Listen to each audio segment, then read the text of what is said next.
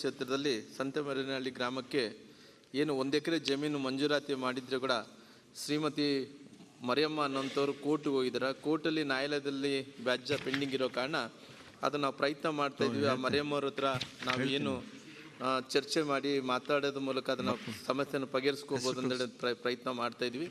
ಅದಕ್ಕೂ ತಾವು ಕೂಡ ಮಹೇಶ್ ಅವರು ಕೂಡ ಆ ಭಾಗದ ಶಾಸಕರಿರೋ ಕಾರಣ ತಾವು ಕೂಡ ಮಾತಾಡಿ ಅದನ್ನು ಸರಿಪಡಿಸೋಂಥ ಕೆಲಸ ಮಾಡೋಕ್ಕೂ ನಾನು ಕೂಡ ಒಂದು ಪ್ರಯತ್ನ ಮಾಡ್ತೀನಿ ಅಂತೇಳಿ ಹೇಳ್ತಾ, ಜೊತೆಲಿ ಬಿಳಿರಂಗನ ಬೆಟ್ಟದಲ್ಲಿ ಏನು ಇವತ್ತು ಅವರು ಈ ಬಸ್ ಸ್ಟ್ಯಾಂಡ್ ಸಲುವಾಗಿ ಏನು ಜಮೀನನ್ನು ವಶಪಡಿಸ್ಕೊಂಡಿದ್ವೋ ಅದು ಆಲ್ರೆಡಿ ಕಾಂಪೌಂಡ್ ವಾಲ್ ಕೂಡ ಪೂರ್ಣ ಮಾಡಿಕೊಟ್ಟಿದ್ವಿ. ಜೊತೆಲಿ ಈ ಸಾರಿ ಕೂಡ ನಾನು ಕ್ರಿಯಾ ಯೋಜನೆಯಲ್ಲಿ ಅದಕ್ಕೆ ಬೇಕಾದಂಥ ಅನುದಾನವನ್ನು ತೆಗೆದಿಟ್ಟು ಅದು ಪೂರ್ಣ ಮಾಡಿಕೊಡೋಂಥ ಕೆಲಸ ನಾನು ಮಾಡಿಕೊಡ್ತೀನಿ. ಸನ್ಮಾನ್ಯ ಅಧ್ಯಕ್ಷರೇ, ಲೋಕಾದಾಲತ್ಗೆ ತಗೊಳ್ಳೋ ಅಂಥ ಕೆಲಸವನ್ನು ಅಧಿಕಾರಿಗಳು ಮಾಡಿದ್ರೆ ನಾನು ಅವ್ರ ಜೊತೆ ಸಹಕರಿಸ್ತೀನಿ. ಎರಡು ಒಂದೇ. Thank you sir. ಓಕೆ, ಈಗ ಎಂ ಶ್ರೀನಿವಾಸ್ ಮಂಡ್ಯ ಬಂದಿಲ್ಲ. ಯತೀಂದ್ರ ಸಿದ್ದರಾಮಯ್ಯ. ಮಾನ್ಯ ಅಧ್ಯಕ್ಷರೇ, ಚುಕ್ಕೆ ಗುರುತಿನ ಪ್ರಶ್ನೆ ಸಂಖ್ಯೆ 3596 ಮಾನ್ಯ ಸಮಾಜ ಕಲ್ಯಾಣ ಹಾಗೂ ಹಿಂದುಳಿದ ವರ್ಗಗಳ ಕಲ್ಯಾಣ ಸಚಿವರನ್ನ ಕೇಳೋದಕ್ಕೆ ಬಯಸ್ತೇನೆ. ಶ್ರೀನಿವಾಸ್ ಪೂಜಾರಿ ಅವರು. ಮಾನ್ಯ ಸಭಾಧ್ಯಕ್ಷರೇ, ಉತ್ತರಿಸಲಾಗಿದೆ. ಅಧ್ಯಕ್ಷರೇ, ಉತ್ತರ ಕೊಟ್ಟಿದ್ದಾರೆ. ನಮ್ಮ ಮೈಸೂರು ನಗರದಲ್ಲಿ ಎಲ್ರಿಗೂ ಗೊತ್ತಿರೋ ಹಾಗೆ ಇಡೀ ಜಿಲ್ಲೆಯಿಂದ ಎಲ್ಲ ವಿದ್ಯಾರ್ಥಿಗಳು ಕೂಡ ಅಲ್ಲಿ ಓದೋದಕ್ಕೆ ಬರ್ತಾರೆ. ಅಲ್ಲಿ ಓದೋಕ್ಕೆ ಬಂದಕ್ಕ ಉಳಿದುಕೊಳ್ಳೋದಕ್ಕೆ ವ್ಯವಸ್ಥೆ ಸರಿಯಾಗಿ ಆಗೋದಿಲ್ಲ. ಇವ್ರು ಕೊಟ್ಟಿರೋ ಮಾಹಿತಿ ಪ್ರಕಾರ ಮೆಟ್ರಿಕ್ ನಂತರದ ವಿದ್ಯಾರ್ಥಿಗಳಿಗೆ ಸುಮಾರು 30 ವಿದ್ಯಾರ್ಥಿ ನಿಲಯಗಳಿವೆ. ಆದರೆ ಈ 30 ವಿದ್ಯಾರ್ಥಿ ನಿಲಯಗಳಲ್ಲಿ ಅರ್ಜಿಗಳು ಸಾಕಷ್ಟು ಬರ್ತಾ ಇದೆ. ಇವರೇ ಕೊಟ್ಟಿರೋ ಪ್ರಕಾರ 21-22ನೇ ಸಾಲಿನಲ್ಲಿ ಸುಮಾರು 3327 ಅರ್ಜಿಗಳು ಬಾಕಿ ಇದೆ. ಅವರಿಗೆ ಪಾಪ ವಿದ್ಯಾರ್ಥಿ ನಿಲಯದಲ್ಲಿ ವಸತಿ ಸಿಕ್ಕಿಲ್ಲ. ಹಾಗಾಗಿ ಇಂಥ ವಿದ್ಯಾರ್ಥಿಗಳಿಗೆ ಬಹಳ ಕಷ್ಟ ಆಗಿದೆ. ಎಷ್ಟೊಂದು ಜನ ವಿದ್ಯಾರ್ಥಿಗಳು ವಸತಿ ನಿಲಯ ಸಿಗ್ತಿಲ್ಲ ಅಂತ ಹೇಳಿ ಕೋರ್ಸ್ಗಳನ್ನು ಬಿಡುವಂಥ ಪರಿಸ್ಥಿತಿ ಕೂಡ ಬಂದಿದೆ. ಆಮೇಲೆ ನಾವು ವಿದ್ಯಾಸಿರಿ ಕಾರ್ಯಕ್ರಮನ ಜಾರಿ ಮಾಡಿದ್ವಿ. ಆ ವಿದ್ಯಾಸಿರಿ ಕಾರ್ಯಕ್ರಮ ಕೊಡ್ತೀವಿ, ಯಾರಾದರೂ ವಿದ್ಯಾರ್ಥಿಗಳಿಗೆ ವಸತಿ ಸಿಕ್ಕಲಿಲ್ಲ ಅಂತಂದರೆ ಅಂಥವ್ರು ವಿದ್ಯಾಸಿರಿ ಕಾರ್ಯಕ್ರಮದ ಯೋಜನೆಯಲ್ಲಿ 1500 ರೂಪಾಯಿ ಕೊಡ್ತೀವಿ ತಿಂಗಳಿಗೆ ಅಂತ ಹೇಳಿ ಉತ್ತರದಲ್ಲಿ ಕೊಟ್ಟಿದ್ದಾರೆ. ಆದರೆ ನನಗೆ ಮಾಹಿತಿ ಇರೋ ಪ್ರಕಾರ 21-22ನೇ ಸಾಲಿನಲ್ಲಿ ಪೂರ್ತಿ ಲಾಕ್ಡೌನ್ ಇರಲಿಲ್ಲ. ಭೌತಿಕವಾಗಿ ತರಗತಿಗಳು ಆಗಸ್ಟ್ ಸೆಪ್ಟೆಂಬರ್ ಮೇಲೆ ನಡೀತು ಕೂಡ. ಆದರೂ ಕೂಡ ವಿದ್ಯಾಸಿರಿ ಕಾರ್ಯಕ್ರಮ ಯಾರಿಗೂ ಮಂಜೂರು ಮಾಡಿಲ್ಲ. ಹಾಗಾಗಿ ಬಹಳ ವಿದ್ಯಾರ್ಥಿಗಳಿಗೆ ತೊಂದರೆ ಆಗಿದೆ. ಹಾಗಾಗಿ ಹೆಚ್ಚು ವಿದ್ಯಾರ್ಥಿ ನಿಲಯಗಳನ್ನು ಮೈಸೂರು ನಗರದಲ್ಲಿ ಕಟ್ಟಿಸಬೇಕು, ವಿದ್ಯಾರ್ಥಿಗಳಿಗೆ ವಸತಿ ಕಲ್ಪಿಸ್ಕೊಡ್ಬೇಕು. ಅವ್ರಿಗೆ ವಿದ್ಯಾಸಿರಿ ಕಾರ್ಯಕ್ರಮದಲ್ಲಿ ಎಲ್ರಿಗೂ ಕೂಡ ಯಾರ್ಯಾರಿಗೆ ವಸತಿ ಸಿಕ್ಕಿಲ್ಲ ಅವರೆಲ್ಲರಿಗೂ ಕೂಡ ವಿದ್ಯಾಸಿರಿ ಕಾರ್ಯಕ್ರಮದಲ್ಲಿ ತಿಂಗಳಿಗೆ 1500 ರೂಪಾಯಿ ಕೊಡೋ ಮೂಲಕ ಅವ್ರು ಬೇರೆ ಕಡೆ ವಸತಿ ಮಾಡ್ಕೊಳ್ಳೋದಕ್ಕೆ ಅವಕಾಶ ಕೊಡಬೇಕು. ಮತ್ತು ಈ ಸರಿ ಬಜೆಟ್ನಲ್ಲಿ ದೀನದಯಾಳ್ ಉಪಾಧ್ಯಾಯ ಸೌಹಾರ್ದ ವಿದ್ಯಾರ್ಥಿ ನಿಲಯನ ಕಟ್ಟಿಸ್ತೀವಿ, ಸುಮಾರು 1000 ಸ್ಟೂಡೆಂಟ್ ಕೆಪಾಸಿಟಿ ಇದು ಅಂತ ಮೈಸೂರು ನಗರದಲ್ಲಿ ಹೇಳಿದ್ದಾರೆ. ಅದು ಬಹಳ ಉತ್ತಮವಾದಂತಹ ಕೆಲಸ ಮಾಡಲಿ. ಬಟ್ ಅದರಲ್ಲೂ ಕೂಡ ನನಗೊಂದು ಸಣ್ಣ ಅನುಮಾನ ಇದೆ, ಆತಂಕ ಇದೆ. ಅದೇನಪ್ಪ ಅಂತಂತಂದರೆ, ಈ 1000 ಕೆಪಾಸಿಟಿ ಇರುವಂಥ ಒಂದು ವಿದ್ಯಾರ್ಥಿ ನಿಲಯ ಮಾಡಿದ್ರೆ ಅದನ್ನು ಮೇಂಟೈನ್ ಮಾಡೋದು ಕಷ್ಟ ಆಗುತ್ತೆ. ಮತ್ತು ವಿದ್ಯಾರ್ಥಿಗಳಿಗೂ ತುಂಬ ಜನ ಇರೋದ್ರಿಂದ ಓದೋದಕ್ಕೆ ಕಷ್ಟ ಆಗುತ್ತೆ. ಹಾಗಾಗಿ 1000 ವಿದ್ಯಾರ್ಥಿಗಳ ಬದಲು 100 ಕೆಪಾಸಿಟಿ ಇದೆ, ಇನ್ನೂ ಹೆಚ್ಚಿನ ವಿದ್ಯಾರ್ಥಿ ನಿಲಯ ಕಟ್ಟಿಸ್ಕೊಡ್ಲಿ ಅಂತ ನಾನು ಕೇಳ್ತಾ ಇದ್ದೆ. ಸಚಿವರು. ಮಾನ್ಯ ಸಭಾಪತಿಯವರೇ, ಮಾನ್ಯ ಸಹಸ್ರು ಎಲ್ಲ ಮಾಹಿತಿಯನ್ನು ಕೇಳಿದ್ದಾರೆ. ಎಲ್ಲ ಮಾಹಿತಿಗಳನ್ನು ಕೊಡಲಾಗಿದೆ. ಕೊನೆಗೆ ಅವರು 21-22ನೇ ಸಾಲಿನಲ್ಲಿ ಈಗ ಮೆಟ್ರಿಕ್ ನಂತರದ ವಿದ್ಯಾರ್ಥಿ ನಿಲಯದಲ್ಲಿ ವಿದ್ಯಾರ್ಥಿಗಳನ್ನು ನಿಲಯವನ್ನು ಹೊರತುಪಡಿಸಿ 3327 ವಿದ್ಯಾರ್ಥಿಗಳಿಗೆ ವಿದ್ಯಾಸಿರಿಯನ್ನು ಕೊಡಬೇಕು ಅಂತ ಹೇಳಿದ್ದಾರೆ. ಆ ವಿದ್ಯಾಸಿರಿಯನ್ನು ಕೊಡ್ತೇವೆ. ಇನ್ನು ಉಳಿದಿರುವಂಥದ್ದು ದೀನ್ ದಯಾಳ್ ಜಿ ಉಪಾಧ್ಯಾಯ ಹೆಸರಿನಲ್ಲಿ ಶೈಕ್ಷಣಿಕ ಸೌಹಾರ್ದ ವಿದ್ಯಾರ್ಥಿ ನಿಲಯವನ್ನು ಮಾಡ್ತೇವೆ ಅಂತೇಳಿ ಪ್ರಸ್ತಾಪನೆ ಇದೆ. ಮೈಸೂರಿನಲ್ಲಿ 1000 ಸಾಮರ್ಥ್ಯದ ಬಹುಮಹಡಿ ಕಟ್ಟಡ ವಿದ್ಯಾರ್ಥಿ ನಿಲಯ ಮಾಡ್ತೇವೆ ಅನ್ನುವಂಥದ್ದು ಬಜೆಟಲ್ಲಿ ಘೋಷಣೆ ಮಾಡ್ತೇವೆ.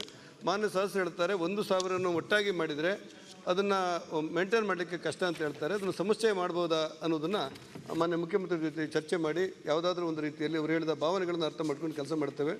ಮತ್ತು 5 ಹೊಸ ಕಟ್ಟಡಗಳನ್ನು ನಾಡ್ದು 8ನೇ ತಾರೀಕು ಮೈಸೂರಿನಲ್ಲಿ ಈಗಾಗಲೇ ಆಗಿರುವಂಥ 5 ಹೊಸ ಕಟ್ಟಡಗಳನ್ನು ವಿದ್ಯಾರ್ಥಿ ನಿಲಯವನ್ನು 8ನೇ ತಾರೀಕು ಅಧಿಕೃತವಾಗಿ ಉದ್ಘಾಟನೆ ಮಾಡ್ತೇವೆ. ಮಾನ್ಯ ಶಾಸಕರನ್ನು ಕೂಡ ಇದಕ್ಕೆ ಕರೀತೇವೆ. ಇಲ್ಲಿ ಕೆಲವು 2021ರಲ್ಲಿ ಭೌತಿಕ ತರಗತಿಗಳು ನಡೀದೇ ಇರುವ ಕಾರಣಗಳಿಗೋಸ್ಕರ ನಾವು ವಿದ್ಯಾಸಿರಿಯನ್ನು ಕೊಟ್ಟಿಲ್ಲ ಅನ್ನುವಂಥ ಮಾತನ್ನು ನಾನು ಇವರಿಗೆ ಹೇಳಿದೆ. ಆದರೂ ಕೂಡ ಅವ್ರು ಹೇಳ್ತಾರೆ ಪೂರ್ಣ ಪ್ರಮಾಣದಲ್ಲಿ ತರಗತಿ ಕ್ಲೋಸ್ ಆಗಿಲ್ಲ, ನಂತರ ಒಂದಷ್ಟು ದಿವಸಗಳ ಕಾಲ ನಡೆದಿದೆ ಅಂತ ಹೇಳ್ತಾರೆ. ಅದನ್ನು ಪರಿಶೀಲನೆ ಮಾಡಿ ಸರಿಯಾದ ಕ್ರಮವನ್ನು ತಗೊಳ್ತೀವಿ. ಸಭೆಯಿಂದ ಅರಿವು ಸ್ಕೀಮ್ ಬ್ಯಾಕ್ವರ್ಡಲ್ಲಿ ಅರಿವು ಸ್ಕೀಮನ್ನು ಸ್ಟಾಪ್ ಮಾಡಿದ್ದೀರಿ, ಅದು ಉಂಟಾ ಇಲ್ವಾ ಅಂತ ಜನರಿಗೆ ಒಂದು ಹೇಳಿಬಿಡಿ. ಅಲ್ಲಲ್ಲ, ನಾನು ಮಂತ್ರಿ ಹತ್ರ ಕೇಳುವಂಥದ್ದು. ಅಲ್ಲಲ್ಲ ಮಂತ್ರಿ ಹತ್ರ ನಾವು ಕೇಳ್ಬೇಕು ಅರಿವು ಸ್ಕೀಮ್ ಉಂಟಾ ಇಲ್ಲ ಅಂತ ಹೇಳಿದ್ರೆ ಅದಷ್ಟೇ. ಸಭಾಪತಿಯವರೇ ಅರಿವು ಸ್ಕೀಮನ್ನು ಕಂಟಿನ್ಯೂ ಮಾಡಿದ್ದೀರಿ ಅಂತ ಕೇಳಿದ್ದಾರೆ. ಕೆಲವು ಕೊರೋನಾ ಕಾರಣದ ಸಂದರ್ಭದಲ್ಲಿ ಅನೇಕ ನಮ್ಮ ಹಿಂದುಳಿದ ವರ್ಗದ ಸ್ಕೀಮ್ಗಳು ಸ್ಥಗಿತ ಆಗಿದ್ದವು. ಈ ವರ್ಷದಿಂದ ಮತ್ತೆ ಪ್ರಾರಂಭ ಮಾಡ್ತೇವೆ. ಹಿಂದೆ ಬಾಕಿ ಉಳಿದಿರುವಂಥದ್ದು ಯಾವುದಾದ್ರೂ ನೈಜವಾದ ಘಟನೆಗಳಿದ್ರೆ ಆ ಅರಿವು ಸ್ಕೀಮಲ್ಲಿ ಆ ಯೋಜನೆಯನ್ನು ಪ್ರಚುರಪಡಿಸ್ತೇವೆ. ಇದರಿಂದ ಮಾನ್ಯ ಖಾದರ್ ಅವರಿಗೆ ಸಮಾಧಾನ ಆಗಿದೆ ಅಂತ ನಾನು ನನಗೆ ಸಮಾಧಾನ ಪ್ರಶ್ನೆ ಅಲ್ಲ. ಈ ವರ್ಷ ಸ್ಕೀಮ್ ಅಲ್ಲಿ ಉಂಟಾ ಇಲ್ವಾ ಆಗಲ್ಲ. ನಾನು ಹೇಳಿದೆ ಈ ವರ್ಷ ಅಧಿಕೃತವಾಗಿ ಏನು ಪ್ರಾರಂಭ ಆಗ್ತಿದೆ ಆರ್ಥಿಕ ವರ್ಷ, ಆ ವರ್ಷದಿಂದ ಪ್ರಾರಂಭ ಮಾಡ್ತೇವೆ. ಮತ್ತು ತುಂಬಾ ಕಾಳಜಿಯಿಂದ ನೀವು ಇದ್ದೀರಿ ಈ ಯೋಜನೆ ಬಗ್ಗೆ, ಅದಕ್ಕೆ ನೀವು ಸಮಾಧಾನ ಆಗಿದೆ ಅಂತ ನನ್ನ ಭಾವನೆ.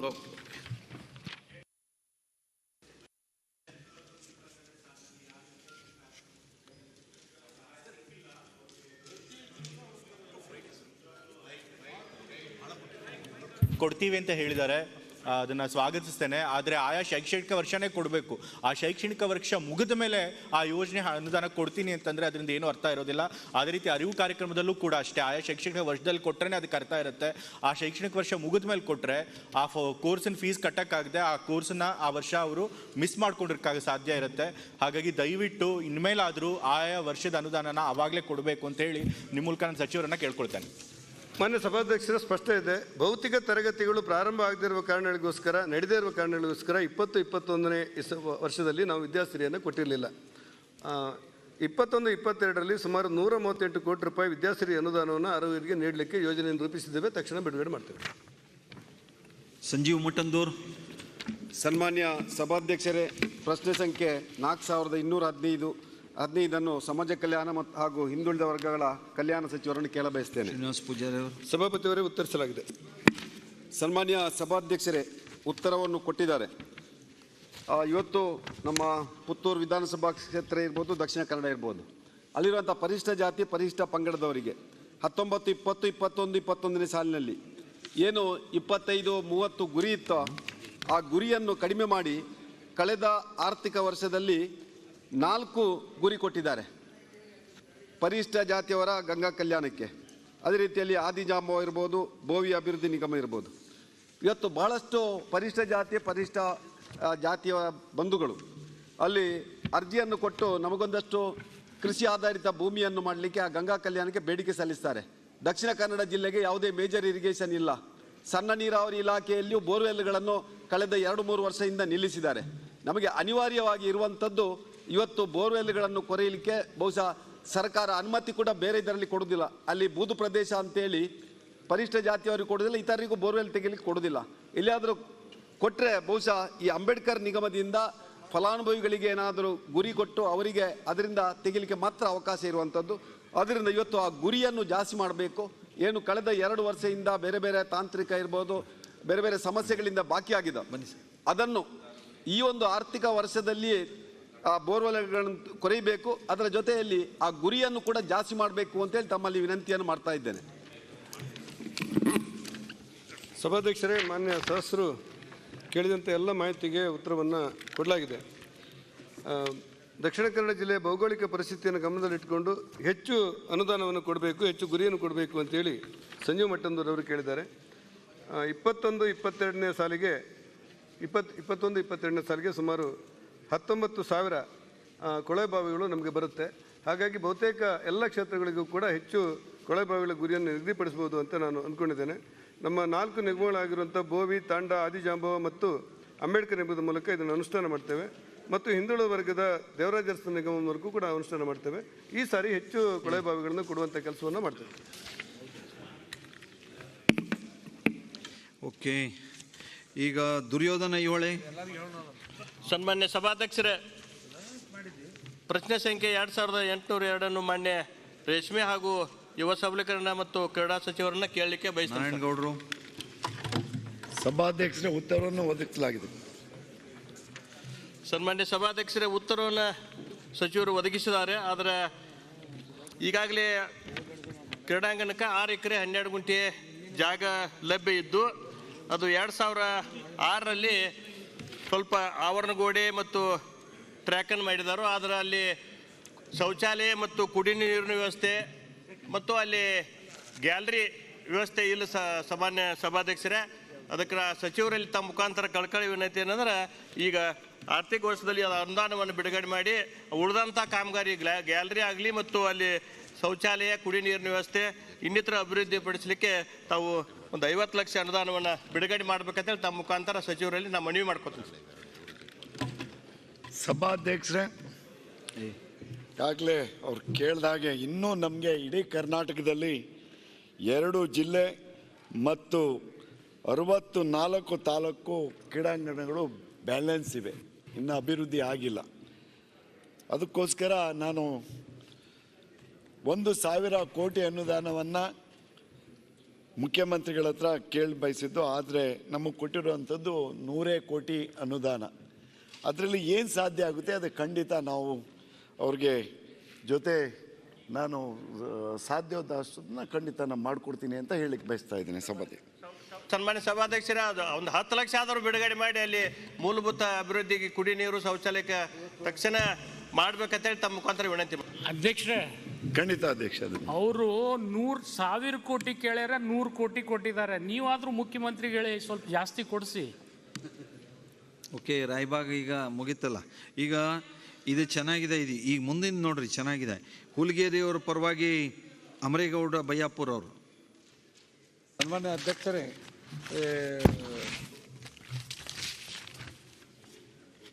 ಹುಲಿಗೇರಿಯವರ ಹೆಸರಿನ ಮುಂದಿರ್ತಕ್ಕಂಥ 4,299ನೇ ಪ್ರಶ್ನೆಯನ್ನು ಕೇಳ್ತಾ ಇದ್ದೀನಿ. ಹಾಂ, ಕೇಳಿದ್ದಾರೆ. ಈಗ ಈಶ್ವರಪ್ಪನವರ ಪರವಾಗಿ ಕೋಟ ಶ್ರೀನಿವಾಸ ಪೂಜಾರಿ ಅವರು ಪ್ರಶ್ನೆ ಕೇಳೋರು ಬೇರೆ, ಉತ್ತರ ಕೊಡೋರು ಬೇರೆ. ಮಾನ್ಯ ಸಭಾಪತಿಯವರೇ, ಪ್ರಶ್ನೆಗೆ ಉತ್ತರಿಸಲಾಗಿದೆ. ಹಾಂ, ಉತ್ತರವನ್ನು ಒದಗಿಸಿದ್ದಾರೆ.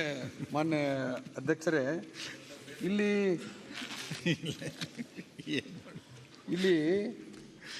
ಅವುಗಳಿಗೆ ಹಣವೇ ಬಿಡುಗಡೆ ಮಾಡಿಲ್ಲ. ಎಲ್ಲವೂ ಕೆಲಸಗಳು ಮುಗಿಯುವ ಹಂತದಲ್ಲಿದೆ, ಪೂರ್ಣಗೊಂಡಿದೆ ಅಂತೇಳಿ ಇವರು ಉತ್ತರದಲ್ಲಿ ಕೊಡ್ತಾರೆ. ಸಂಪೂರ್ಣ ಬಿಡುಗಡೆ ಮಾಡಲಾಗಿದೆ, ಹಣ ಬಿಡುಗಡೆ ಮಾಡಿದ್ದಾರೆ. ಅದು ಪೇಪರ್ನಲ್ಲಿ ಆಯಿತೋ ಅಥವಾ ಏನು ಗೊತ್ತಿಲ್ಲ. ಮತ್ತು ಹಣ ಬಿಡುಗಡೆ ಆಗಿದ್ದರೆ ಕೆಲಸಗಳು ಯಾಕಾಗಿಲ್ಲ ಅಂತ ಕ್ಷೇತ್ರದಲ್ಲಿ ಕೆಲಸಗಳು ಭಾಳಷ್ಟು ಕುಂಠಿತಗೊಂಡಿವೆ. ಅದಕ್ಕೆ ಸನ್ಮಾನ್ಯ ಸಚಿವರಲ್ಲಿ ವಿನಂತಿ ಮಾಡಿಕೊಳ್ತೇನೆ, ಈ ಅನುದಾನ ಸರಿಯಾಗಿ ಬಿಡುಗಡೆ ಆಗಿದೆ. ಇದರ ಕಾಲಮ್ ನೋಡಿದರೆ ಎಲ್ಲವೂ ಹಣ ಬಿಡುಗಡೆ ಆಗಿದೆ, ಕಾಮಗಾರಿ ಭೌತಿಕವಾಗಿ ಮುಗಿದಿದೆ ಅಂತ ಹೇಳ್ತಾರೆ. ಆದರೆ ಅಲ್ಲಿ ನೋಡಿದರೆ ಕಾಮಗಾರಿಗಳೇ ಮುಗಿದಿಲ್ಲ, ಎಲ್ಲವೂ ಅರ್ಧಕ್ಕೆ ಮಾಡಿ ಭೂಸೇನಾ ನಿಗಮದವರಿಗೆ ಕೊಟ್ಟಿದ್ದಾರೆ. ಆದ ಕಾರಣ ಅವು ಪೂರ್ಣಗೊಳ್ಳುವಂತೆ ಸಂಬಂಧಪಟ್ಟ ಇಲಾಖಾ ಅಧಿಕಾರಿಗಳಿಗೆ ತಿಳಿಸ್ಬೇಕು ಅಂತೇಳಿ ಮಾನ್ಯ ಸಚಿವರಲ್ಲಿ ವಿನಂತಿ ಮಾಡಿಕೊಳ್ತೇನೆ. ಮತ್ತು ಇವು ಭಾಳಷ್ಟು 16, 17, 18ನೇ ಸಾಲಿನಲ್ಲಿ ಬಿಡುಗಡೆಯಾಗಿರ್ತಕ್ಕಂಥ ಕಾರ್ಯಕ್ರಮಗಳು. ಆದ್ದರಿಂದ ಕೂಡಲೇ ಇವನ್ನ ಮುಗಿಸ್ಬೇಕು ಮತ್ತು ಅದಕ್ಕೆ ಸಂಪೂರ್ಣವಾದ ಹಣಕಾಸಿನ ನೆರವನ್ನು ಕೊಡಬೇಕು ಅಂಥೇಳಿ ಸನ್ಮಾನ್ಯ ಸಚಿವರಲ್ಲಿ ವಿನಂತಿ ಮಾಡಿಕೊಳ್ತೇನೆ. ಸಭಾಧ್ಯಕ್ಷರೇ, ಮಾನ್ಯ ಸದಸ್ಯರು 14, 15ನೇ ಸಾಲಿನ ವಿವರಗಳನ್ನು ಆರಂಭದಲ್ಲಿ ಕೇಳಿದ್ದಾರೆ. 5 ಗ್ರಾಮಗಳನ್ನು ಗ್ರಾಮ ವಿಕಾಸ ಅನ್ನುವ ಯೋಜನೆಯಡಿ ಕೈಗೆತ್ತಿಕೊಳ್ಳಲಾಗಿದೆ. ಅದಕ್ಕೆ ಪೂರ್ಣ ಹಣವನ್ನು ಬಿಡುಗಡೆ ಆಗಿದೆ. ನಮಗಿರೋ ಮಾಹಿತಿ ಪ್ರಕಾರ ಪೂರ್ಣ ಕೆಲಸ ಆಗಿದೆ. ಮುಂದುವರೆದು 17, 18ನೇ ಸಾಲಿಗೆ ಮತ್ತೆ ಆ ಗ್ರಾಮ ವಿಕಾಸ ಅನ್ನೋದು ಮುಖ್ಯಮಂತ್ರಿ ಗ್ರಾಮ ವಿಕಾಸ ಯೋಜನೆಯಡಿ 6 ಗ್ರಾಮಗಳನ್ನು ಆಯ್ಕೆ ಮಾಡಲಾಗಿದೆ. 100 ಲಕ್ಷಗಳಂತೆ 6 ಕೋಟಿ ರೂಪಾಯಿಯನ್ನು ಕೂಡ ಆ ಯೋಜನೆಗೆ ಲಿಂಗಸೂರಿನಲ್ಲಿ ಬಿಡುಗಡೆ ಮಾಡಿರುತ್ತೆ. ಇದನ್ನು ಭೂಸೇನಾ ನಿಗಮಕ್ಕೆ ಕೂಡ ಹಾಕಿದ್ದಾರೆ. ಗ್ರಾಮ ಪಂಚಾಯತ್, ಜಿಲ್ಲಾ ಪಂಚಾಯತಿನ ಮೂಲಕ ಗ್ರಾಮ ಪಂಚಾಯತಿಗೆ ಈ ಹಣ ಡಿಪಾಸಿಟ್ ಆಗಿದೆ. ಈಗ ಇರುವಂಥದ್ದು ಏನಂದರೆ ಇನ್ನೂ ಕೂಡ ಕಾಮಗಾರಿ ಪೂರ್ಣ ಆಗಿಲ್ಲ ಅಂತ ಹೇಳುವಂಥ ಮಾಹಿತಿಯನ್ನು ಮಾನ್ಯ ಶಾಸಕರು ಹೇಳಿದ್ದಾರೆ. ಇದರ ಆಧಾರದಲ್ಲಿ ಇವತ್ತೇ ಜಿಲ್ಲಾ ಪಂಚಾಯತಿನ ಮುಖ್ಯ ಕಾರಣದೇವರಿಗೆ ಆದೇಶ ಕೊಡ್ತೇವೆ. ಮಳೆಗಾಲದ ಒಳಗೆ ಪೂರ್ಣ ಕಾಮಗಾರಿಯನ್ನು ಮುಗಿಸಿ ವರದಿ ಕೊಡಲಿಕ್ಕೆ ತಾಕೀತನ್ನು ಮಾಡ್ತೇವೆ. ಸರಿ, ಕೇಳ್ತೇನೆ. 21, 22ನೇ ಸಾಲಿನಲ್ಲಿ ಗ್ರಾಮೀಣಾಭಿವೃದ್ಧಿ ಇಲಾಖೆಯಿಂದ ಈ ಸದರಿ ಲಿಂಗಸೂರು ಕ್ಷೇತ್ರಕ್ಕೆ 15 ಕೋಟಿ ಹಣವನ್ನು ಬಿಡುಗಡೆ ಮಾಡುವುದಾಗಿ ಮಾನ್ಯ ಮುಖ್ಯಮಂತ್ರಿಗಳ ವಿಶೇಷ ಅಭಿವೃದ್ಧಿ ಅನುದಾನ, ಅದರಲ್ಲಿ ಕೇವಲ 2,50,00,000 ಮಾತ್ರ ಬಿಡುಗಡೆ ಮಾಡಿದ್ದಾರೆ. ಇನ್ನೂ ಉಳಿದಂಥ ಹಣವನ್ನು ಬಿಡುಗಡೆ ಮಾಡಿಲ್ಲ. 12,50,00,000 ರೂಪಾಯಿ ಬಿಡುಗಡೆನೇ ಮಾಡಿಲ್ಲ. ಮತ್ತು ಬಿಡುಗಡೆ ಮಾಡದೆ ಆ ಕೆಲಸ ಆಗ್ಬೇಕಂದ್ರೆ ಯಾವ ರೀತಿ ಆಗುತ್ತಾ, ಅದನ್ನು ಕೂಡ ಕೂಡಲೇ ಬಿಡುಗಡೆ ಮಾಡ್ತಕ್ಕಂಥದ್ದಾಗಬೇಕು. 15 ಕೋಟಿಯಲ್ಲಿ ತಾವೇ ನೋಡಿ, ತಾವೇ ಕೊಟ್ಟ ಉತ್ತರದಲ್ಲಿ ಮಾನ್ಯ ಮುಖ್ಯಮಂತ್ರಿಗಳ ವಿಶೇಷ ಅಭಿವೃದ್ಧಿ ಅನುದಾನದಲ್ಲಿ 12,50,00,000ದಲ್ಲಿ 2.5 ಕೋಟಿ ಬಿಡುಗಡೆ ಮಾಡಿದಿರಿ. ಮಾನ್ಯ ಇನ್ನೊಂದು 3054 ಯೋಜನೆ ಅಡಿಯಲ್ಲಿ ವಿಶೇಷ ಅಭಿವೃದ್ಧಿಯಲ್ಲಿ 3 ಕೋಟಿ ಹಣವನ್ನು ಘೋಷಣೆ ಮಾಡಿ ಆದೇಶ ಮಾಡಿ ₹1 ಕೂಡ ಬಿಡುಗಡೆ ಆಗಿಲ್ಲ ಇಲ್ಲಿವರೆಗೆ. ಆದ್ದರಿಂದ ಮಾನ್ಯ ಸಚಿವರು ಕೂಡಲೇ ಇದನ್ನ ಬಿಡುಗಡೆ ಮಾಡ್ತಾರೆ ಅನ್ನೋದ ವಿಶ್ವಾಸದಿಂದ ಕೇಳ್ತಾ ಇದ್ದೀನಿ. ಅವರು ಆದೇಶವನ್ನು ಕೊಡಬೇಕು, ಬಿಡುಗಡೆ ಮಾಡಬೇಕು. ಸಚಿವರು ಮುಖ್ಯಮಂತ್ರಿಗಳ ವಿಶೇಷ ಅನುದಾನದಲ್ಲಿ ಬಿಡುಗಡೆ ಆಗಿರುವ ₹12 ಕೋಟಿ ಚಿಲ್ಲರೆ ಪೈಕಿ ಉಳಿಕೆ ಶೇಕಡ 75% ಬಿಡುಗಡೆ ಆಗಿಲ್ಲ ಅಂತೇಳಿ ಮಾನ್ಯ ಶಾಸಕರು ಹೇಳಿದ್ದಾರೆ. ನಮ್ಮ ಅಧಿಕಾರಿಗಳನ್ನು ಕರೆದು ಆದಷ್ಟು ಬೇಗ ಬಿಡುಗಡೆ ಮಾಡುವ ಕೆಲಸ ಮಾಡ್ತೇವೆ. ನೀವು ಅದನ್ನು RDPR ಸಚಿವರು ಗಮನಕ್ಕೆ ತಂದು ಮಾಡಿಸ್ಬೇಕು ಅಷ್ಟೇ. ನಾನೇ RDPR ಸಚಿವರ ಜೊತೆ ಮಾತಾಡಿ ಅಧಿಕಾರಿಗಳನ್ನು ಕರೆದು ನೀವು ಮಾಹಿತಿಯನ್ನು ಪಡೆದು ಹೇಳಿದ್ದು ನಿಮ್ಮದೇ ಇಲಾಖೆಯಲ್ಲಿ ನೀವೇ ಬಿಡುಗಡೆ ಮಾಡಿಸ್ತೀರಿ ಅನ್ನೋ ಹಂಗಿತ್ತು ಅದು. ಅಲ್ಲ, ನೀವು ನಮ್ಮ ನೆರವಿಗೆ ಬರ್ಬೇಕು ಅಧ್ಯಕ್ಷರೇ. ಓಕೆ, ಈಗ ಹರೀಶ್ ಪೂಂಜರು ಹಣ ಬಿಡುಗಡೆ ಉತ್ತರ ಕೊಡಬೇಕು. ಆ ಸಚಿವರ ಜೊತೆ ಮಾತಾಡಿ ಜವಾಬ್ದಾರಿ ನಿರ್ವಹಿಸುವ ಜವಾಬ್ದಾರಿ ಕೂಡ ಉತ್ತರ ಕೊಡುವ ಸಚಿವರಿಗೆ. ಹರೀಶ್ ಪೂಂಜರು ನೀವು ನಮ್ಮ ನೆರವಿಗೆ ಬರಬೇಕು. ಸನ್ಮಾನ್ಯ ಸಭಾಧ್ಯಕ್ಷರೇ, ಚುಕ್ಕೆ ಗುರುತಿನ ಸಂಖ್ಯೆ 4117 ಪ್ರಶ್ನೆಯನ್ನು ಸನ್ಮಾನ್ಯ ಸಾರಿಗೆ ಮತ್ತು ಪರಿಶಿಷ್ಟ ಪಂಗಡಗಳ ಕಲ್ಯಾಣ ಸಚಿವರಿಗೆ ಕೇಳಬಯಸ್ತೇನೆ. ಮಾನ್ಯ ಅಧ್ಯಕ್ಷರೇ, ಉತ್ತರ ಓದಿಸ್ಲಾಯ್ತು. ಸನ್ಮಾನ್ಯ ಸಭಾಧ್ಯಕ್ಷರೇ, ನಾನು ಕೇಳಿರ್ತಕ್ಕಂಥ ಪ್ರಶ್ನೆಗೆ ಪರಿಶಿಷ್ಟ ಪಂಗಡಗಳ ಕಲ್ಯಾಣ ಸಚಿವರು ಉತ್ತರವನ್ನು ಕೊಟ್ಟಿದ್ದಾರೆ. ಆದರೆ ನನಗೆ ಸಮಸ್ಯೆ ಇರತಕ್ಕಂಥದ್ದು, ನಮ್ಮ ತಾಲೂಕಿನ ಮತ್ತು ದಕ್ಷಿಣ ಕನ್ನಡ, ಉಡುಪಿ, ಉತ್ತರ ಕನ್ನಡ ಭಾಗದಲ್ಲಿರ್ತಕ್ಕಂಥ ಮಲೆಕುಡಿಯ ಸಮುದಾಯದ ಮೂಲಭೂತ ಸೌಲಭ್ಯದ ಅಭಿವೃದ್ಧಿಯ ದೃಷ್ಟಿಯಿಂದ ರಸ್ತೆಗಳು ಮತ್ತು ವಿದ್ಯುತ್ ಸಂಪರ್ಕ ಮತ್ತು ಅಲ್ಲಿಯ ಬೇಕಾಗಿರ್ತಕ್ಕಂಥ ಆಸ್ಪತ್ರೆಗಳ ನಿರ್ಮಾಣ ಮಾಡಲಿಕ್ಕೆ ನಮಗೆ ಅವಕಾಶ ಇದೆ ಅನ್ನುವಂಥದ್ದು. ಇನ್ನೊಂದು ಪ್ರಶ್ನೆಯನ್ನು ಅದೇ ಸರಿಸಮಾನವಾಗಿ ಅರಣ್ಯ ಇಲಾಖೆಗೂ ಹಾಕಿದ್ದೆ. ಅರಣ್ಯ ಹಕ್ಕು ಕಾಯ್ದೆ ಸೆಕ್ಷನ್ 302ರಲ್ಲಿ ಈ ಭಾಗದಲ್ಲಿ ರಸ್ತೆ ಮತ್ತು ಪರಿಶಿಷ್ಟ ವರ್ಗಗಳ ಅಂದರೆ ಮಲೆಕುಡಿಯ ಸಮುದಾಯದ ಬಂಧುಗಳಿಗೆ ರಸ್ತೆ ನಿರ್ಮಾಣಕ್ಕೆ, ವಿದ್ಯುತ್ ನಿರ್ಮಾಣಕ್ಕೆ ಅವಕಾಶ ಕಲ್ಪಿಸಲಿಕ್ಕೆ ಅವಕಾಶ ಇದೆಯಾ ಅಂತ. ಒಂದು ಕಡೆಯಲ್ಲಿ ಅರಣ್ಯ ಇಲಾಖೆ ಅವಕಾಶ ಇದೆ ಅಂತ ಹೇಳ್ತಾರೆ, ಆದರೆ ವಾಸ್ತವವಾಗಿ ನಮ್ಮ ಪರಿಶಿಷ್ಟ ಪಂಗಡಗಳ ಕಲ್ಯಾಣ ಇಲಾಖೆಯಿಂದ ಅನುದಾನವನ್ನು ತೆಗೆದುಕೊಂಡು ಹೋಗಿ CC ರೋಡ್ ಮಾಡಬೇಕು, ವಿದ್ಯುತ್ ಸಂಪರ್ಕ ಕೊಡಬೇಕು ಅಂತ ಹೇಳಿದಾಗ ಅವರು ಅದಕ್ಕೆ ತಡೆಯನ್ನು ಒಡ್ಡತಕ್ಕಂಥ ಪ್ರಯತ್ನವನ್ನು ಮಾಡ್ತಾರೆ. ನಾನು ಸಚಿವರ ನೆರವಿಗೆ ಈ ಸಂದರ್ಭದಲ್ಲಿ ಬರ್ತಾ ಇದ್ದೇನೆ. ಸಚಿವ ಅವರ ಇಲಾಖೆಯ ಮೂಲಕ ಅನುಷ್ಠಾನಗೊಳ್ಳತಕ್ಕಂಥ ಯಾವುದೇ ಕಾರ್ಯವನ್ನು ಸಹ ಈ ಮಲೆನಾಡು ಪ್ರದೇಶದಲ್ಲಿರ್ತಕ್ಕಂಥ ಮಲೆಕುಡಿಯ ಸಮುದಾಯದ ಬಂಧುಗಳಿಗೆ ಮೂಲಭೂತ ಸೌಕರ್ಯವನ್ನು ಒದಗಿಸ್ತಕ್ಕಂಥ ನಿಟ್ಟಿನಲ್ಲಿ ಪ್ರತಿ ಬಾರಿಯೂ ಅರಣ್ಯ ಇಲಾಖೆ ತಡೆ ಒಡ್ಡತಕ್ಕಂಥ ಪ್ರಯತ್ನವನ್ನು ಮಾಡ್ತಾ ಇದೆ. ಇದರ ಬಗ್ಗೆ ಸನ್ಮಾನ್ಯ ಸಭಾಧ್ಯಕ್ಷರ ಹತ್ರ ಒಂದು ವಿನಂತಿ, ಇದನ್ನು ಅರ್ಧ ಗಂಟೆ ಚರ್ಚೆಯಲ್ಲಿ ತೆಗೆದುಕೊಂಡ್ರೆ ಇದಕ್ಕೊಂದು ಪರಿಹಾರ ಸಿಗ್ತದೆ ಎನ್ನುವಂಥದ್ದು. ಮೂಲತಃ ನಿಮ್ಮ ಪ್ರದೇಶದಲ್ಲೂ ಸಹ ಈ ಸಮಸ್ಯೆಗಳಿರೋದ್ರಿಂದ ಬಗೆಹರಿಸ್ರಿ ಸಚಿವರು. ಶ್ರೀರಾಮುಲು ಅವರು. ಸನ್ಮಾನ್ಯ ಮಾನ್ಯ ಅಧ್ಯಕ್ಷರೇ, ತಡ್ರಿ, ಮುಖ್ಯ ಪ್ರಶ್ನೆ ಕೇಳಿದ್ರು, ಉಪ ಪ್ರಶ್ನೆ ಕೇಳಿದವ್ರಿಗೆ ಮೊದಲು ಅವಕಾಶ ಕೊಡಬೇಕು, ಆಮೇಲೆ ಉಳಿದವ್ರು ಯಾರು ಇದ್ರೆ ಏನಾದ್ರು ಹೇಳಿ ಕೇಳಿ ಮಾಡ್ಬೋದು. ಹೇಳ್ರಿ ಶ್ರೀರಾಮ್.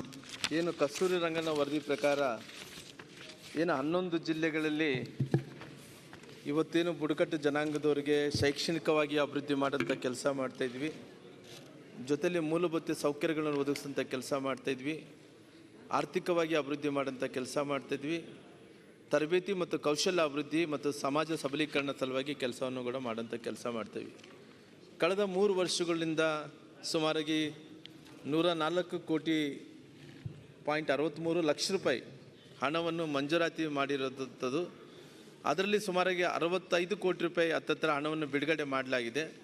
ಏನು ಪಶ್ಚಿಮ ಘಟ್ಟದಲ್ಲಿರುವಂಥ ಎಲ್ಲ ವಾಸಿಸಿರುವಂಥ ಮಲೆಕುಡಿ ಸೇರಿಕೊಂಡು ಇತರ ಬುಡಕಟ್ಟು ಜನಾಂಗಕ್ಕೆ ಏನು ಶೈಕ್ಷಣಿಕವಾಗಿ ಅಭಿವೃದ್ಧಿಯನ್ನು ಆಗಬೇಕು, ಜೊತೆಲಿ ಸರ್ಕಾರದ ಅನೇಕ ಸವಲತ್ತುಗಳನ್ನು ಪಡ್ಕೋಬೇಕನ್ನೋಂಥ ಕಾರಣದಿಂದ ಅವ್ರಿಗೆ ಸುಮಾರಾಗಿ 64 ಆಶ್ರಮ ಶಾಲೆಗಳು, ಅದೇ ರೀತಿಯಲ್ಲಿ ಸುಮಾರಾಗಿ 3,000 ಮಂದಿ ಬಾಲಕರು, 4,000 ಮಂದಿ ಬಾಲಕಿಯರಲ್ಲಿ ಓದ್ತಾಯಿದ್ರು. ಒಟ್ಟಾರೆ 7,600 ಮಂದಿ ಹತ್ತಿರ ಬಾಲಕಿಯರು ಮತ್ತು ಬಾಲಿಕೆಯರು ಓದ್ತಾಯಿದ್ದಾರೆ. ಜೊತೆಲಿ ಅದರಲ್ಲಿ ಮೆಟ್ರಿಕ್ ಪೂರ್ವ, ಮೆಟ್ರಿಕ್ ನಂತರದಲ್ಲಿ ಶಾಲೆಯಲ್ಲಿ ಕೂಡ ಮಕ್ಕಳು ಓದ್ತಾಯಿದ್ದಾರೆ. ಜೊತೆಲಿ ಪಶ್ಚಿಮ ಪಂಗಡಕ್ಕೆ ಸಂಬಂಧಪಟ್ಟಂಥ ಜೇನು ಕುರುಬ ಮತ್ತು ಕೊರಗ ಮತ್ತು ಜನಾಂಗ ಸನ್ಮಾನ್ಯ ಸಚಿವರಲ್ಲಿ ನಾನು ಇವರಿಗೆ ಬೇಕಾದಂಥ ಅವ್ರ ವಿದ್ಯಾರ್ಥಿನಿಯರಿಗೆ ಬೇಕಾದಂಥ ಗೌರವ ಹಣವನ್ನು ಕೂಡ ಕೊಡೋಂಥ ಕೆಲಸ ಮಾಡ್ತಿದ್ವಿ. ಜೊತೆಲಿ ಅವ್ರು ಕೇಳ್ತಾರಂಥ ಪ್ರಶ್ನೆ, ಇವತ್ತು ನಮಗೆ ಬೇಕಾದಂಥ ಮೂಲಭೂತ ಸೌಕರ್ಯಗಳು, ಒಂದು ಅರಣ್ಯ ಅಂಚದಲ್ಲಿದ್ದಾರಂಥ. ಶ್ರೀರಾಮುಲು ಅವರು ವಿವರವಾಗಿ ಕೊಟ್ಟಿದ್ದೀರಿ. ಈಗ ಹರೀಶ್ ಪೂಂಜರು ಇನ್ನೇನು ಸ್ಪಷ್ಟತೆ ಬೇಕು?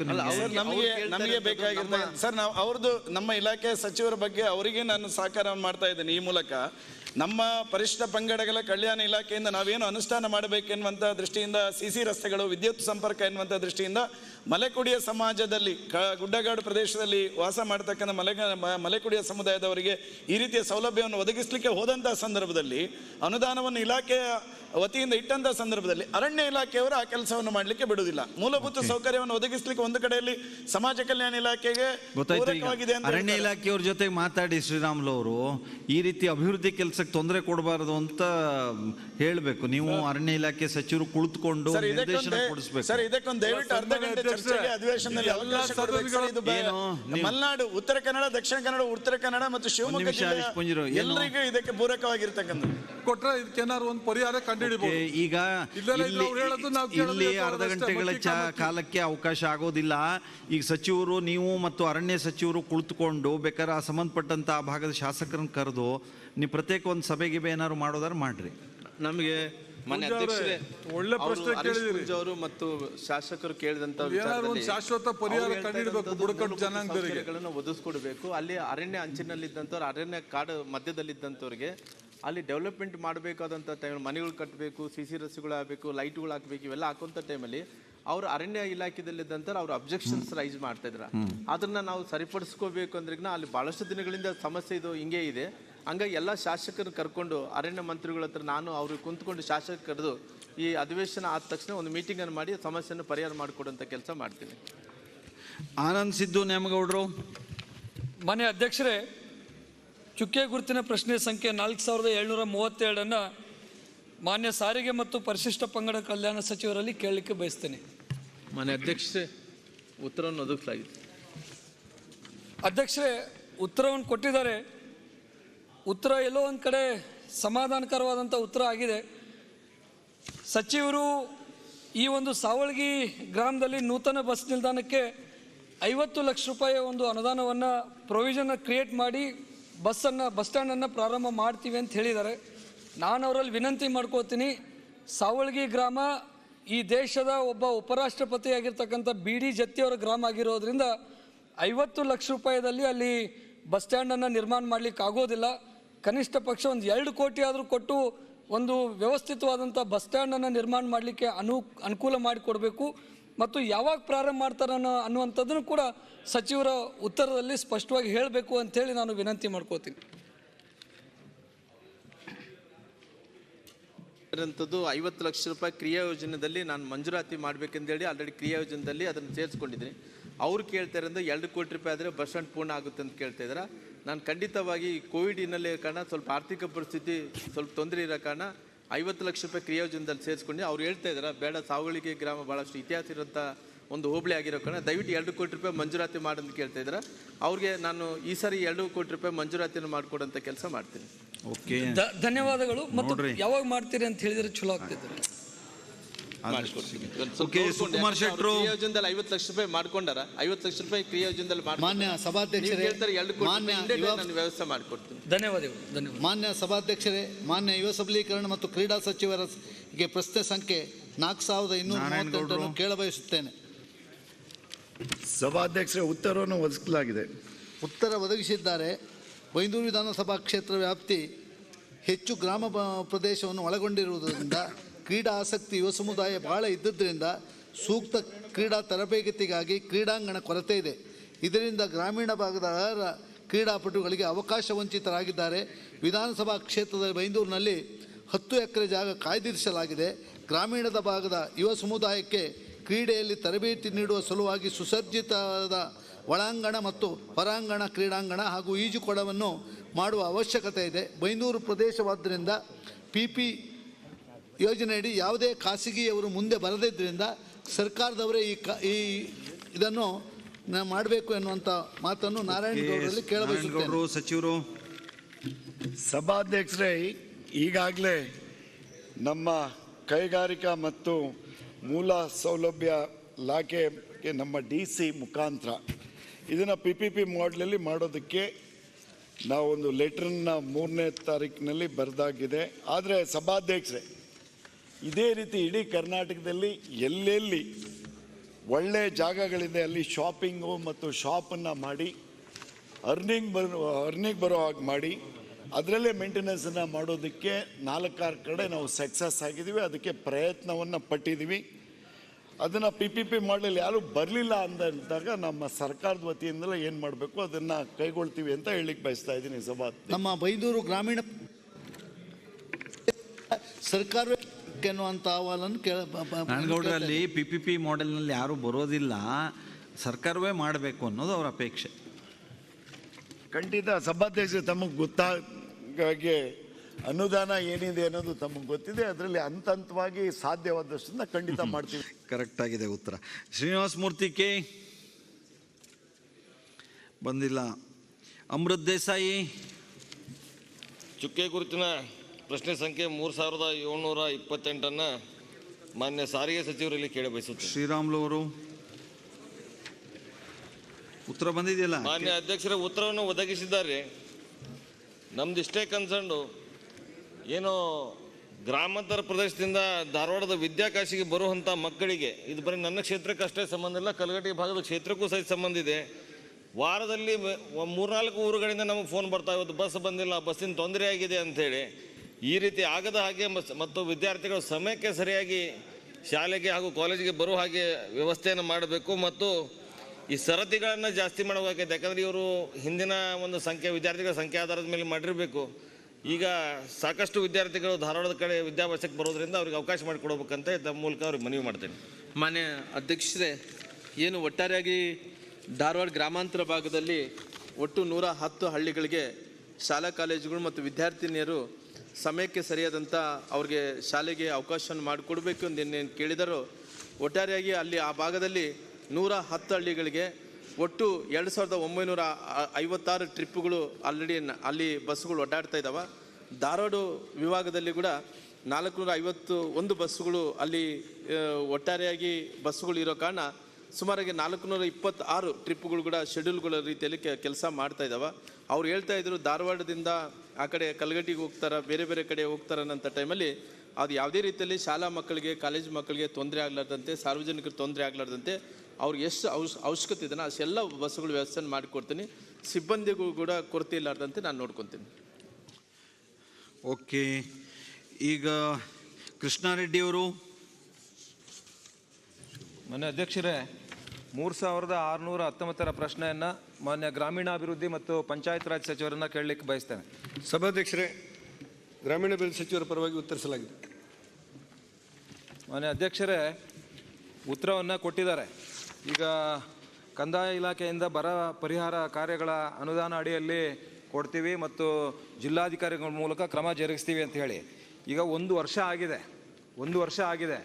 ಆದರೆ ನಾವು ಯಾವ ಹಳ್ಳಿಯಲ್ಲಿ ಕುಡಿಯೋ ನೀರು ಸಮಸ್ಯೆ ಇರುತ್ತೆ ಅಂತ ಹೇಳಿ ಅಲ್ಲಿ PDO ಮತ್ತು ವಾಟರ್ ಸಪ್ಲೈ AWE ಮುಖಾಂತರ ನಾವು ಒಂದು ಪರಿಶೀಲನೆ ಮಾಡಿ ಎಷ್ಟು ಜನಸಂಖ್ಯೆ ಇರುತ್ತೆ, ಎಷ್ಟು ಜಾನುವಾರುಗಳಿದ್ದಾವೆ, ಇದಕ್ಕೆ ಸರ್ಕಾರದ ಮಾನದಂಡಗಳ ಪ್ರಕಾರ ಎಷ್ಟು ನೀರು ಕೊಡಬೇಕು ಒಂದು ವ್ಯಕ್ತಿಗೆ ಅಂತ ಹೇಳಿ 50% ಆದರೂ ಕೊಡಬೇಕು ಅಂತ ಹೇಳಿ ಕಾರ್ಯಾದೇಶ ಕೊಟ್ಟು ನಾವು ನೀರು ಪೂರೈಸಿ 1 ವರ್ಷಗಳಾದರೂ ಕೂಡ ನೀರು ಕೊಟ್ಟಿಲ್ಲ ಅಂತ ಹೇಳಿದ್ರೆ ಇವತ್ತು ಏನು ಮಾಡಬೇಕು ಅವ್ರ ಪರಿಸ್ಥಿತಿ? ಅಂದರೆ ಅವರು ವಿಷ ಕುಡಿದು ಬೀದಿ ಪಾಲಾಗುವಂಥ ಪರಿಸ್ಥಿತಿ ಬಂದಿದೆ ಅವ್ರ ಕುಟುಂಬಗಳು. ಸರ್ಕಾರ ಇವತ್ತು ವಿಧಾನಸಭೆಯಲ್ಲಿ ಪ್ರಶ್ನೆ ಮಾಡೋವರೆಗೂ ಕೂಡ 1 ವರ್ಷ ಈ ರೀತಿ ಕುಂತ್ಕೊಂಡ್ರೆ ಏನು ಮಾಡ್ಲಿಕ್ಕಾಗುತ್ತೆ ಅಧ್ಯಕ್ಷರೇ? 1 ವರ್ಷ ಆಗಿದೆ. ಕೇಳೋಣ, ಸಚಿವರು ಕೇಳೋಣ. ಮಾನ್ಯ ಸಭಾಧ್ಯಕ್ಷರೇ, ಮಾನ್ಯ ಶಾಸಕರು ಕೇಳಿದ ಪ್ರಶ್ನೆಗೆ ಇಡೀ ಜಿಲ್ಲೆದು ಕೇಳಿ ಅವರು ಚಿಂತಾಮಣಿ ತಾಲೂಕಿನಲ್ಲಿ ವಿವಿಧ ಗ್ರಾಮಗಳಲ್ಲಿ ಬಿಡುಗಡೆ ಆಗಿರುವಂಥ ಕುಡಿಯೋ ನೀರಿಗೆ ಟ್ಯಾಂಕರ್ ಮೂಲಕ ಕೊಟ್ಟಿರುವಂಥ ನೀರಿಗೆ ಅನುದಾನವನ್ನು ಕೊಟ್ಟಿರಲಿಲ್ಲ ಗುತ್ತಿಗೆದಾರಿಗೆ ಅಂತ ಹೇಳಿದ್ದಾರೆ. 101 ಲಕ್ಷ ರೂಪಾಯಿಯನ್ನು ಕೊಡಬೇಕಾಗಿತ್ತು. ಅದರಲ್ಲಿ 19 ಲಕ್ಷ ರೂಪಾಯಿಯನ್ನು ಅವರಿಗೆ ಬಿಡುಗಡೆ ಮಾಡಲಾಗಿದೆ. ಉಳಿದ ಹಣವನ್ನು ಅದು ಜಿಲ್ಲಾಧಿಕಾರಿಯವರ ಮೂಲಕ ಬಿಡುಗಡೆ ಆಗಬೇಕಾದ ಹಣ 81,71,000 ರೂಪಾಯಿದ 700 ರೂಪಾಯಿಯನ್ನು ಕೊಡಬೇಕು. ಅದು ಬರ ಪರಿಹಾರ ವ್ಯಾಪ್ತಿಯಲ್ಲಿ ಕಂದಾಯ ಇಲಾಖೆ ಕೊಡುವಂಥ ಹಣ, ಅದು ನಮ್ಮ ಇಲಾಖೆಯಿಂದ ನೇರವಾಗಿ ಹೋಗ್ತಾ ಇಲ್ಲ. ಆದರೆ ಜಿಲ್ಲಾಧಿಕಾರಿಗಳ ಜೊತೆ ಮಾತಾಡಿ, ಇಲ್ಲಿ ಕಂದಾಯ ಇಲಾಖೆ ಜೊತೆ ಮಾತಾಡಿ ಆದಷ್ಟು ಬೇಗ ಇದನ್ನು ಬಿಡುಗಡೆ ಮಾಡೋ ಕೆಲಸವನ್ನು ಮಾಡ್ತೇವೆ. ಸರಿ, ಅದನ್ನೇ ಹೇಳ್ತಾ ಇರೋದು ಮಾನ್ಯ ಮಂತ್ರಿಗಳೇ. ಈಗ 1 ವರ್ಷದಿಂದ ಏನು ಮಾಡ್ತಾರೆ? ಹಾಗಾದ್ರೆ ಕಂದಾಯ ಇಲಾಖೆ ಕೆಲಸ ಮಾಡ್ತಾ ಇಲ್ವಾ? ಹಾಗಾದ್ರೆ ಜಿಲ್ಲಾಧಿಕಾರಿಗಳು ಕೆಲಸ ಮಾಡ್ತಾ ಇಲ್ವಾ? ಈಗ 1 ವರ್ಷ ಮಾನ್ಯ ಅಧ್ಯಕ್ಷರೇ, ಈ ಟ್ಯಾಂಕರ್ ಅಲ್ಲಿ ನೀರು ಪೂರೈಸಬೇಕಂದ್ರೆ ನೀರು ತಗೊಳ್ಳಿ ಬರುವಂತದಕ್ಕೆ 300 ರೂಪಾಯಿ ಕೊಡಬೇಕು. ಮತ್ತೆ ಅವ್ನು ಡೀಸೆಲ್ ಡ್ರೈವರು ಇವತ್ತು ಎಷ್ಟು ಸಂಕಷ್ಟದಲ್ಲಿದ್ದಾರೆ ಅನ್ನೋದನ್ನ ಅರ್ಥ ಮಾಡ್ಕೊಳ್ಬೇಕು. ಅಧ್ಯಕ್ಷರೇ, ಮಾನ್ಯ ಸಹಸ್ರ ವಿಧಾನಸಭೆಯಲ್ಲಿ ಪ್ರಶ್ನೆ ಮಾಡೋವರೆಗೂ ಕೂಡ ಸುಮ್ಮನೆ ಇದ್ರೆ ಹಾಗಾದ್ರೆ ಈ ನಮ್ಮ ಪ್ರಶ್ನೆ ಇಲ್ಲಿ ಬರಲಿಲ್ಲ ಅಂತ ಏನಾಗ್ಬೇಕು ಹಾಗಾದ್ರೆ? ಇಲ್ಲ ಅಧ್ಯಕ್ಷರೇ, ಈಗ ಅವರು ಪ್ರಶ್ನೆ ಕೇಳಿದ್ದಾರೆ ಮಾನ್ಯ ಸಹಸ್ರು. ಅವ್ರದ್ದು 87 ಲಕ್ಷ ರೂಪಾಯಿನ ಬಿಡುಗಡೆ ಮಾಡೋದು ಬಾಕಿ ಇದೆ. ಜಿಲ್ಲಾಧಿಕಾರಿಗಳ ಜೊತೆಲಿ ಇವತ್ತು ಮಾತಾಡ್ತೇವೆ ಮತ್ತು ಕಂದಾಯ ಇಲಾಖೆಯವ್ರ ಜೊತೆ ಮಾತಾಡಿ ಆದಷ್ಟು ಬೇಗ ಹಣ ಬಿಡುಗಡೆ ಮಾಡಿ ಅವರಿಗೆ ಪಾವತಿ ಮಾಡೋ ಕೆಲಸವನ್ನು ಮಾಡ್ತೇವೆ. ಅಧ್ಯಕ್ಷರೇ, ಇದು ಚಿಕ್ಕಬಳ್ಳಾಪುರ ಜಿಲ್ಲೆ ಒಂದಲ್ಲ, ಇದು ಕೋಲಾರ ಜಿಲ್ಲೆ ಮತ್ತೆ ಚಿಕ್ಕಬಳ್ಳಾಪುರ ಜಿಲ್ಲೆ 2 ಜಿಲ್ಲೆ ಪ್ರಾಬ್ಲಮ್ಸ್ ಹೋದ ಸಾರಿ ಕೂಡ ಇದು ಪ್ರಸ್ತಾಪ ಆಗಿದೆ. ನಮಗೆ ಆಕ್ಷನ್ ಪ್ಲಾನ್ ಮಾಡಿ ಬೋರ್ ಹಾಕೋದು ಇಲ್ಲದ ಟ್ಯಾಂಕರ್ ನೀರು ಕೊಡೋದು ಆಗೋದಿಲ್ಲ ಅಧ್ಯಕ್ಷರೇ. ಔಟ್ ಆಫ್ ಆಕ್ಷನ್ ಪ್ಲಾನ್ ಮೊದಲಿಂದ ಕೂಡ ಸಂಪ್ರದಾಯ ಇದೆ ಕೋಲಾರ ಜಿಲ್ಲೆಯಲ್ಲಿ. ಅದರಿಂದ ದಯವಿಟ್ಟು ಮಂತ್ರಿಗಳು ನಮ್ಮ ಕೋಲಾರ ಜಿಲ್ಲೆಗೆ ನೀವು ಬೋರ್ ಹಾಕ್ಬೇಕಾದ್ರೆ ಆಕ್ಷನ್ ಪ್ಲಾನ್ ಮಾಡಬೇಕು, ಮತ್ತೆ ದುಡ್ಡು ಕೊಟ್ಟ ಮೇಲೆ ಬೋರ್ ಹಾಕ್ಬೇಕು ಅಂದ್ರೆ ನಾವು ಕುಡಿಯಕ್ಕೆ ನೀರು ಕೊಡಕ್ಕೂ ಆಗೋದಿಲ್ಲ. ಟ್ಯಾಂಕರ್ ಇಲ್ಲ ನೀರು ಕೊಟ್ಟಿರೋದು ತಕ್ಷಣ ಬೋರ್ ಹಾಕೋಕ್ ಆಗೋದಿಲ್ಲ. ಟ್ಯಾಂಕರ್ ನೀರು ಕೊಡಕ್ಕೂ ಅವಕಾಶ ಇಲ್ಲ ಅಂದ್ರೆ ಈ 2 ಜಿಲ್ಲೆ 1500-1600 ನೀರು ತರಬೇಕಾಗ್ತದೆ. ತುಂಬಾ ಕಷ್ಟ ಆಗ್ತದೆ. ವಿಶೇಷವಾಗಿ ಕೋಲಾರ ಜಿಲ್ಲೆ ಮತ್ತು ಚಿಕ್ಕಬಳ್ಳಾಪುರ ಜಿಲ್ಲೆಗೆ ಕುಡಿಯೋ ನೀರಿಗೆ ನಿಮ್ಮ ಮಾನದಂಡ ಅದನ್ನ ಕ್ಲಿಯರ್ ಮಾಡಬೇಕು. ಇದು ನೋಡ್ರಿ, ಇದು ಒಂದು ವಿಷಯ ಇದೆ ಅವ್ರ ಕ್ಷೇತ್ರಕ್ಕೆ. ಈಗ ನೀವು ಹಿಂದೆಲ್ಲ ಇದನ್ನ ಚರ್ಚೆ ಮಾಡಿದ್ರಿ, ಸಚಿವರ ಗಮನದಲ್ಲಿದೆ. ಇದನ್ನ ಹಳೆ ಬಿಲ್ ಕೊಡೋದು ಬಾಕಿ ಮತ್ತು ಅಲ್ಲಿ ಕೋಲಾರ ಗೈಡ್ಲೈನ್ ಬೇರೆ ಮಾಡೋದು ಅದೆಲ್ಲ ಚರ್ಚೆ ಮಾಡಿ. ಅಭಯ್ ಪಾಟೀಲ್ ಅಭಯ್ ಪಾಟೀಲ್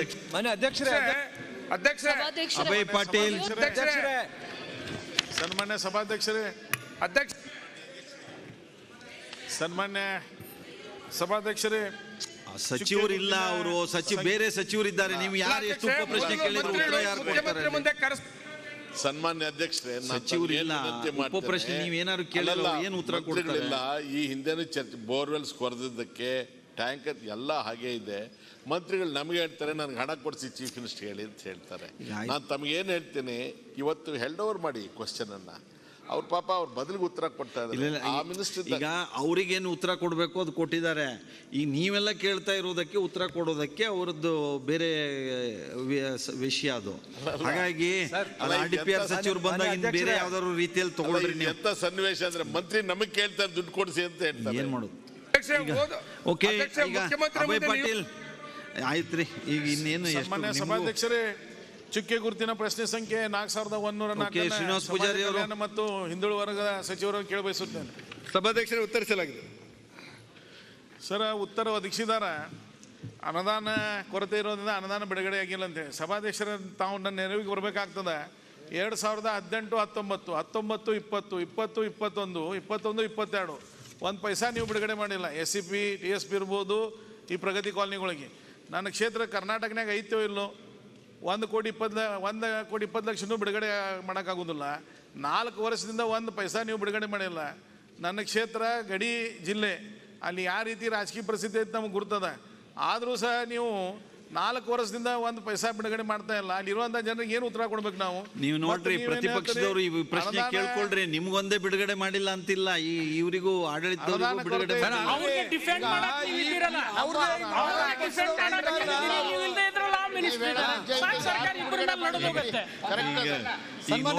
ಯಾರಿಗೂ ಬಿಡುಗಡೆ ಆಗ್ಲಿಲ್ಲ ಅಂತ. 12 ಕೋಟಿ ಬಿಡುಗಡೆ ಮಾಡಿಲ್ಲ. ಹೌದ್ರಿ, ಎಲ್ಲೂ ಆಗ್ಲಿಲ್ಲ ಅಂತ. 1 ಕೋಟಿ 20 ಲಕ್ಷ ಉತ್ತರ ಕೇಳೋಣ. ಈಗ ನಿಮ್ಗೆಲ್ಲ ನಮಗೂ ನಿಮಗೂ ಎಲ್ಲ ಗೊತ್ತಿದೆ ಆರ್ಥಿಕ ಪರಿಸ್ಥಿತಿ ಏನಿದೆ ಅಂತ. ಆದ್ರೂ ನಾವು ಮನ್ನಾ ಕೇಳೋದು ಬಿಡೋದಿಲ್ಲ, ಸರ್ಕಾರ ಮನ್ನಾ ಮಾಡೋದು ಬಿಡೋದಿಲ್ಲ. ನಾವು ಈ ಎಲ್ಲ ವ್ಯವಸ್ಥೆಯಲ್ಲಿ ಇದ್ದೇವೆ. ಸಿದ್ದರಾಮಯ್ಯ ಅವ್ರು ಏನು ಹೇಳ್ತಿದ್ದಾರೆ ಕೇಳೋಣ. ಸಿದ್ದರಾಮಯ್ಯ ರಮೇಶ್ ಕುಮಾರ್ ಅವರು ಸಜೆಸ್ಟ್ ಮಾಡಿದ ರೀತಿನಲ್ಲಿ ಇದನ್ನ ತಡೆ ಹಿಡಿ. ಅದಲ್ಲ ಸರ್, ಇದು ಬೇರೆ ಪ್ರಶ್ನೆ. ಬೇರೆ ಪ್ರಶ್ನೆ ಬೇರೆದು. ಅಲ್ಲ, ಎಲ್ಲ ಕಡೆ ಬಿಲ್ಗಳಾಗಿಲ್ಲ ಅಂತ ಹೇಳ್ತಾ ಇದ್ದಾರೆ. ಅದು ಸತ್ಯ. ಅದಕ್ಕೆ ನಾನು ಹೇಳಿದೆ, ಮುಖ್ಯಮಂತ್ರಿಗಳು ಹೇಳ್ತಾರೆ ನಮ್ದು ಆರ್ಥಿಕ ಪರಿಸ್ಥಿತಿ ಸದೃಢವಾಗಿದೆ ಅಂತ ಹೇಳ್ತಾರೆ, ಎಲ್ಲ ಇಂಪ್ರೂವ್ ಆಗಿದೆ ಅಂತ ಹೇಳ್ತಾರೆ, ನಿಮ್ಗೆ ಗೊತ್ತಿಲ್ವಾ ಚೇತರಿಸ್ಕೊಂಡ್ಬಿಟ್ಟಿದೆ ಅಂತ ಹೇಳ್ತಾರೆ. ಮತ್ತೆ ದುಡ್ಡು ಹಾಕಿಲ್ಲ ಇವ್ರ ಹತ್ರ. ಈಗ ನಿಮ್ಗೂ ಗೊತ್ತಿದೆ, ಹೇಳೋದೊಂದು ಉತ್ತರ ಕೊಡೋದೊಂದು, ಇಲ್ಲಿ ಯಾರಿಗೂ ಬಿಲ್ ಕೊಡ್ತಾ ಇಲ್ಲ. ಈ ತರ ಮಾಡಿದ್ರೆ ಹೆಂಗಾಗ್ತದೆ? ಈಗೇನೋ ಸಪ್ಲಿಮೆಂಟರಿ ಬಜೆಟ್ ಬರೋದಿದೆ. ಅವರೇ ಹೇಳಿದ್ದಾರೆ, ಸುಮಾರು 25-30 ಸಾವಿರ ಕೋಟಿ ರೂಪಾಯಿಗಳು ಪೆಂಡಿಂಗ್ ಬಿಲ್ಸ್ಗಳಿದ್ದಾವೆ. ಸಪ್ಲಿಮೆಂಟರಿ ಬಜೆಟ್ ಇವತ್ತೇನೋ ಪ್ರೆಸೆಂಟ್ ಮಾಡ್ತೀವಿ ಅಂತ ಪೂರಕ ಒಂದು ನಮ್ದು ಅಜೆಂಡಾ ಹಾಕ್ಲಿಕ್ಕೆ ಸಪ್ಲಿಮೆಂಟರಿ ಎಸ್ಟಿಮೇಟ್ಸ್ ಬೇರೆ ಮಂಡಿಸ್ತಾರೆ. ಇವತ್ತು ಕೊಡ್ತೀನಿ, ಅದ್ರೊಳಗೆ ನೋಡ್ಬಿಡೋಣ ಏನೇನ್ ಮಾಡಿದ್ದಾರೆ ಅಂತ.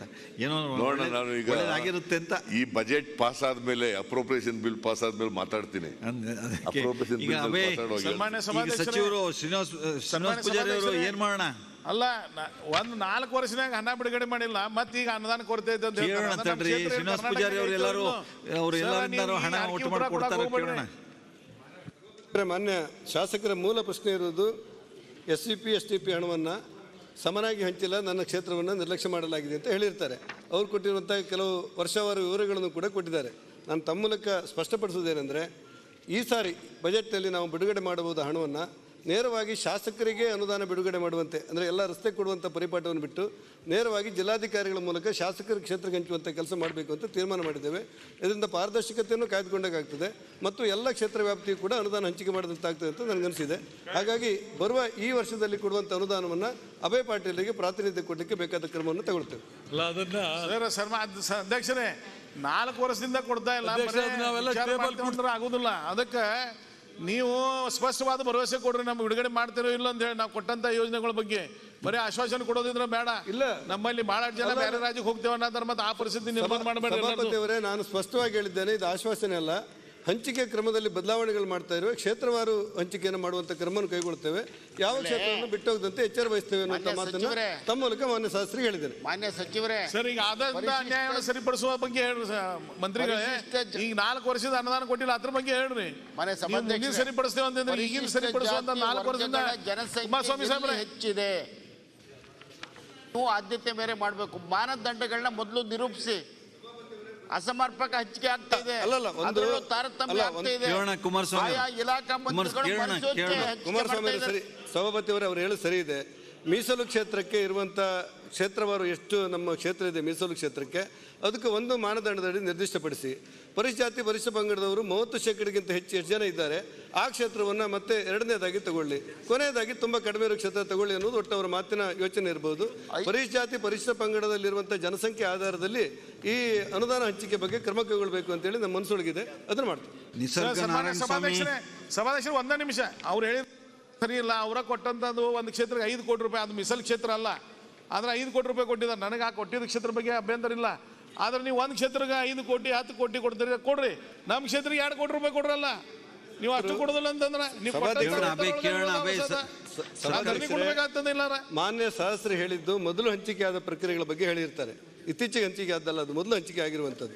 ನಾನು ಹೇಳಿದೆ, ಈ ಆರ್ಥಿಕ ವರ್ಷದಿಂದ ಎಲ್ಲ ಕ್ಷೇತ್ರಗಳನ್ನು ಗಮನದಲ್ಲಿಟ್ಟುಕೊಂಡು ಹಂಚಿಕೆ ಮಾಡುವಂಥ ಕೆಲಸವನ್ನು ಪಾರದರ್ಶಕವಾಗಿ ಮಾಡ್ತೇವೆ ಅಂತ ಹೇಳಿದ್ದೇವೆ. ಇವ್ರ ಕ್ಷೇತ್ರ ಬಿಟ್ಟು ಹೋಗದಿರುವಂತೆ ಮತ್ತು ಪ್ರಾಧಾನ್ಯತೆ ಕೊಡುವಂತೆ ಜವಾಬ್ದಾರಿಯನ್ನು ನಾನು ತಗೊಳ್ತೇನೆ. ಓಕೆ, ನಿಸರ್ಗ ನಾರಾಯಣ ಸ್ವಾಮಿ ಇಲ್ಲ. HD ರೇವಣ್ಣ ಅವರು. ಸಭಾಧ್ಯಕ್ಷರೇ, ಕೃಷಿ ಸಚಿವರನ್ನ 404,212ನೇ ಪ್ರಶ್ನೆನ ಕೇಳ್ತಾ ಇದ್ದೀನಿ. ಕೃಷಿ ಸಚಿವರು ಉತ್ತರವನ್ನು ಒದಗಿಸಲಾಗಿದೆ ಅಧ್ಯಕ್ಷರೇ. ಮಾನ್ಯ ಸಭಾಧ್ಯಕ್ಷರೇ, ರಾಜ್ಯದಲ್ಲಿ ಕೃಷಿ ಇಲಾಖೆ ಒಂದು ದೊಡ್ಡ ಇಲಾಖೆ. ಅದಕ್ಕಿವತ್ತು ನಮ್ಮ ರೈತ ಸಂಪರ್ಕ ಕೇಂದ್ರ ಇದೆಯಲ್ಲ, ಇಡೀ ರಾಜ್ಯದಲ್ಲಿ ರೈತ ಸಂಪರ್ಕ ಕೇಂದ್ರದಲ್ಲಿ ಒಬ್ಬರೂ ಇಲ್ಲ, ಎಲ್ಲ ಡೈಲಿ ವೇಸ್ ಎಂಪ್ಲಾಯ್ ಇರೋದು. ಮತ್ತು ಆ ಉಪಕರಣಗಳು ಕೊಡಬೇಕಾದ್ರೆ ಯಾವಾಗ ಕೊಡ್ತೀರಿ, ಏನು, ಆಮೇಲೆ ರಿಕ್ರೂಟ್ಮೆಂಟೇ ಇಲ್ವಲ್ಲ. ಕೃಷಿ ಇಲಾಖೆ ಇರ್ಬೋದು, ಕೃಷಿ ವಿಜ್ಞಾನಾಲಯ 60% ಹುದ್ದೆ ಖಾಲಿ ಇದೆ. ರೈತರ ಬೆನ್ನೆಲುಬು ಅಂತ ತಾವು ಹೇಳ್ತೀರಿ. ರೈತರು ಬಡ್ಜೆಟ್ ಮಾಡಿದ್ರು ಯಡಿಯೂರಪ್ಪ ಸಾಹೇಬ್ರು ಇಲ್ಲೇ ಅವರೇ. ಆದರೆ ಇವತ್ತು ರಿಕ್ರೂಟ್ಮೆಂಟೇ ಆಗಲ್ಲ ಅಂದರೆ ಏನು ಕಾರಣ? ಹಣಕಾಸು ಇಲಾಖೆ ಇದ್ರ ಬಗ್ಗೆ ಅಥವಾ ಮುಚ್ಚಾಕ್ಬಿಡಿ. ಕೃಷಿ ಇಲಾಖೆ ಯಾಕೆ ಮಂತ್ರಿ ಇಟ್ಕೊಂಡಿದ್ದೀರಿ? ಕೃಷಿ ಹಾರ್ಟಿಕಲ್ಚರ್ 2 ಮುಚ್ಚಿಬಿಡಿ, ಅಥವಾ ರೈತರಿಗೆ ಅನುಕೂಲ ಆಗುತ್ತೆ. ಈ ಥರ ಆದರೆ ಅಲ್ಲ, ನಾನು ಅದಕ್ಕೆ ಕೃಷಿ ಸಚಿವರಿಗೆ ಹೇಳ್ತಾ ಇರೋದು, ಏನಾಯ್ತು ರಿಕ್ರೂಟ್ಮೆಂಟ್ ಮಾಡೋಕ್ಕೆ ಏನು ಸರ್ ಕಾಯಿಲೆ? ಏನಾದ್ರು ತೊಂದರೆ ಇದೆ ಹೇಳಿ. ಕೇಳಿದರೆ ಕೃಷಿ ಸಚಿವರು ಕೇಳಿದರೆ ಫೈನಾನ್ಸ್ ಡಿಪಾರ್ಟ್ಮೆಂಟಿಗೆ ಕಳಿಸಿದ್ದೀನಿ, ಫೈನಾನ್ಸಿಗೆ ಕಳಿಸಿದ್ದೀನಿ ಅಂತ ಹೇಳ್ತೀರಿ. ಅಲ್ಲ, ಹಿಂದೆ ಕುಮಾರಸ್ವಾಮಿ ಅವ್ರ ಕಾಲದಲ್ಲಿ ಡೈರೆಕ್ಟ್ ರಿಕ್ರೂಟ್ಮೆಂಟ್ ಮಾಡಿಸ್ತು ಯಡಿಯೂರಪ್ಪ ಸಾಹೇಬರು, ಕುಮಾರಸ್ವಾಮಿ. ಅದು ಬಿಟ್ಟರೆ ಇವತ್ತುವರೆಗೆ ಒಂದೇ ಒಂದು ಆಗಿಲ್ಲ. ಆಮೇಲೆ ರೈತ ಸಂಪರ್ಕ ಕೇಂದ್ರದಲ್ಲಿ ಕೊಡೋದಕ್ಕೆ ಇವತ್ತು 5,000 ಕೋಟಿ ಬಡ್ಜೆಟಲ್ಲಿ ಇಟ್ಟಿದ್ದೀರಿ. ಅದರಲ್ಲಿ ಕೆಲವು ಇದೈತೆ, ಇನ್ಶೂರೆನ್ಸು ಎಲ್ಲ ಹೋಗುತ್ತೆ. ಒಂದು 500 ಕೋಟಿ ಇದೆಲ್ಲ ಇಟ್ಟಿದ್ದೀರಿ. ರಿಕ್ರೂಟ್ಮೆಂಟ್ ಯಾವಾಗ ಮಾಡ್ತೀರಿ? ರೈತ ಸಂಪರ್ಕ ಕೇಂದ್ರ ಅಂತ ಯಾಕೆ ಇಟ್ಟಿದ್ದೀರಿ? ರೇವಣ್ಣ ಕೇಳೋಣ, 1 ನಿಮಿಷ. ರೇವಣ್ಣ 1 ನಿಮಿಷ ಕೇಳೋಣ, ಅವ್ರ ಸಚಿವರು ಉತ್ತರ ಕೇಳೋಣ. ಸನ್ಮಾನ್ಯ ಸಭಾಧ್ಯಕ್ಷರೇ, ಗೌರವಾನ್ವಿತ ಸದಸ್ಯರಂತ ಹಿರಿಯರಾದ ರೇವಣ್ಣವರು ಕೇಳಿದಂಥ ಪ್ರಶ್ನೆ, ಕೃಷಿ ಇಲಾಖೆ ವತಿಯಿಂದ ಸಬ್ಸಿಡಿ ದರದಲ್ಲಿ ಉಪಕರಣಗಳನ್ನು ನೀಡಲಾಗ್ತಿತ್ತು, ಅದನ್ನು ನಿಲ್ಲಿಸಿದ್ದೀರಿ ಅಂತ ಕೇಳಿದ್ದಾರೆ. ಯಾವುದೇ ಕೃಷಿ ಯಂತ್ರೋಪಕರಣಗಳನ್ನು ಕೊಡೋದು ಸರ್ಕಾರ ನಿಲ್ಲಿಸಿಲ್ಲ. ಪರ್ಸೆಂಟೇಜ್ ಕೂಡ ಕಡಿಮೆ ಆಗಿಲ್ಲ. ತಮಗೆ ಮಾಹಿತಿಗೆ ಹೇಳಬೇಕು ಅಂತ ಹೇಳಿದರೆ, ಅಲ್ಲಲ್ಲ ನಾನು ಹೇಳ್ತೀನಿ, ತೋರಿಸ್ತೀನಿ ಸರ್.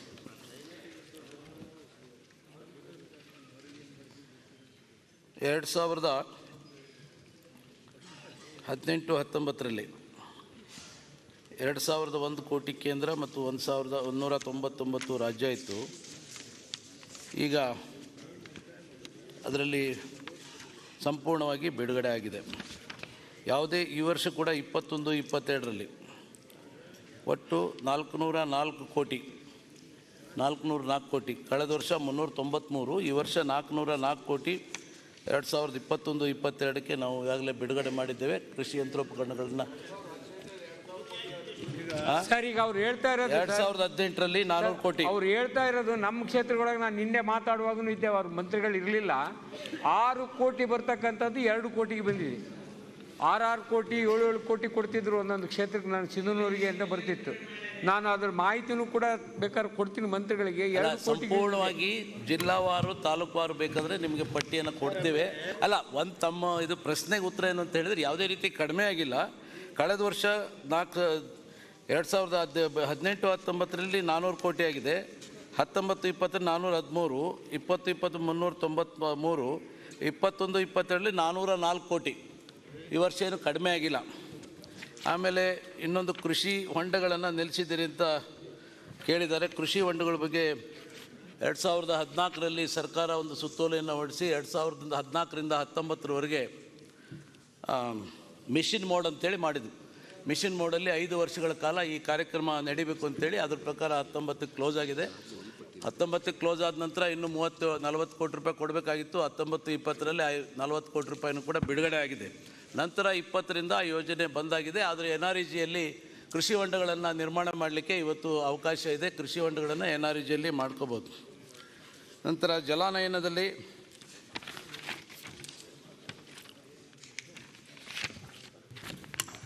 ನಾವು ಇಡೀ ಭಾರತ ದೇಶದಲ್ಲಿ ರಾಜಸ್ಥಾನ ಬಿಟ್ಟರೆ ಒಣಭೂಮಿ ಮತ್ತು ಬರಗಾಲಕ್ಕೆ ಉತ್ತವಾಗುವಂಥದ್ದು ಕರ್ನಾಟಕ ರಾಜ್ಯ. ಈ ವರ್ಷ ನಮಗೆ ಕೇಂದ್ರ ಸರ್ಕಾರದಿಂದ ನ್ಯೂ ಜನರೇಷನ್ ವಾಟರ್ ಸೆಟ್ನಲ್ಲಿ 642 ಕೋಟಿ ರೂಪಾಯಿ ಮತ್ತು ರಿವಾರ್ಡ್ನಲ್ಲಿ 600 ಕೋಟಿ ರೂಪಾಯಿ. BC ಪಾಟೀಲ್ರು ಅವರು ನೇಮಕ ಮಾಡ್ಕೊಂಡಿಲ್ಲ. ಅಲ್ಲ, ಅದು ಕ್ವಶನ್ ಅಲ್ಲಿ ಇರಲಿಲ್ಲ ಅಧ್ಯಕ್ಷರೇ. ಅಲ್ಲ, ಅದು ಹೇಳ್ತೀರಿ. ಅದು ಹೇಳ್ತೀನಿ. 2-3 ಸಾರಿ ನಾವು ನೋಡಿದ್ವಿ ಉತ್ತರನ. ನಾವು ರೆಕ್ರೂಟ್ಮೆಂಟ್ ಮಾಡ್ತೀವಿ ಅಂತಲೇ ಹೇಳ್ಕೊಂಡೇ ಬರ್ತಾ ಇದ್ರೆ ಹಣಕಾಸು ಇಲಾಖೆಗೆ ಬರೆದಿದ್ದೀವಿ ಅಂತ ಹೇಳಿ. ಸ್ಟಾಫೇ ಇಲ್ದೇನೆ ಕೃಷಿ ಇಲಾಖೆ ಚಟುವಟಿಕೆಗಳು ಹೇಗೆ ನಡೀತವೆ ಹೇಳಿ?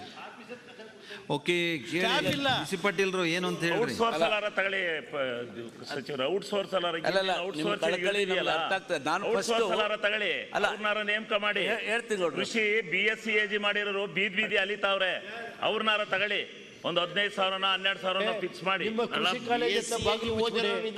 ಕಾಲೇಜ್ ಯಾಕೆ ಬೇಕು ಸರ್? ಕಸ ಗುಡ್ಸೋರಿಲ್ಲ, ಲೆಕ್ಚರರ್ಸ್ ಇಲ್ಲ. ಈಗ ನೀವು ಕೃಷಿ ಕಾಲೇಜ್ ಯಾರು ಮಕ್ಕಳು ಓದೋದು? ಬಡವರು ಮಕ್ಕಳು ಓದೋದು. BC ಪಾಟೀಲ್ರು ಕೃಷಿ ಕಾಲೇಜ್ ಉತ್ತರ, ಸರ್ಕಾರದ ಉತ್ತರ, 8 ಜನ ಪ್ರಶ್ನೋತ್ತರ ಇದು ಸರ್ಕಾರದ ಉತ್ತರ. ನೀವು ಹೇಳಿ ಈಗ ಏನು ಅಂತ. ಅಲ್ಲ, ನಾನು ಇದುವರೆಗೂ ಉಳಿದದ್ದು ಹೇಳಿದ್ದೆ ಯಾಕೆ ಅಂತ ಹೇಳಿದ್ರೆ ಅಡಿಷನ್ ಕೇಳಿದ್ದಾರೆ ಅಧ್ಯಕ್ಷರೇ. ಅಲ್ಲ, ರೇವಣ್ಣ ಅವ್ರು ಕೇಳೋದು ಸರಿ ಇದೆ. ನಮ್ಮ ರಾಜ್ಯದಲ್ಲಿ 9,017 ಪೋಸ್ಟ್ ಸ್ಯಾಂಕ್ಷನ್ ಆಗಿದೆ. ಅದರಲ್ಲಿ 4,053 ಮಾತ್ರ ಇದೆ. ವೇಕೆನ್ಸಿ 4,964 ಇದೆ. ಅದಕ್ಕೆ ಈಗಾಗಲೇ ಕೃಷಿ ಇಲಾಖೆ ಅಲ್ಲಿ ಹೋಗಿ ಹೊಲ್ವಲ್ತ ಕೇಳನ್ ಬೇಡವಾ? ಇಂಥದ್ದು ಬೆಳೀರಿ ಅಂತ ಹೇಳನ್ ಬೇಡವಾ? ಗೊಬ್ಬರ ಇಂಥದ್ದು ಹಾಕಿ ಅಂತ ಹೇಳೋದು ಬೇಡವಾ? ಅದು ಮಿಷಿನ್ ಮಾಡುತ್ತಾ? ಅದು ಯಂತ್ರ ಮಾಡುತ್ತಾ? ಹೋಗ್ಲೇ. ನಾನು ನಿಮ್ಮ ಬಗ್ಗೆ ಗೌರವ ಇದೆ. M. ಶ್ರೀನಿವಾಸ್ ಮಂಡ್ಯ ಹೇಳಿ, ದಯಮಾಡಿ ಯಾರು ಹೇಳಿ ಸರ್, ಡೈರೆಕ್ಷನ್. ಸರ್ಕಾರ ಏನಾರು ಒಂದು ತೀರ್ಮಾನ ತಗೋಬೇಕು ಸಾಬ್. ಕ್ವಶನ್ ಕೇಳೋದು ಹೋಗೋದು ಆದ್ರೆ ಆಗತ್ತಾ? ಗಂಟೆ ಚರ್ಚೆಗೆ ಇಟ್ಬಿಡಿ ಸರ್. ಏನಾರ ಒಂದು ದಯಮಾಡಿ ಕೃಷಿ ಇಲಾಖೆ ಒಂದು ಅರ್ಧ ಗಂಟೆ ಚರ್ಚೆ ಇಡಿ ಸರ್. ಏನಾರ ಒಂದು ಮಾಡಿ. ಸುಮ್ಮನೆ ಕೃಷಿ ಪ್ರಧಾನ ರಾಷ್ಟ್ರ ಅನ್ಕೊಂಡು ಆರ್ಥಿಕ ಇಲಾಖೆಗೆ ಬರೆದಿದ್ದೇವೆ. ಈಗ ಮುಖ್ಯಮಂತ್ರಿಗಳಿಗೆ ಕುಮಾರಸ್ವಾಮಿ, ರಾಗಿ ಬೆಳೆಯುವಂತ ಆದಷ್ಟು ಬೇಗ ಆರ್ಥಿಕ ಇಲಾಖೆಯಿಂದ ಅನುಮತಿಯನ್ನ ಪಡೆದು ಹುದ್ದೆಗಳನ್ನ ತುಂಬಲಿಕ್ಕೆ ಪ್ರಯತ್ನ ಮಾಡ್ತೀವಿ. ಇನ್ನೊಂದು 2 ಜನ ಯಾರು ಎದ್ದಿಟ್ಕೊಳ್ರಿ, 6 ಜನ ಆಗ್ತಾರ. ಅವಾಗ ಯಾವಾಗ ನೇಮಕ ಮಾಡ್ತೀವಿ ಅಂತಾದ್ರೂ ಹೇಳಿ. ಒಬ್ರು ಎದ್ ನಿಂತ್ರು, ಇನ್ನೊಬ್ರು ಅಲ್ಲ, ಒಟ್ಟು ಎದ್ ನಿಲ್ರಿ. ಒಟ್ಟು ಒಂದು 6 ಜನ ಆದ್ರೂ ಆಗೋದು ಬೇಡ ಏನೋ. ಇನ್ನೊಂದಿಬ್ರು ಇನ್ನೊಂದಿಬ್ರು ಎದ್ ನಿಲ್ರಿ, ಬೇಗ ಬೇಗ ಒಟ್ಟಿಗೆ ಮಾತನಾಡ್ಬೋದು. ಸರ್ ಕೃಷಿ ಕಾಲೇಜಿನಲ್ಲಿ ಯಾರಿಗೆ ಹೇಳಿದ್ರೆ ಯಾರಿಗೆ ತಿಳಿಯುತ್ತೋ, ಎಲ್ಲರೂ 5 ಜನ ಮಾತಾಡ್ತಿದ್ದಾರೆ.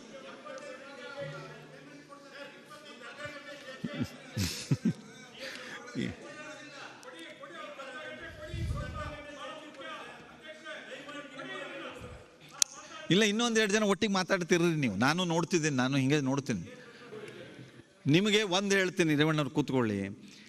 ಬಜೆಟ್ ಅಧಿವೇಶನ, ಬಜೆಟನ್ನು ಮಂಡಿಸಿದ್ದಾರೆ, ಬೇಡಿಕೆಗಳ ಮೇಲೆ ಚರ್ಚೆ ನಡೀತಾ ಇದೆ. ಕೃಷಿ ಇಲಾಖೆ ಬಗ್ಗೆ ಇದುವರೆಗೂ ಸಾಕಷ್ಟು ಜನ ಮಾತನಾಡಿದ್ದಾರೆ. ನಿಮಗೆ ಅದ್ರ ಮೇಲೆ ಮಾತನಾಡೋದಕ್ಕೆ ಇನ್ನೂ ಮುಕ್ತವಾದಂಥ ಅವಕಾಶಗಳು ನಿಮ್ಮವ್ರಿಗೆಲ್ಲರಿಗೂ ಇದೆ.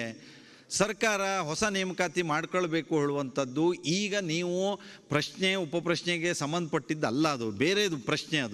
ಅದಕ್ಕೆ ಸಂಬಂಧಪಟ್ಟಂತೆ ಒಂದು ಮಾತು ಹೇಳಿದ್ದಾರೆ. ನೀವು ಅದನ್ನು ಬೇಡಿಕೆಗಳ ಮೇಲೆ ಚರ್ಚೆ ಮಾಡ್ರಿ. ಇಲ್ಲಿಗೆ ಆ ಪ್ರಶ್ನೆ ಮುಗಿ. ಶ್ರೀನಿವಾಸ್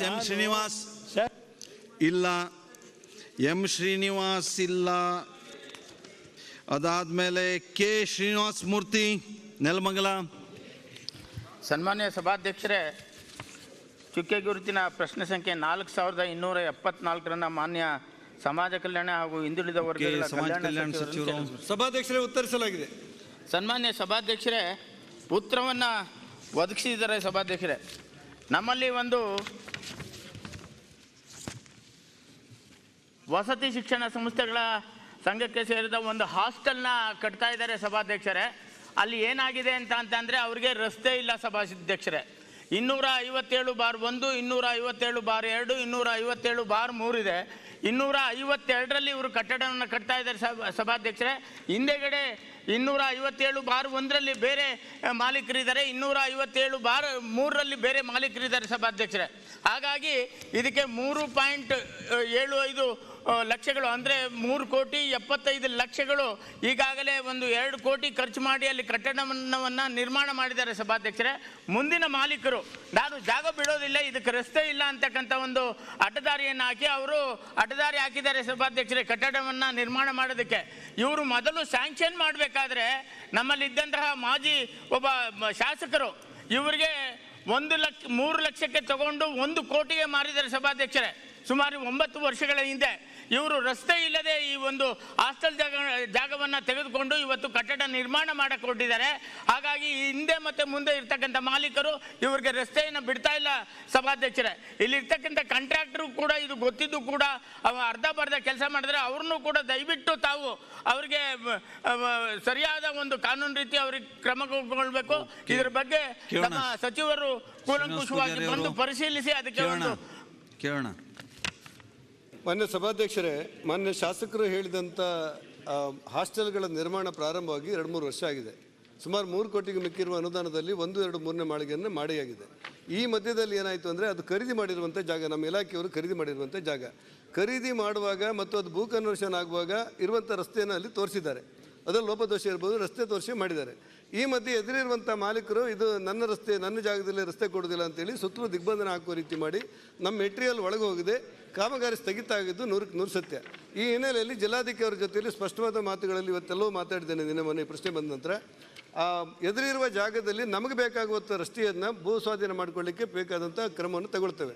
ನಾನು ತಮ್ಮ ಮೂಲಕ ಮಾನ್ಯ ಶಾಸಕರಿಗೆ ವಿನಂತಿ ಮಾಡ್ತೇನೆ, ಇದು ಬಡವರ ಮಕ್ಕಳಿಗೋಸ್ಕರ ವಿನಿಯೋಗ ಮಾಡುವಂಥದ್ದಾದ್ರಿಂದ ತಾವು ಕೂಡ ಇದರಲ್ಲಿ ನಮ್ಗೆ ಸಹಕಾರ ಕೊಟ್ಟು ಆ ರಸ್ತೆ ಜಾಗವನ್ನು ನಮಗೆ ಖರೀದಿಗೆ ಅಥವಾ ನಮ್ಮ ಸಹಕಾರ ಇದೆ ರೀ. ಅಲ್ಲಿ 3 ಲಕ್ಷಕ್ಕೆ ತಗೊಂಡು 1 ಕೋಟಿಗೆ ಮಾರಿದ್ದು ಅದೆಲ್ಲ ಉಲ್ಲೇಖ ಮಾಡಿದ್ರಲ್ಲ, ಅದು ಸಮಸ್ಯೆ ಆಗಿರೋದು ಅಂತ ಅಲ್ಲ. ನಾನು 3 ಲಕ್ಷಕ್ಕೆ ತಗೊಂಡು 1 ಕೋಟಿಗೆ ಮಾರಿದ್ದಾರೆ. ಇವರಲ್ಲಿ ಇರ್ತಕ್ಕಂಥ ಸಿಬ್ಬಂದಿ ವರ್ಗದವರು ಏನ್ ಮಾಡ್ತಿದ್ರು ಕೇಳಿ ಸಭಾಧ್ಯಕ್ಷರೇ. ಸಭಾಧ್ಯಕ್ಷರೇ ಒಂದು ನಿಮಿಷ ನೀವು ತಿಳ್ಕೊಂಡಷ್ಟು ಮೇಲ್ನೋಟದ್ದು ಸರಳವಾಗಿಲ್ಲ, ಅದು ಸ್ವಲ್ಪ ಒಳಗೇನು ಇದೆ. ಸತ್ಯ ಗೊತ್ತಿದ್ದೆ ಅವ್ರ ಸಹಕಾರ ಕೇಳಿದ್ದೆ ನಾನು. ಅವ್ರ ಸಹಕಾರ ಮುಗಿಯುವುದಿಲ್ಲ. ಇಲ್ಲ, ಈಗ ಇಷ್ಟೇ ಸರ್ ಸಭಾಪತಿಯವರು, ಏನಂದ್ರೆ ಇಲ್ಲಿ ಚರ್ಚೆ ಇರೋದು ಇಷ್ಟೇ ಸಭಾಪತಿಯವರೇ. ಅಕಸ್ಮಾತ್ ನಮ್ಮ ಹಿಂದೆ ಅಧಿಕಾರಿಗಳು ಏನಾದರೂ ಇದರಲ್ಲಿ ಲಾಭ ನಷ್ಟ ಏನಾದರೂ ಮಾಡ್ಕೊಳ್ಳೋದಿದ್ರೆ ಅವ್ರು ಲಿಖಿತವಾಗಿ ಕೊಟ್ಟರೆ ಅದ್ರ ಮೇಲೆ ತನಿಖೆ ಹಾಕಿ ಕ್ರಮ ಮಾಡುವಂಥ ಕೆಲಸ ಮಾಡ್ತೇವೆ. ಈಗ ಇಲ್ಲಿರುವಂಥದ್ದು ಏನಂದರೆ ಬಡವರ ಮಕ್ಕಳು 100 ಜನ ಮಕ್ಕಳಿಗೆ ವಸತಿ ಕಟ್ಟಿರುವಂಥ ವ್ಯವಸ್ಥೆ ಇದು. ಖಾಲಿ ಒಂದು ರಸ್ತೆ ಬಿಟ್ಟರೆ ಒಂದ್ಸಲ ಅದು ಹತ್ರ ಕೂತ್ಕೊಂಡು ಹೇಳ್ತೀನಿ, ಅದು ಏನು ಒಳಗಿಂದ ಏನಿದೆ ಅಂತ ಅವ್ರಿಗೆ ಹೇಳ್ರಿ. ಸಚಿವರು ಒಳ್ಳೆಯವರಿದ್ದಾರೆ, ಅವ್ರು ಮಾಡ್ಕೊಡ್ತಾರೆ. ಹಿಂದೆ ಇದ್ದಂಥ ಶಾಸಕರು ಇದನ್ನ ಖರೀದಿ ಮಾಡಿ ಮಾರಿದ್ದಾರೆ ಸಭಾಧ್ಯಕ್ಷರೇ. ಅವರು ಹೇಳ್ದಂಗೆ ಒಂದು ರಸ್ತೆಯನ್ನು ಒಂದು ನಕ್ಷೆ ಮಾಡಿಬಿಟ್ಟು ಕೊಟ್ಟಿದ್ದಾರೆ, ಡೂಪ್ಲಿಕೇಟ್ ನಕ್ಷೆನ. ಇವರು ಇದೇ ರಸ್ತೆ ಅಂತ ತಿಳ್ಕೊಂಡು ಇವರು ಹಾಸ್ಟ್ಲಿಗೆ ಅಮೌಂಟ್ ಸ್ಯಾಂಕ್ಷನ್ ಮಾಡಿದ್ದಾರೆ ಸಭಾಧ್ಯಕ್ಷರೇ. ಇವಾಗ ಮುಂದಿನವರು ಮತ್ತು ಹಿಂದಿನವರು ಹಿಂದೆ ಎಲ್ಲೂ ಜಾಗ ಇಲ್ಲ ಸಭಾಧ್ಯಕ್ಷರೇ ಅವ್ರಿಗೆ. ನಾನು ಜಿಲ್ಲಾಧಿಕಾರಿಗಳಿಗೆ ನಾನೇ ಕರ್ಕೊಂಡೋಗಿ ಇನ್ಸ್ಪೆಕ್ಷನ್ ಮಾಡಿಸಿ ಇದನ್ನ ಅಕ್ವಿಷನ್ ಮಾಡ್ಕೊಳ್ಳಿ ಅಂತ ಹೇಳಿದೆ ಸಭಾಧ್ಯಕ್ಷರೇ. ಅವ್ರು ಇನ್ನೂ ಯಾವ ಹಂತದಲ್ಲಿದ್ದಾರೆ ನನಗೆ ಗೊತ್ತಿಲ್ಲ ಸಭಾಧ್ಯಕ್ಷರೇ. ನಾನು ತಮ್ಮ ಮೂಲಕ ಮಾನ್ಯ ಶಾಸಕರು ವಿನಂತಿ ಮಾಡೋದೇನೆಂದ್ರೆ, ನಾವೀಗ ಅದನ್ನ ಖರೀದಿ ಮಾಡಿ ಹಣ ಹಾಕಿ ಕಟ್ಟಡವನ್ನು 2.5 ಕೋಟಿ ರೂಪಾಯಿ ವಿನಿಯೋಗ ಮಾಡಿದ್ದೇವೆ. ಇನ್ನೊಂದು ಬಿಡ್ಲಿಕ್ಕೆ ಸಾಧ್ಯ ಇಲ್ಲ. ಅದಕ್ಕೋಸ್ಕರ ಎದುರಿರುವವರು ಒಂದು ದಾರಿಯನ್ನು ಕೊಟ್ಟರೆ ನಮ್ದು ಪೂರ ಪರಿಪೂರ್ಣ ಆಗುತ್ತೆ. ಭೂಸ್ವಾಧೀನ ಮಾಡಲಿಕ್ಕೆ ಬೇಕಾದಂತ ಎಲ್ಲ ಪ್ರಕ್ರಿಯೆಗಳನ್ನು ನಾವು ತಮ್ಮ ಮೂಲಕ ಮಾನ್ಯ ಶಾಸಕರು ವಿನಂತಿ ಮಾಡ್ತಾ ಇದ್ದೀವಿ. ಇದು ಬಡವರ ಮಕ್ಕಳ ಕಲಿಯುವ ಶಾಲೆ, ಆದ್ರಿಂದ ನೀವು ಸಹಕಾರ ಕೊಡಬೇಕು ಅಂತ ವಿನಂತಿ ಮಾಡ್ತೇವೆ. ಸಭಾಪತಿ ಅವರೇ, ನಮ್ಮ ಅಧಿಕಾರಿಗಳು ಮತ್ತು ಕಡತ ಜೊತೆಯಲ್ಲಿ ಮಾನ್ಯ ಶಾಸಕರ ಜೊತೆ ಚರ್ಚೆ ಮಾಡ್ತೇನೆ. ಓಕೆ, ನಿಸರ್ಗ ನಾರಾಯಣ ಸ್ವಾಮಿ. ಪ್ರಶ್ನೋತ್ತರ ಮುಕ್ತಾಯವಾಯಿತು. 15ರಲ್ಲಿ 13 ಪ್ರಶ್ನೆಗೆ ಉತ್ತರವನ್ನು ಪಡೆಯಲಾಗಿದೆ. ಲಿಖಿತ ಮೂಲಕ ಉತ್ತರಿಸುವ ಪ್ರಶ್ನೆಯನ್ನು ಮಂಡಿಸುವುದು. ಅಧ್ಯಕ್ಷರೇ, ಸದನದಲ್ಲಿ 22ನೇ ಪಟ್ಟಿಯಿಂದ ಉತ್ತರಿಸಬಹುದಾದ 181 ಪ್ರಶ್ನೆಗಳ ಪೈಕಿ 68 ಪ್ರಶ್ನೆಗಳ ಉತ್ತರವನ್ನು ಮಂಡಿಸುತ್ತಿದ್ದೇನೆ. ಕಾರ್ಯದರ್ಶಿಯವರ ವರದಿ. ಸನ್ಮಾನ್ಯ ಸಭಾಧ್ಯಕ್ಷರೇ, ಮಾನ್ಯ ರಾಜ್ಯಪಾಲರಿಂದ ಒಪ್ಪಿಗೆಯನ್ನು ಪಡೆದಿರತಕ್ಕ ವಿಧೇಯಕಗಳ ಪಟ್ಟಿಯನ್ನು ಸಭೆಯ ಮುಂದೆ ಮಂಡಿಸುತ್ತಿದ್ದೇನೆ. ಸಭೆಯ ಮುಂದಿಡಲಾದ ಕಾಗದ ಪತ್ರಗಳು. ಶ್ರೀಯುತ ಬಸವರಾಜ ಬೊಮ್ಮಾಯಿ ಅವರು, ಮುಖ್ಯಮಂತ್ರಿಗಳು. ಮಾನ್ಯ ಶ್ರೀ ಬಸವರಾಜ ಬೊಮ್ಮಾಯಿ ಅವರ ಹೆಸರು ಮುಂದಿರುವ ಭಾರತ ಸಂವಿಧಾನದ 151ನೇ ಅನುಚ್ಛೇದದ ಮೇರೆಗೆ 21ಕ್ಕೆ ಕೊನೆಗೊಂಡ ವರ್ಷದ ಭಾರತದ ಲೆಕ್ಕ ನಿಯಂತ್ರಕರು ಮತ್ತು ಮಹಾಲೆಕ್ಕ ಪರಿಶೋಧಕರ ರಾಜ್ಯ ಸರ್ಕಾರದ ಹಣಕಾಸು ವ್ಯವಹಾರಗಳ ಲೆಕ್ಕ ಪರಿಶೋಧನಾ ವರದಿಯನ್ನು 22ನೇ ವರ್ಷದ ವರದಿ ಸಭೆ ಮುಂದಿಡುತ್ತಿದ್ದೇನೆ. ಮಂಡಿಸಲಾಯಿತು. ಶ್ರೀಯುತ ಕೆ ಎಸ್ ಈಶ್ವರಪ್ಪನವರು. ಮಾನ್ಯ ಶ್ರೀ ಕೆ ಎಸ್ ಈಶ್ವರಪ್ಪನವರು ಮುಂದಿರುವ ವರದಿಯನ್ನು ಸಭೆ ಮುಂದೆ ಮಂಡಿಸುತ್ತಿದ್ದೇನೆ. ಶ್ರೀರಾಮುಲು ಅವರು. ನನ್ನ ಹೆಸರು ಮೇಲೆ ಇದ್ದಂಥ ಕಾಗದ ಪತ್ರವನ್ನು ಸಭೆ ಮುಂದೆ ಮಂಡಿಸಿ. ಎಸ್ ಅಂಗಾರ ಅವರು. ಅಂಗಾರ ಅವರ ಹೆಸರು ಮುಂದಿರುವ ಕಾಗದಗಳನ್ನು ಸಭೆ ಮುಂದೆ ಮಂಡಿಸುತ್ತಿದ್ದೇನೆ. ಜೆ ಸಿ ಮಾಧುಸ್ವಾಮಿ ಅವರು. ನನ್ನ ಹೆಸರಿನ ಮುಂದಿರುವ ಕಾಗದ ಪತ್ರಗಳನ್ನು ಸಭೆ ಮುಂದೆ ಮಂಡಿಸುತ್ತೇನೆ. Doctor C N Ashwath Narayan. ಮಾನ್ಯ ಶ್ರೀ ಅಶ್ವಥ್ ನಾರಾಯಣ ಅವರ ಹೆಸರು ಮುಂದಿರುವ ಕಾಗದ ಪತ್ರಗಳನ್ನು ಸಭೆ ಮುಂದೆ ಮಂಡಿಸುತ್ತಿದ್ದೇನೆ. ಆನಂದ್ ಸಿಂಗ್. ಶ್ರೀ ಆನಂದ್ ಸಿಂಗ್ ಅವರ ಹೆಸರು ಮುಂದಿರುವ ಕಾಗದ ಪತ್ರಗಳನ್ನು ಸಭೆ ಮುಂದೆ ಮಂಡಿಸುತ್ತಿದ್ದೇನೆ. ಕೋಟಾ ಶ್ರೀನಿವಾಸ್ ಪೂಜಾರಿ ಅವರು. ಸಭಾಧ್ಯಕ್ಷರೇ, ನನ್ನ ಹೆಸರಿನ ಮುಂದಿರುವ ಕಾಗದ ಪತ್ರವನ್ನು ಮಂಡಿಸುತ್ತಿದ್ದೇನೆ. ಮುರುಗೇಶ್ ರುದ್ರಪ್ಪ ನಿರಾಣಿ. ಸರ್, ಶ್ರೀ ಮುರುಗೇಶ್ ನಿರಾಣಿ ಅವರ ಹೆಸರಿನ ಮುಂದಿರುವ ಕಾಗದ ಪತ್ರಗಳನ್ನು ಸಭೆ ಮುಂದೆ ಮಂಡಿಸುತ್ತಿದ್ದೇನೆ. ಬಿ ಸಿ ಪಾಟೀಲ್ರು ಇಲ್ಲೇ ಇದ್ರಲ್ಲ, ಎಲ್ಲೋದ್ರು? ಬಿ ಸಿ ಪಾಟೀಲ್ ಅವರ ಹೆಸರು ಅಲ್ಲೇ ಇದ್ದಾರೆ, ತಡ್ರಿ. ಅವರು ಇರುವಾಗ ನೀವು ಮಂಡಿಸಬಾರ್ದು, ತಡ್ರಿ ಒಂದು ನಿಮಿಷ. ನನ್ನ ಹೆಸರಿನ ಮುಂದಿರುವ ಕಾಗದ, ನನ್ನ ಹೆಸರಿನ ಮುಂದೆ ಇರುವ ಕಾಗದ ಪತ್ರಗಳನ್ನು ಸಭೆಯ ಮುಂದೆ ಮಂಡಿಸುತ್ತಿದ್ದೇನೆ. ಓಕೆ. ಬಿ ಎ ಬಸವರಾಜ್ ಅವರು. Okay. M T V Nagaraj. ಮಾನ್ಯ ನಾಗರಾಜ್ ಅವರ ಹೆಸರಿನ ಮುಂದಿರುವ ಕಾಗದ ಪತ್ರಗಳನ್ನು ಸಭೆ ಮುಂದೆ ಮಂಡಿಸುತ್ತಿದ್ದೇನೆ. ಹಾಲಪ್ಪಾಚಾರ್. ನನ್ನ ಹೆಸರಿನ ಮುಂದೆ ಇರುವ ಕಾಗದ ಪತ್ರಗಳನ್ನು ಸಭೆ ಮುಂದೆ ಮಂಡಿಸುತ್ತಿದ್ದೇನೆ. B C Nagesh. ನಾಗೇಶ್ ಅವರ ಹೆಸರು ಮುಂದಿರುವ ಕಾಗದ ಪತ್ರವನ್ನು ಸಭೆ ಮುಂದೆ ಮಂಡಿಸುತ್ತಿದ್ದೇನೆ. ಮುನಿರತ್ನ ಅವರು. ನನ್ನ ಹೆಸರಿನ ಮುಂದೆ ಇರುವ ಕಾಗದ ಪತ್ರಗಳು ಸಭೆ ಮುಂದೆ ಮಂಡಿಸುತ್ತಿದ್ದೇನೆ. ಓಕೆ. ಈಗ ಶೂನ್ಯ ವೇಳೆ ಇದೆ, ಅದಾದ್ಮೇಲೆ ನಾನು ನಿಲುವಳಿ ವಿಷಯ ತೆಗೆದುಕೊಳ್ಳುತ್ತೇನೆ. ಅಧ್ಯಕ್ಷರೇ, ಈಗ ಶೂನ್ಯ ವೇಳೆಯಲ್ಲಿ ಶಿವಾನಂದ್ ಪಾಟೀಲ್. 16ನೇ ಯಾತ್ರೆಗೆ ಹೋಗ್ತಕ್ಕಂಥ ಸಂದರ್ಭದಲ್ಲಿ ನಿಲುವಳಿ ರಾಮೇಶ್ವರಕ್ಕೆ ಹೋಗ್ತಕ್ಕಂಥ ಸಂದರ್ಭದಲ್ಲಿ ಕೂಡ್ಲಿಗಿ ತಾಲೂಕಿನ ಹೊಸಳ್ಳಿ ಪೊಲೀಸ್ ಸ್ಟೇಷನ್ದಲ್ಲಿ ಆಕ್ಸಿಡೆಂಟಾಗಿ 5 ಜನ ಸ್ಪಾಟ್ ಡೆತ್ ಆಗಿ 9 ಜನ ಗಾಯಗೊಂಡಿದ್ದರು. ನಾನು ತಮ್ಮಲ್ಲಿ ವಿನಂತಿ ಮಾಡಿದೆ ಜಲ್ದಿ ಹಾಕ್ಕೊಳ್ಳಿಕ್ಕೆ, ಆದರೆ ಒಂದು ದಿವಸ ನಾನು ಇಲ್ಲ ಅಂಥೇಳಿ ತಾವು ಇವತ್ತು ಹಾಕಿದ್ರಿ. ಅದ್ರ ಮಧ್ಯೆ ನಿಮ್ಗೆ ಗೊತ್ತಿದೆ ಆನೇಕಲ್ನ ಅಲ್ಲಿ ಆಗಿರ್ತಕ್ಕಂಥ ಘಟನೆ, ಅವರಿಗೆ ಪರಿಹಾರ ಸಿಕ್ತು, ಇವ್ರಿಗೆ ಸಿಗಲಿಲ್ಲ ಅಂತಕ್ಕಂಥ ಒಂದು ದೋಷಾರೋಪಣೆ ನನ್ನ ಮೇಲೆ ಬರ್ತಾ ಇದೆ. ದಯಮಾಡಿ ಸಚಿವರು ಇಲ್ಲೇ ಇದ್ದಾರೆ, ಅಲ್ಲಿ ಏನು ಪರಿಹಾರ ಕೊಟ್ಟಿದ್ರೆ ಅದನ್ನು ಇಲ್ಲಿ ಕೊಡ್ರಿ ಅಂತೇಳಿ ತಮ್ಮಲ್ಲಿ ನಾನು ವಿನಂತಿ ಮಾಡ್ತೀನಿ.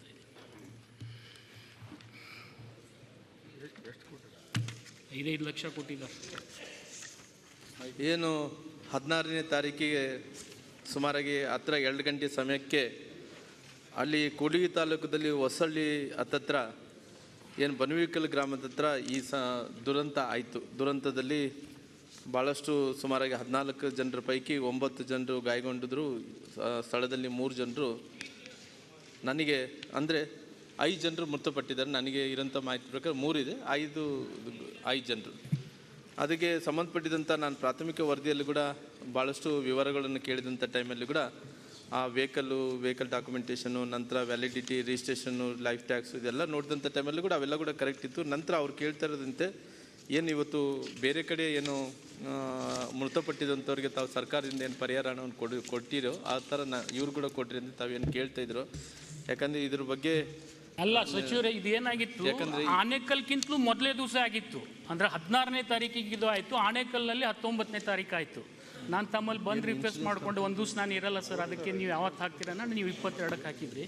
ಇವತ್ತು ಒಂದು ಮೆಸೇಜ್ ಏನು ಹೋಗ್ತಾ ಇದೆ ಅಂದರೆ, ಅಲ್ಲಿ ಕೊಡಿಸಿದ್ರು ಇಲ್ಲಿ ಕೊಡಿಸ್ಲಿಲ್ಲ ಅನ್ನುವಂಥ ಸ್ಥಿತಿ ನನ್ನ ಮೇಲೆ ಬರ್ತಾ ಇದೆ. ದಯಮಾಡಿ ಸಚಿವರಲ್ಲಿ ನಾನು ವಿನಂತಿ ಮಾಡ್ತೀನಿ, ಹಿಂದೆ ಸಿದ್ಧಾಗ ಕೂಡ ಕೊಟ್ಟಿದ್ದಾರೆ ಈ ಥರ ಆದಾಗ, ದಯಮಾಡಿ ತಾವು ಅಲ್ಲಿ ಏನು ಮಾಡಿದ್ರಿ ಅದನ್ನು ಇಲ್ಲಿ ಮಾಡಿರಿ ಅಂಥೇಳಿ ನಾನು ಅಷ್ಟೇ. ಮನೆ ಅಧ್ಯಕ್ಷರೇ, ಇದ್ರ ಬಗ್ಗೆ ಯಾಕಂದರೆ ಇದ್ರ ಬಗ್ಗೆ ಇನ್ಶೂರೆನ್ಸ್ ಕಂಪನಿಗಳು ಅದಕ್ಕೆ ಇನ್ಶೂರೆನ್ಸ್ ಅದು ಸೆಕೆಂಡರಿ ಇಶ್ಯೂಸ್. ಆನೇಕಲ್ ಕೊಟ್ಟಿದ್ದೀರಾ ಅಂತ ಆನೇಕಲ್ ಕೊಟ್ಟಿದ್ರೆ ಇಲ್ಲಿ ಕೊಡಿ ಅಂತ ಕೇಳ್ತಾರೆ ಅವರು. ಅದಕ್ಕಿಂತಲೂ ಮೊದಲೇ ದಿವಸ ಆಗಿರೋದು. ಇನ್ನೊಂದಿದೆ ಒಂದೇ ನಿಮಿಷ. KS ಲಿಂಗೇಶ್ ಅವರು ಸೇಮ್ ಇಶ್ಯೂ. KS ಲಿಂಗೇಶ್ ಅವರು ಇದನ್ನು ಕೇಳ್ಕೊಬಿಡ್ರಿ. ಕೇಳ್ಬಿಡ್ತೀನಿ ಒಟ್ಟಿಗೆ.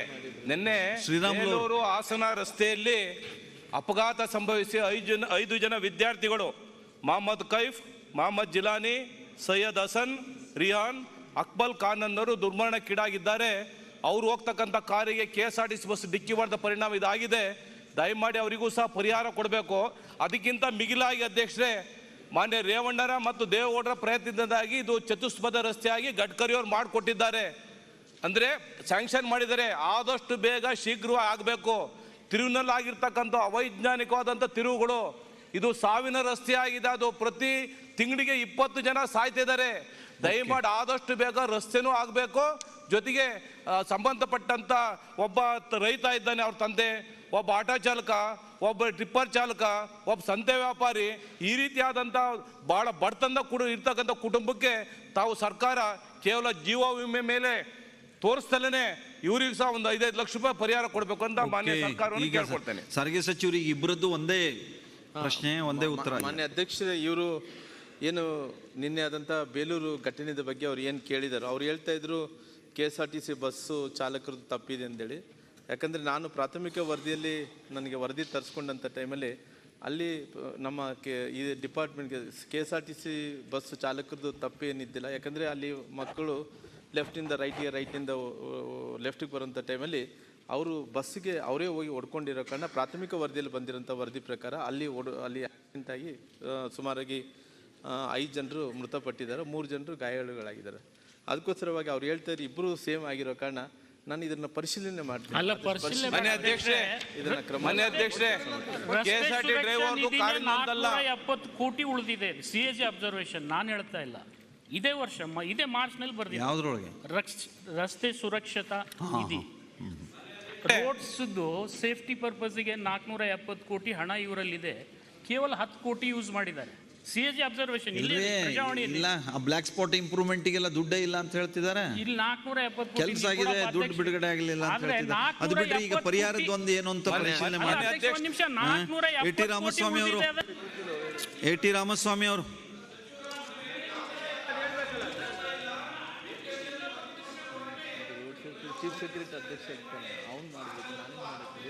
ಓಕೆ. ಒಂದ್ಸಲ ಗೊತ್ತಾಯ್ತು ನೀವು ಹೇಳಿರೋದು. ಶಿವಾನಂದ ಪಾಟೀಲ್ರು ನಾನು ಅದೇ ಓಕೆ ಈಗ ವರದಿ ತರಿಸ್ಕೊಂಡು ಇದ್ರ ಸತ್ಯಾಸತ್ಯತೆ ಏನು ಅಂತ ನೋಡಿಕೊಂಡು ಎಷ್ಟು ಹಣ ಇದೆ ಇಲ್ಲ ನೋಡಿಕೊಂಡು ಸರ್ಕಾರ ಈಗ ಇದು ಒಂದು, ನಾನು ಮಧುಸ್ವಾಮಿ ಅವರು ತಾವು ಹಿರಿಯರಿದ್ದೀರಿ, ಈ ಸಾವುಗಳು ಅನಿರೀಕ್ಷಿತವಾಗಿ ಅನೇಕ ರೀತಿಯಲ್ಲೇ ಆಗ್ತಾ ಇರೋದು ನಮ್ಮೆಲ್ಲರ ಗಮನದಲ್ಲಿದೆ. ಬೆಂಕಿ ಅನಾಹುತಗಳು, ಸಾವುಗಳು ಬೇರೆ ಬೇರೆ ರೀತಿಯಲ್ಲಿ ಆಗುತ್ತೆ. ಆಕ್ಸಿಡೆಂಟ್ ಅಂತ ಒಂದೇ ಅಲ್ಲ. ನಾವು ಎಲ್ಲದಕ್ಕೂ ಒಂದೇ ರೀತಿಯಾದಂತಹ ಪಾಲಿಸಿಯನ್ನು ಮಾಡೋದು ಸರ್ಕಾರದಲ್ಲಿ ಅಗತ್ಯ ಇದೆ. ಇಲ್ಲಾಂದ್ರೆ ಒಬ್ರಿಗೆ ಒಂದು ರೀತಿ ಮತ್ತೊಬ್ರಿಗೆ ಒಂದು ರೀತಿ ಅನ್ನುವಂಥ ಭಾವನೆ ಬಂದುಬಿಟ್ರೆ ಇದು ಈ ರೀತಿ ಸಮಸ್ಯೆಗಳಾಗತ್ತೆ. ಹಾಗೆ ಆಗದೇ ಇರುವಂತೆ ಸರ್ಕಾರ ಮಟ್ಟದಲ್ಲಿ ಒಟ್ಟಾದ ಒಂದು ನಿರ್ಣಯ ತೆಗೆದುಕೊಳ್ಳುವ ಅಗತ್ಯ ಇದೆ ಅಂತ ಅನಿಸುತ್ತೆ. ಸಾವೇ ಅಂತಿಮವಾಗಿ. ಮೋಟಾರ್ ವೆಹಿಕಲ್ ಆಕ್ಸಿಡೆಂಟ್ ಆದರೆ ಏನು ಮಾಡಬೇಕು ಅಂತ ಪ್ರೊಟೆಕ್ಷನ್ ಇದೆ. ಅವ್ರಿಗೆ ಇನ್ಶೂರೆನ್ಸ್ ಕ್ಲೈಮ್ ಮಾಡ್ಬೋದು. ಅವರ ಲಿವಿಂಗ್ ಸ್ಟ್ಯಾಂಡರ್ಡ್ ಮೇಲೆ, ಅವರ ಡಿಪೆಂಡೆಂಟ್ಸ್ ಮೇಲೆ ಕೋರ್ಟ್ಗಳು ಕ್ಲೈಮ್ ಸೆಟ್ಲ್ ಮಾಡ್ತವೆ. ಸರ್, ಮೋಟ್ರ್ ವೆಹಿಕಲ್ ಆಕ್ಸಿಡೆಂಟ್ ಆಗೋ ಕ್ಲೈಮ್ಸ್ಗೆಲ್ಲ ಇಲ್ಲಿ ಸರ್ಕಾರನೂ ಪರಿಹಾರ ಕೊಡಿ ಅಂತ ನೀವು ಕೊಟ್ಟಿದ್ದೀರಲ್ಲ ಬೇರೆ ಬೇರೆ ಕಡೆಗೆ. ನಾನೇನು ಸುಮ್ಮನೆ ಕೂತಿದ್ದೆ, ನೀವು ಹೇಳಿ ನೋಟ್ ಗೆದ್ದಿದ್ದೀನಿ. Where is the end for all this? ಬೇರೆ ಆಕಸ್ಮಿಕಗಳು, ಅವಘಡಗಳು, ಯಾರೋ ಹಳ್ಳಿಲಿರೋರು ಪಾಪ ಅನ್ಸೆಕ್ಯೂರ್ಡ್ ಸೆಕ್ಟರು, ಇನ್ಶೂರೆನ್ಸ್ ಸೆಕ್ಟರ್ನ ಎಲ್ಲಾರು ಸರ್ಕಾರ ಏನಾದ್ರು ಸ್ವಲ್ಪ ಕನ್ಸಿಡ್ರೇಷನ್ ತಗೋಬೋದು.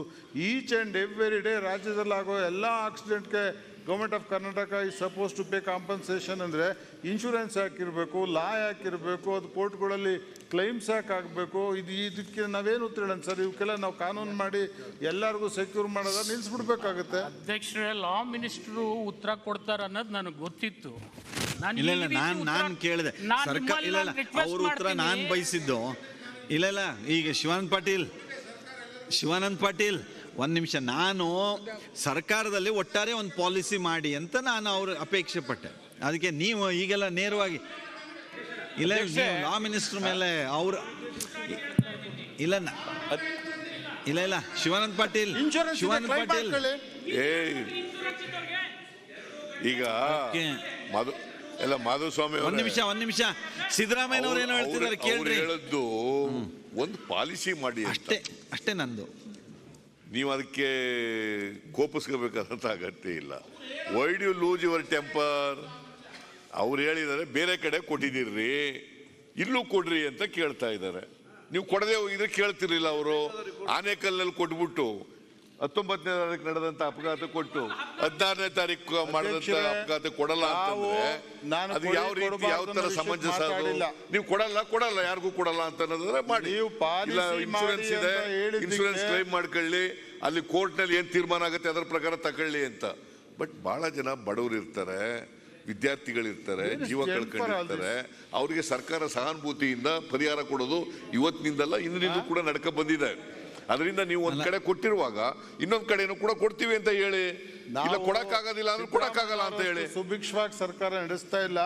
ಅವ್ರು ಹಾಗೆ ಕೊಟ್ಕೊಂಡ್ಬಂದ್ಬಿಟ್ಟಿದ್ರೆ ಎಲ್ಲಾ ರೋಡ್ ಆಕ್ಸಿಡೆಂಟ್ಗೆ ನಾವು ಕೂತ್ಕೊಂಡು ಚರ್ಚೆ ಮಾಡ್ತೀವಿ. Sir, there are laws in the country. ನಾನು ಶಿವಾನಂದ್ ಪಾಟೀಲ್ ತೆವಲಿಗೆ ನಾನು ಮಾತಾಡಕ್ ನಿಂತಿಲ್ಲ. ಮತ್ತೆ ವೈಯಕ್ತಿಕ ಆರೋಪ ಮಾಡೋದು ವೈಯಕ್ತಿಕ ಆರೋಪ ಮಾಡಿದ್ದು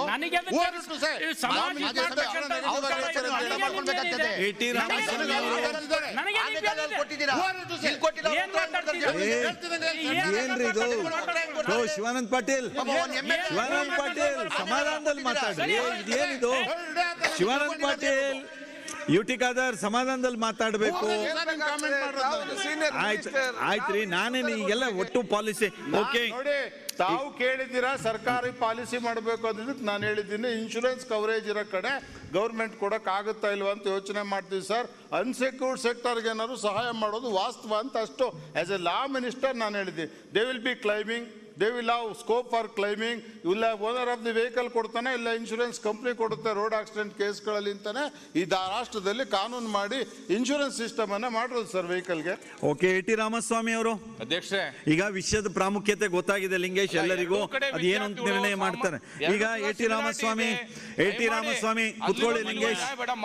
ಲಿಂಗೇಶ್ ನಿಮ್ಗೆ ಒಳಗೆ ಹೇಳಿದ್ದೀನಿ ನಾನು ಕುತ್ಕೋಬೇಕು. ಈಗ ಒಂದಿಷ್ಟು ಚರ್ಚೆ ಆಗಿರೋದು ನೋಡಿದಿರಿ. ರಾಮಸ್ವಾಮಿ ಅವ್ರು ಹೇಳಿ. ಸನ್ಮಾನ್ಯ ಹೇಳಿದ್ರು ಸರ್, ಹೇಳಿದ್ರು ಅವರು ಪಾಲಿಸಿ ಮಾಡ್ಲಿ ಮುಂದೆ ಮಾಡ್ತೀವಿ ಅಂತ ಹೇಳಿದ್ರು. ಪಾಲಿಸಿ ಮಾಡ್ಲಿ ಮುಂದೆ ಅದನ್ನ ಮಾಡ್ತೀವಿ ಅಂತ ಹೇಳಿದ್ರು. ಹೇಳಲ್ಲ ನಾನು. ಮೈ ಪಾಯಿಂಟ್ ಅದನ್ನ ಮಾಡ್ತೀವಿ ಅಂತ ಹೇಳಿದ್ರು. ಅವರು ಆನೇಕಲ್ಲು ಕೊಟ್ಟಿದ್ದೀರಲ್ರಿ, ಇಲ್ಲೂ ಕೊಡ್ತೀವಿ ಅಂತ ಹೇಳಿ. ಪಾವಗಡದ ಆನೇಕಲ್, ಪಾವಗಡನೆ ಅವ್ರ ಆನೇಕಲ್ಲು ಅಂತ ಅದನ್ನ ತಪ್ಪಾಗಿ ಹೇಳ್ತಾರೆ. ಪಾವಗಡ ತಪ್ಪಾಗಿ ಹೇಳ್ತಿದ್ದಾರೆ ಆಗ್ಲಿಂದ ನಾನು ನೋಡಿ. ಅಧ್ಯಕ್ಷರೇ, ಇದ್ರ ಬಗ್ಗೆ ಗಂಭೀರವಾಗಿ ತಗೊಂಡಿದ್ದೀನಿ. ಯಾಕಂದ್ರೆ ನಾನು ನೀವು ಹೇಳ್ತೀವಿ ರೋಡ್ ಸೇಫ್ಟಿ ವಿಚಾರದಲ್ಲಿ ಕೂಡ ಸ್ವಲ್ಪ ಹಣ ಇದೆ, ಅದ್ರ ಬಗ್ಗೆ ಕೂಡ ಏನು ಮಾಡ್ಬೇಕನ್ನೋದು ವಿಚಾರ ಉಲ್ಲೇಖನ ಮಾಡಿ ಅದ್ರ ಬಗ್ಗೆ ಕೂಡ ಯೋಚನೆ ಮಾಡ್ತೀನಿ. ನನಗೆ ಅವಕಾಶ ಕೊಡ್ರಿ, ಪರಿಶೀಲನೆ ಮಾಡಿ. ಮಂತ್ರಿಗಳು ಕೊಡೋ ಉತ್ತರನ ಸರ್ ತಾರತಮ್ಯ ಸರಿಯಲ್ಲ. ನಮಗೂ ಕೊಡ್ರಿ ಅಂತ ಕೇಳ್ತಾರೆ, ಆಗಲ್ಲ ಅಂತ ಹೇಳಿ. ಅಲ್ಲಲ್ಲ, ಪರಿಶೀಲನೆ ಏನ್ ಮಾಡ್ತೀರಿ ಅದಕ್ಕೆ? ನಾನು ಮನೆ ವಿರೋಧ ಪಕ್ಷ ನಾಯಕ. ಒಂದ್ ನಿಮಿಷ ಗೌರ್ಮೆಂಟ್ ಇವ್ರಿಗೂ ಎಕ್ಸ್ಟೆಂಡ್ ಮಾಡ್ತಾರ ಇಲ್ಲ ಬೇರೆ ಕಡೆ ಕೊಟ್ಟಿದ್ದಾರೆ ಅಂತ ಶಿವಾನಂದ್ ಪಾಟೀಲ್ ಅವರು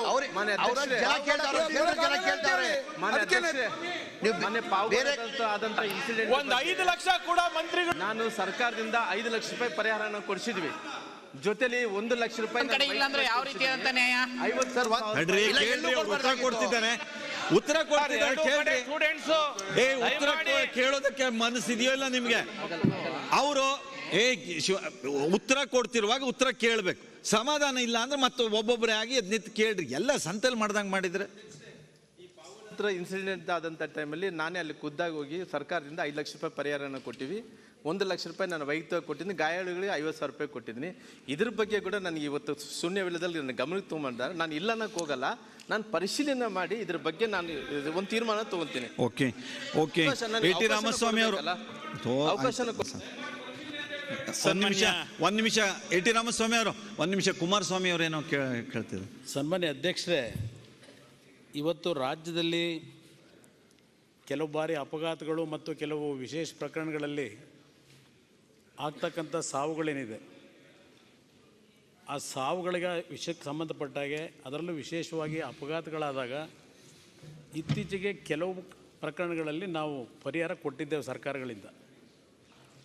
ಇಲ್ಲಿ ಅಧ್ಯಕ್ಷ, ಪ್ರತಿನಿತ್ಯ ಅಪಘಾತಗಳಾಗ್ತಕ್ಕಂಥದ್ದೇನಿದೆ, ಎಲ್ಲ ಅಪಘಾತಗಳಿಗೂ ನಾವು ಏನಾದರೂ ಸರ್ಕಾರ ತೀರ್ಮಾನ ತಗೊಳ್ಳೋದಕ್ಕೆ ಹೋದರೆ ಬಹುಶಃ ಅದಕ್ಕೆ ಲಿಮಿಟೇಷನ್ ಇರಲ್ಲ. ಇಲ್ಲಿ ನನ್ನ ಅಭಿಪ್ರಾಯದಲ್ಲಿ ಅಧ್ಯಕ್ಷರೇ, ಕೆಲವು ಬಾರಿ ಆಗ್ತಕ್ಕಂಥ ಅಪಘಾತಗಳು ಮಾನವೀಯತೆ ದೃಷ್ಟಿಯಿಂದ ಸರ್ಕಾರ ತೀರ್ಮಾನಕ್ಕೆ ಬರಬೇಕಾಗತ್ತೆ. ಕೆಲವು ಅಪಘಾತಗಳಲ್ಲಿ ಈಗ ಉದಾಹರಣೆ, ನೆನ್ನೆ ಪಾವಗಡದ್ದು ಏನು ಮಂತ್ರಿಗಳು ಹೋಗಿ 5 ಲಕ್ಷ ಘೋಷಣೆ ಮಾಡಿದ್ರು, ಅಲ್ಲಿ ಆಗಿರ್ತಕ್ಕಂಥದ್ದು ಅಮಾಯಕ ಮಕ್ಕಳು, ಶಾಲೆಗೆ ಹೋಗ್ತಕ್ಕಂಥ ಮಕ್ಕಳು, ಅದೊಂದು ಮಾನವೀಯತೆ ದೃಷ್ಟಿಯಿಂದ ಬಡತನದಲ್ಲಿರ್ತಕ್ಕಂಥವ್ರು. ಅಲ್ಲಿ ಅಧ್ಯಕ್ಷರೇ, 2 ಮಕ್ಕಳೇನು ತಿರ್ಕೊಂಡು ಹೋಗಿದ್ದಾರೆ, ಅಕ್ಕ ತಂಗಿಯರು ಪಾವಗಡದಲ್ಲಿ. ಅವರು ಬೆಂಗಳೂರಿನಲ್ಲಿ ಓದ್ತಾ ಇದ್ದರು, ಆ 2 ಮಕ್ಕಳು ಅಧ್ಯಕ್ಷರೇ. ನೆಲಮಂಗಲದಲ್ಲಿ ಕೋವಿಡ್ನ ಅನಾಹುತ ಆದಮೇಲೆ ಅವರು ಹಳ್ಳಿಗೆ ವಾಪಸ್ ಹೋದರು. ಅವ್ರ ತಂದೆ ಎಲೆಕ್ಟ್ರಿಷಿಯನ್ನು, ತಾಯಿ ಮನೆ ಕೆಲಸ ಮಾಡ್ಕೊಂಡು ಜೀವನ ಮಾಡ್ತಾ ಇದ್ದಂಥವ್ರು. ನೆಲಮಂಗಲದಲ್ಲಿ 2 ಅಕ್ಕ ತಂಗಿಯರು ಓದ್ತಾ ಇದ್ದರು. ಕೋವಿಡ್ನ ಅನಾಹುತ ನಂತರ ಇಲ್ಲಿ ವಾಸ ಮಾಡಲಿಕ್ಕಾಗದೆ ತೊಂದರೆಯಿಂದ ಹಳ್ಳಿಗೆ ವಾಪಸ್ ಹೋದರು. ಅಲ್ಲಿ ಶಾಲೆಗೆ ಹೋಗಬೇಕಾದ್ರೆ ಬಸ್ ಅನಾಹುತ ಯಾಕಾಯಿತು? ಒಂದು ಕಡೆ ಸರ್ಕಾರದ ಬಸ್ಗಳನ್ನು ಇತ್ತೀಚೆಗೆ ನಾವು ಹಳ್ಳಿಗಳಿಗೆ ಕಳಿಸ್ತಕ್ಕಂಥದ್ರಲ್ಲಿ ಎಲ್ಲೋ ಒಂದು ಕಡೆ ಲೋಪ ಇದೆ. ಅದೀಗ ನಾನು ಚರ್ಚೆ ಮಾಡೋಕ್ಕೆ ಹೋಗಲ್ಲ ಅಧ್ಯಕ್ಷರೇ. ಈಗ ನಾನು ಮುಖ್ಯಮಂತ್ರಿ ಇದ್ದಾಗಲೂ 19 ಜನ ಪಾಂಡುಪುರದ ಹತ್ರ ಮರಣ ಹೊಂದಂಥ ಒಂದು ಸಂದರ್ಭದಲ್ಲಿ ಪರಿಹಾರ ಕೊಟ್ಟಿದ್ದೇವೆ. ಇಲ್ಲಿ ಮಾನವೀಯತೆ ದೃಷ್ಟಿಯಿಂದ ಅಲ್ಲಿ ಬ್ಯಾಕ್ಗ್ರೌಂಡ್ ಏನಿರುತ್ತೆ, ಈಗ ಉದಾಹರಣೆಗೆ ನೆನ್ನೆ BBMP ವ್ಯಾಪ್ತಿಯೊಳಗೆ ಒಂದು ಮಗು ಇವತ್ತು ತೀರ್ಕೊಂಡು ಹೋಗಿದ್ದಾಳೆ. ಇಂಥ ಒಂದು ವಿಶೇಷ ಪ್ರಕರಣಗಳಲ್ಲಿ ಮಾನವೀಯತೆ ದೃಷ್ಟಿಯಿಂದ ಸರ್ಕಾರ ತೀರ್ಮಾನ ತೆಗೆದುಕೊಳ್ಳೋದು ಸಹಜ. ಅದು ಯಾವುದೇ ಸರ್ಕಾರಗಳಿದ್ರು ಹಲವಾರು ಬಾರಿ ಕೊಟ್ಟಿದ್ದೇವೆ. ಒಂದು ಬಾರಿ ಹಿಂದೆ ಯಾದಗಿರಿ ಅವರು, ನಮ್ಮ ಬಿಜಾಪುರದವರೇ, ನಮ್ಮ ಮಹಾರಾಷ್ಟ್ರಕ್ಕೆ ಹೋಗಬೇಕಾದ್ರೆ 19 ಜನ 18 ಜನ ತೀರ್ಕೊಂಡವ್ರು 2018ರಲ್ಲಿ. ಆ ಸಂದರ್ಭದಲ್ಲಿ ನಾನು ಮುಖ್ಯಮಂತ್ರಿ ಆದಮೇಲೆ ಆ ಒಂದು ಲಂಬಾಣಿ ತಾಂಡಿಗೆ ಹೋಗಿ ನಾನೇ 2 ಲಕ್ಷ ರೂಪಾಯಿ ಕೊಟ್ಟು ಬಂದಿದ್ದೇನೆ. ಇದು ಕೆಲವು ಮಾನವೀಯತೆ ದೃಷ್ಟಿಯಿಂದ ಕೆಲವು ಆಗ್ತಕ್ಕಂಥ ಅನಾಹುತ ಅವ್ರ ಹಿನ್ನೆಲೆ ಇರ್ತದಲ್ಲ, ಅಂಥ ಸಂದರ್ಭದಲ್ಲಿ ಸರ್ಕಾರ ಕೆಲವು ಅನುಕಂಪದ ಒಂದು ಹಿನ್ನೆಲೆಯಲ್ಲಿ ಆ ಕುಟುಂಬದ ಪರಿಸ್ಥಿತಿ ನೋಡಿ ಕೊಡ್ತಕ್ಕಂಥದ್ದು ಇವತ್ತು ಸರ್ಕಾರದ ಜವಾಬ್ದಾರಿ ಇದೆ. ಇವತ್ತು ಆಗ್ತಕ್ಕಂಥ ಎಲ್ಲ ಒಂದು ಅಪಘಾತಗಳಲ್ಲೂ ಕೊಡ್ತಕ್ಕಂಥ ಒಂದು ಪ್ರೆಸಿಡೆನ್ಸಿ ಶುರು ಮಾಡಿದ್ರೆ ಇದಕ್ಕೆ ಲಿಮಿಟ್ ಇರೋದಿಲ್ಲ. ಅದರಿಂದ ಸರ್ಕಾರ ಇದ್ರ ಬಗ್ಗೆ ಸ್ಪಷ್ಟವಾದಂಥ ನಿಲುವನ್ನು ಹೇಳ್ತಕ್ಕಂಥ ಸೂಕ್ತ ಅಷ್ಟೇ. ಓಕೆ, ಈಗ ಸರ್ಕಾರದಿಂದ ತಾವು 2 ಘಟನೆ ಶಿವಾನಂದ ಪಾಟೀಲು ಲಿಂಗೇಶನ್ ಉಲ್ಲೇಖ ಮಾಡಿದ್ದಾರೆ, ಅದನ್ನು ಪರಿಶೀಲಿಸಿ ವರದಿ ತರಿಸ್ಕೊಂಡು ನೀವೇನು ಅನುಕೂಲ ಮಾಡಲಿಕ್ಕಾಗುತ್ತೆ ಮಾಡ್ತೀವಿ ಅಂತ ಹೇಳಿದ್ರಿ. ಸರ್ಕಾರದಲ್ಲಿ ಮುಖ್ಯಮಂತ್ರಿಗಳಿದ್ದಾರೆ, ಕಾನೂನು ಸಚಿವರು ಇದ್ದಾರೆ, ಇದುವರೆಗಿನ ಚರ್ಚೆ ನೋಡಿದ್ದಾರೆ. ಒಟ್ಟಾರೆಯಾಗಿ ಒಂದು ಪಾಲಿಸಿ ಸಾವು ಎಲ್ಲರಿಗೂ ಆ ದುಃಖ ಇದ್ದೇ ಇರುತ್ತೆ. ಹಾಗಾಗಿ ಅದ್ರ ಬಗ್ಗೆ ಏನು ಮಾಡಬೇಕು ಏನಿಲ್ಲ ಅನ್ನೋದನ್ನು ಸರ್ಕಾರದ ಮಟ್ಟದಲ್ಲಿ ಒಂದು ನಿರ್ಣಯ ಮಾಡಿರಿ. ಟಿ ರಾಮಸ್ವಾಮಿ ಅವರು. ಸನ್ಮಾನ್ಯ ಅಧ್ಯಕ್ಷರೇ, ಗ್ಲೈಕೋಫಾಸೆಟ್ ಅಂತಕ್ಕಂತಹ ಅತ್ಯಂತ ಅಪಾಯಕಾರಿ ಒಂದು ಕಳೆನಾಶಕವನ್ನು ವ್ಯಾಪಕವಾಗಿ ಕಳೆಗಳನ್ನು ನಿಯಂತ್ರಣ ಮಾಡಲಿಕ್ಕೆ ಬಳಸ್ತಾ ಇದ್ದಾರೆ ನಮ್ಮ ರೈತರು. ಅದರಲ್ಲೂ ವಿಶೇಷವಾಗಿ ಕೇರಳದಿಂದ ಬಂದಿರತಕ್ಕಂಥ ರೈತರು ಅದನ್ನು ಹೆಚ್ಚಾಗಿ ಬಳಕೆ ಮಾಡ್ತಾ ಇದ್ದಾರೆ. ಈ ಕಳೆನಾಶಕ ಸಿಂಪರಣೆಯಿಂದ ಔಷಧೀಯ ಮತ್ತು ಸಸ್ಯಗಳು ಹಾಗೂ ಉಪಯುಕ್ತ ಕ್ರಿಮಿಕೀಟಗಳು, ಎರೆಹುಳು ಸೇರಿದಂತೆ ಸಂಪೂರ್ಣವಾಗಿ ನಾಶ ಆಗ್ತಾ ಇದ್ದಾವೆ. ಭೂಮಿನೂ ಕೂಡ ಬರಡಾಗ್ತಾ ಇದೆ, ಜೀವ ವೈವಿಧ್ಯಗಳು ನಾಶ ಆಗ್ತಾ ಇದ್ದಾವೆ, ಜಲಮೂಲ ವಿಷಮಯವಾಗ್ತಾ ಇದೆ. ಪಾಟೀಲ್ರಿ, ವಿಷಮಯ ಆಗ್ತದೆ ಜಲಮೂಲಗಳು ಕೂಡ. ಮನುಷ್ಯರಿಗೆ ಮತ್ತು ಜಾನುವಾರುಗಳಿಗೂ ಕೂಡ ತುಂಬ ಹಾನಿಕಾರಕ. ಇದು ಗಾಳಿನಲ್ಲಿ ಆ ತುಂತುರು ಹಾರಿ ಬಂದು ಮನುಷ್ಯರ ಚರ್ಮದ ಮೇಲೆ ಕೂತ್ಕೊಂಡ್ರೆ ಚರ್ಮದ ಕಾಯಿಲೆ ಬರ್ತದಂತೆ. ಅದು ಹೋಗಿ ಹುಲ್ಲಿನ ಮೇಲೆ ಕೂತ್ಕೊಂಡ್ರೆ ಏನು ಹುಲ್ಲು ಮೇಯ್ತವೆ ದನಗಳು, ಆ ದನಗಳಿಗೂ ಕೂಡ ರಾಸುಗಳಿಗೂ ಕೂಡ ಬಹಳ ತೊಂದರೆ ಆಗ್ತದೆ. ಇದನ್ನು ಅನೇಕ ರಾಜ್ಯಗಳಲ್ಲಿ ನಿರ್ಬಂಧ ಮಾಡಿದ್ದಾರೆ. ಈಗ ಕೇರಳ, ಪಂಜಾಬು, ತೆಲಂಗಾಣ, ಮಹಾರಾಷ್ಟ್ರ, ಆಂಧ್ರ ಪ್ರದೇಶ ಸರ್ಕಾರಗಳು ಇದರ ಬಳಕೆ ಮೇಲೆ ನಿರ್ಬಂಧ ಹೇರಿರೋದು ನಾವು ತಿಳ್ಕೊಂಡಿದ್ದೀವಿ. ಆ ದಿಕ್ಕಿನಲ್ಲಿ ಇದು ಹಾನಿಕಾರವೋ ಅಲ್ವೋ ನೀವೇ ಹೇಳಿ. ಹಾನಿಕಾರಕ ಅನ್ನೋದಾದರೆ ಇದನ್ನು ತಡೆಗಟ್ಟಲಿಕ್ಕೆ ನಿಮ್ಮ ಇಲಾಖೆ, ಕೃಷಿ ಇಲಾಖೆ ಏನು ಕ್ರಮ ಕೈಗೊಂಡಿದೆ? ಸಚಿವರು, ಕೃಷಿ ಇಲಾಖೆ ಬದುಕಿದೆಯಾ ಬದುಕಿಲ್ವಾ? ಇಷ್ಟೊಂದು ಹಾನಿಕಾರಕ ಔಷಧಿಯನ್ನ, ಕಳೆನಾಶಕವನ್ನ ಸಿಂಪರಣೆ ಮಾಡ್ತಿದ್ರು, ರಾಸಾಯನಿಕವನ್ನ ಹಾಕಿದ್ದಾರೆ. ಸಭಾಧ್ಯಕ್ಷರೇ, ಗೌರವಾನ್ವಿತ ಸದಸ್ಯರಾದಂಥ ರಾಮಸ್ವಾಮಿ ಅವರು ಹೇಳಿದಾಗೆ ಗ್ಲೈಕೋಸೆಟ್, ಅದು ಗ್ಲೈಕೋಪಾಸ್ಪೇಟ್ ಅಂತ ಹೇಳಿದರೆ, ಗ್ಲೈಕೋಪಾಸ್ಪೇಟ್ ಅಲ್ಲ, ಗ್ಲೈಕೋಸೆಟ್. ಇದು ಆರ್ಗನೋಪಾಸ್ಪರಸ್ ಗುಂಪಿಗೆ ಸೇರಿದ ವಿಶಾಲ ಶ್ರೇಣಿಯ ಕಳೆನಾಶಕ. ಭಾರತದಲ್ಲಿ ಗ್ಲೈಕೋಸೆಟ್ 20.2% SL 41%, SL 54, SL ಮತ್ತು 71% SG ಸೂತ್ರೀಕರಣದ ಮೇರೆಗೆ ಕೀಟನಾಶಕ ಕಾಯ್ದೆ 1968 ಮತ್ತು ಕೀಟನಾಶಕ ನಿಯಮ 1971 ಅನ್ವಯ ಕೇಂದ್ರ ಸರ್ಕಾರದ ಕೇಂದ್ರೀಯ ಕೀಟನಾಶಕ ಮಂಡಳಿ ಮತ್ತು ನೋಂದಣಿ ಸಮಿತಿಯ ಅನುಮತಿಯನ್ನು ನೀಡಿದೆ. ಗ್ಲೈಕೋಸೆಟ್ ಇದನ್ನು ಬಳಸುವಂಥದ್ದು ಎಲ್ಲಿ ಬೆಳೆಗಳಿಲ್ವೋ ಅಲ್ಲಿ ಮತ್ತು ಟೀ ಬೆಳೆಯುವಂಥ ಪ್ರದೇಶಗಳಲ್ಲಿ ಮಾಡಬೇಕು ಅಂತ ಕೇಂದ್ರ ಸರ್ಕಾರದ ಒಂದು ಸಮಿತಿಯ ಶಿಫಾರಸು ಇದೆ. ಇದನ್ನು ರೈತರು ಎಲ್ಲ ಕಡೆ ಏನಾಗಿದೆ, ಕೃಷಿಕಲ್ಲಿ ಕಾರ್ಮಿಕರು ಸಿಗೋಲ್ಲ ಅನ್ನೋಂಥ ಉದ್ದೇಶದಲ್ಲಿ ಎಲ್ಲ ಕಡೆಗೆ ಕಳೆನಾಶಕ ಮಾಡಬೇಕು ಅಂತ ಹೇಳಿದರೆ ಈ ರೌಂಡಪ್ ಅಂತ ಹೇಳ್ತೀವಿ ನಾವು, ಇದನ್ನು ತಗೊಂಡು ಹೊಡೆಯುವಂಥದ್ದು ಬಂದಿದೆ. ಆದರೆ ಇದುವರೆಗೂ ರೈತರಿಂದ ನಮಗೆ ಎಲ್ಲೂ ಯಾವುದೇ ರೀತಿ ಕಂಪ್ಲೇಂಟ್ ಬಂದಿಲ್ಲ. ಆ ರೀತಿ ಕಂಪ್ಲೇಂಟ್ ಬಂದರೆ ಖಂಡಿತವಾಗಿ ನಾವು ಕೇಂದ್ರ ಸರ್ಕಾರ, ಕೇರಳ ಪಾಟೀಲ್ರು ಒಂದು ನಿಮಿಷ ಹೇಳ್ತೇನೆ. ನಮ್ಮ ಇವತ್ತಿನ ಅನಾರೋಗ್ಯಕ್ಕೆ ಒಂದು ಜೀವನ ಶೈಲಿ ಎಷ್ಟು ಮುಖ್ಯವೋ, ಎರಡನೇದು ಆಹಾರ ನಾವು ಸೇವನೆಯಿಂದಲೇ ಬಹಳ ದೊಡ್ಡ ನಮ್ಮ ಅನಾರೋಗ್ಯದ ಸ್ಥಿತಿ ಪ್ರತಿಯೊಬ್ಬ ವ್ಯಕ್ತಿಯಲ್ಲಿ ನಿರ್ಮಾಣ ಆಗ್ತಾ ಇದೆ. ಈ ಆಹಾರಕ್ಕೆ ಈ ರೀತಿ ವಿಷಭರಿತವಾದಂಥ ಔಷಧಿಗಳು ಸೇರ್ಪಡೆ ದೊಡ್ಡ ಪ್ರಮಾಣದಲ್ಲಿ ಆಗ್ತಾ ಇದೆ ಅನ್ನುವಂಥ ತಜ್ಞರ ವರದಿಗಳು ಇದೆ. ನೀವು ಇನ್ನೂ ರೈತರಿಂದ ನಿಮ್ಗೆ ಕಂಪ್ಲೇಂಟ್ ಬಂದಿಲ್ಲ ಅಂತ ನೀವು ಹೀಗಿದ್ದೆಲ್ಲ ಉತ್ತರ ಕೊಟ್ಟರೆ ಆಗೋದಿಲ್ಲ. ನೀವು ಸರ್ಕಾರ ಬಿಗುವಾಗಿ ಈ ರೀತಿ ನಿಷೇಧಿತವಾದಂಥದ್ರ ಮೇಲೆ ಕ್ರಮ ತಗೋಬೇಕು. ಅಲ್ಲಿ ಮಾರ್ಕೆಟ್ನಲ್ಲಿ ಏನು ಮಾಡ್ತಿದ್ದಾರೆ ಅನ್ನೋದು ಗೊತ್ತಿದೆ ನಮಗೆಲ್ಲ. ಬಿಸಿ ಪಾಟೀಲ್ರು, ನೀವು ಕಂಪ್ಲೇಂಟ್ ಬಂದಿಲ್ಲ ಅಂತೆಲ್ಲ ಹೇಳಿದ್ರೆ ಕಷ್ಟ ಆಗುತ್ತೆ. ಇದು ಅಧ್ಯಕ್ಷರೇ, ನಾನು ಹೇಳ್ತಾ ಇರೋದೇನಂತ ಹೇಳಿದ್ರೆ, ಇದು ಬೆಳೆಗಳ ಮೇಲೆ ಹೊಡೆಯೋಕ್ಕಾಗೋದಿಲ್ಲ. ತಾವು ಈಗೇನು ಪ್ರಸ್ತಾಪ ಮಾಡಿದ್ರಿ, ಬೆಳೆಗಳ ಮೇಲೆ ಹೊಡೆಯೋದು, ಅದರಿಂದ ವಿಷಪೂರಿತ ಕಳೆಗೆ ಹೊಡಿತಾರ್ರಿ. ನಮ್ಗೆ ಗೊತ್ತು, ಇದು ಒಂದೇ ಅಲ್ಲ ನಾನು ಹೇಳಿರೋದು, ಇದು ಒಂದೇ ಅಲ್ಲ. ಮಾರ್ಕೆಟ್ನಲ್ಲಿ ಇವತ್ತು ಸಿಗ್ತಾ ಇರೋ ಔಷಧಿ ಇದೆಯಲ್ಲ, ನಿಮಗೆ ನಾನು ಕೆಲವು ಬೆಳೆಗಳ ಬಗ್ಗೆ ಏನೇನು ಹೊಡಿತಿದ್ದಾರೆ ಅಂತ ಹೇಳಿದರೆ, ಯಾವ್ಯಾವ ಇಂಜೆಕ್ಷನ್ ಯಾವ್ಯಾವ್ದು ಕೊಡ್ತಾರೆ ಅಂತ, ನಿಮ್ಗೆ ಶುಂಠಿಗೆ ಏನು ಹಾಕ್ತಾರೆ, ಅನಾನಸಿಗೆ ಏನು ಹಾಕ್ತಾರೆ, ಮಾವಿಗೆ ಹಣ್ಣು ಮಾಡಲಿಕ್ಕೆ ಏನು ಮಾಡ್ತಾರೆ, ನಿಮಗೆ ಬೇರೆ ಬೇರೆ ಇದನ್ನ ಯಾವ್ಯಾವ ಮಿಶ್ರಣವನ್ನು ಯಾವ್ಯಾವ್ದಕ್ಕೆ ಬಳಸ್ತಾರೆ ಅನ್ನೋದೆಲ್ಲ ನೀವು ನೋಡ್ಬಿಡ್ರಿ. ತೋಟಗಾರಿಕೆಯವರು, ಕೃಷಿಯವರು ಇಬ್ಬರು ವಿಷಾರಿ ಇವತ್ತು ಎಲ್ಲ ಆಹಾರ ಅಲ್ಲ ರದ್ದು ಮಾಡಲಿಕ್ಕೆ ಬಿಗುವಾದ ಕ್ರಮ ಇಲ್ಲ ಅಂದ್ರೆ ಭಾಳ ನೋಡ್ರಿ, ಆಹಾರ ಪದ್ಧತಿ ವ್ಯತ್ಯಾಸ ಇದೆಯಲ್ಲ, ಭಾಳ ದೊಡ್ಡ ಅನಾಹುತ ಆಗುತ್ತೆ. ಸನ್ಮಾನ್ಯ ಸಭಾಧ್ಯಕ್ಷರೇ, ಅಲ್ಲ ಒಂದು ನಿಮಿಷ ಕೇಳಿ, ಡೀಟೇಲ್ ಆಗಿ ಹೇಳಿ. ಎಲ್ಲೂ ಓಡೋಗೋದಿಲ್ಲ. ನಾನು ಇದರಿಂದ ಅಥವಾ ಏನೋ ಸಾಧನೆ ಮಾಡಕ್ ಹೋಗ್ತಾ ಇಲ್ಲ. ಇವತ್ತು ನ್ಯಾಚುರಲ್ ಆಗಿ ಏನಾಗ್ತಾ ಇದೆ, ರೈತರ ಪರಿಸ್ಥಿತಿ ಯಾವ ರೀತಿ ಅದನ್ನು ಬಳಕೆ ರೈತರು ಬಳಸುವಾಗ ನಿಗದಿತ ಮಿತಿ 10 ಮಿಲಿಲೀಟರ್ ನೀರಿಗಿಂತ ಹೆಚ್ಚಾಗಿ ಬಳಸಿದಾಗ, ಪುನರಾವರ್ತಿಯಾಗಿ ಬಳಸಿದಾಗ ಬೆಳೆಗಳಿಗೆ ತೊಂದರೆಗಳಾಗುವುದು ಅಂತಿದೆ. ಅದಕ್ಕಿಂತ ಅವ್ರು ಕಡಿಮೆ ಬಳಸ್ಕೋಬೇಕಾಗುತ್ತದೆ. ಕಳೆನಾಶಕದ ಅಂಶ ಉಳಿದು ತೊಂದರೆಗಳಾಗಬಹುದು. ಅದರ ಮೂಲಕ ಪರಿಸರದ ಮೇಲೆ ತೊಂದರೆಯಾಗುವ ಸಾಧ್ಯತೆ ಇರುತ್ತದೆ. ದೇಶದಲ್ಲಿ ಅತಿಯಾಗಿ ಗ್ಲೈಫೋಸೇಟ್ ಕಳೆನಾಶಕದ ಬಳಕೆಯಿಂದಾಗಿ ದುಷ್ಪರಿಣಾಮಗಳನ್ನು ತಡೆಗಟ್ಟುವ ನಿಟ್ಟಿನಲ್ಲಿ ಕೇರಳ, ಪಂಜಾಬ್, ತೆಲಂಗಾಣ, ಮಹಾರಾಷ್ಟ್ರ ಮತ್ತು ಆಂಧ್ರ ಪ್ರದೇಶ ರಾಜ್ಯಗಳು ಸರ್ಕಾರ ಬಳಕೆ ಮೇಲೆ ನಿರ್ಬಂಧ ಹೇರಿರುವುದು ಕಂಡು ಬಂದಿರುತ್ತದೆ. ಈಗ ನಮ್ಮ ಗಮನಕ್ಕೆ ತಂದಿದ್ದೀರಿ, ನಾವು ಈಗ ಭಾರತ ಸರ್ಕಾರ ಇದು ಭಾರತೀಯ ವಿಷಶಾಸ್ತ್ರೀಯ ಸಂಶೋಧನಾ ಸಂಸ್ಥೆಯಿಂದ ನಾವು ಗ್ಲೈಫೋಸೇಟ್ನ ಬಳಕೆಯಿಂದ ಆಗಬಹುದಾದ ದುಷ್ಪರಿಣಾಮಗಳ ಮೇಲೆ ವರದಿಯನ್ನು ಪಡೆದು ಖಂಡಿತವಾಗಿ ಇದನ್ನು ನಿರ್ಬಂಧ ಮಾಡಬೇಕು ಅಂತ ಅವಶ್ಯಕತೆ ಕಂಡು ಬಂದರೆ ನಿರ್ಬಂಧ ಮಾಡಲಿಕ್ಕೆ ಕೇಂದ್ರ ಸರ್ಕಾರಕ್ಕೆ ಖಂಡಿತ ಪತ್ರ ಬರೀತೇವೆ. ಅಧ್ಯಕ್ಷರೇ, ಸನ್ಮಾನ್ಯ ಅಧ್ಯಕ್ಷರೇ, ಸನ್ಮಾನ್ಯ ಅಧ್ಯಕ್ಷರೇ, ಯುಟಿ ಖಾದರ್ ಅವರು ಮತ್ತು ರಿಜ್ವಾನ್ ಅರ್ಷದ್ ಇಬ್ಬರು ಒಂದೇ ವಿಷಯಕ್ಕೆ ಕೊಟ್ಟಿದ್ದಾರೆ. ಸನ್ಮಾನ್ಯ ಅಧ್ಯಕ್ಷರೇ, ಬಹಳ ಮಹತ್ವದ್ದು ಇಲ್ಲಿ ಕೇಳಿ.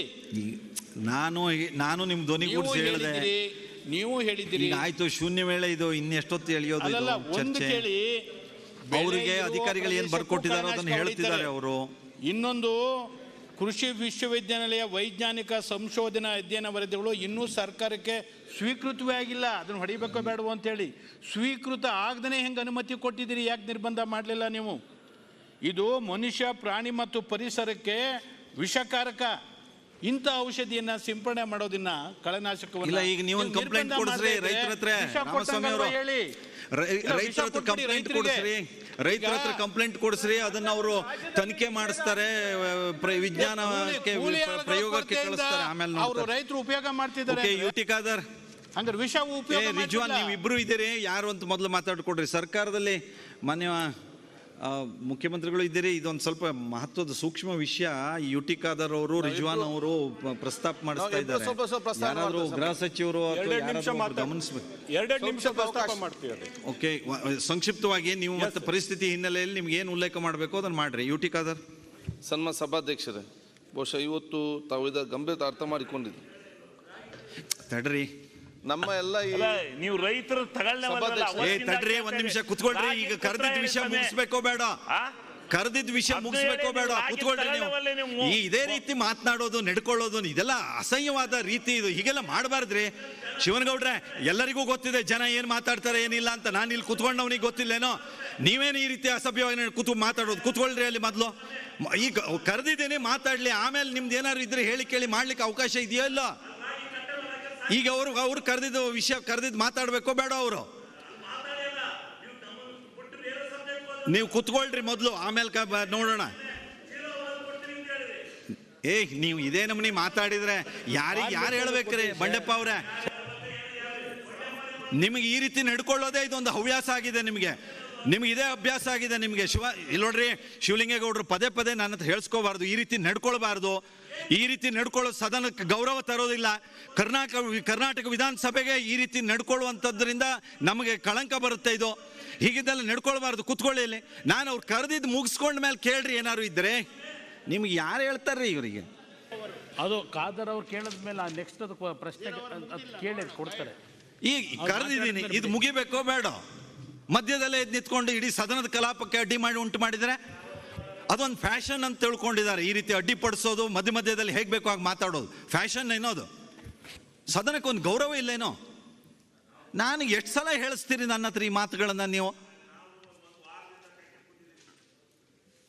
ನಮ್ಮ ಸಭಾಧ್ಯಕ್ಷರೇ, ಬಹುಶಃ ನಮಗೆ ಆಗುವಂಥ ಎಲ್ಲ ಚರ್ಚೆಗಳು ಬಹುಶಃ ನಮ್ಮ ರಾಜ್ಯದ ಅಭಿವೃದ್ಧಿ ಆಗಬೇಕಾದ್ರೆ ಸಮಾಜದಲ್ಲಿ ಅತ್ಯಂತ ಸಾಮರಸ್ಯ, ಸೋದರತೆಯ, ಪ್ರೀತಿಯ ಸಮಾಜ ನಿರ್ಮಾಣ ಮಾಡೋದು ಅತಿ ಅಗತ್ಯ. ಒಂದಲ್ಲೊಂದು ಹಂತದಲ್ಲಿ ನಾವಿವತ್ತು ಕೆಲವು ಸಮಾಜದ ಶಕ್ತಿಗಳು, ಕ್ರೂರ ಮನಸ್ಸಿನವರು ಒಂದೊಂದು ಸಮಸ್ಯೆ ಸೃಷ್ಟಿ ಮಾಡೋದು ನಾವು ನೋಡ್ತಾ ಇದ್ದೇವೆ. ಇದೀಗ ಬೀದಿ ಬದಿ ವ್ಯಾಪಾರಸ್ಥರು, ಬಹುಶಃ ಬೀದಿ ಬದಿ ಯಾರ ವ್ಯಾಪಾರಸ್ಥರು ಅದು ಆ ಧರ್ಮ ಈ ಧರ್ಮ ಅಂತಲ್ಲ, ಹೊಟ್ಟೆಪಾಡಿಗಾಗಿ ಸ್ವಾಭಿಮಾನದ ಬದುಕಿಕೊಂಡು ತಮ್ಮ ತಂದೆ ತಾಯಿಯನ್ನು ಸಾಕಿ ಮಕ್ಕಳಿಗೆ ಶಿಕ್ಷಣ ಕೊಡೋ ಮೂಲಕ ಸಮಾಜಕ್ಕೆ ಅವ್ರದ್ದಾದ ಶಕ್ತಿಯೊಂದು ಕೊಡ್ತಾ ಇದ್ದಾರೆ. ಈ ಮಧ್ಯದಲ್ಲಿ ಬಹುಶಃ ಕೆಲವೊಂದು ಕಡೆ ಧಾರ್ಮಿಕ ಕೇಂದ್ರಗಳಲ್ಲಿ ಕೆಲವೊಂದು ಧರ್ಮದವರು ವ್ಯಾಪಾರ ಮಾಡಬಾರ್ದು ಅಂಥೇಳಿ ಕೆಲವೊಂದು ಬ್ಯಾನರ್ ಹಾಕ್ತಾರೆ. ಅವರ ಹೆಸರಲ್ಲಿ ಹಾಕುವುದಿಲ್ಲ. ಅವರು ಹೇಡಿಗಳು ಮತ್ತು ಕ್ರೂರ ಮನಸ್ಸಿನವರು. ಮತ್ತು ಇದಕ್ಕೆ 95% ಯಾವ ಧರ್ಮದವರು ಕೂಡ ಬೆಂಬಲ ಇಲ್ಲ. ಅದಕ್ಕೆ ಇವತ್ತು ಯಾರಿಗೆ ನಾವು ಹೇಳಿದ್ದೇವನ್ನ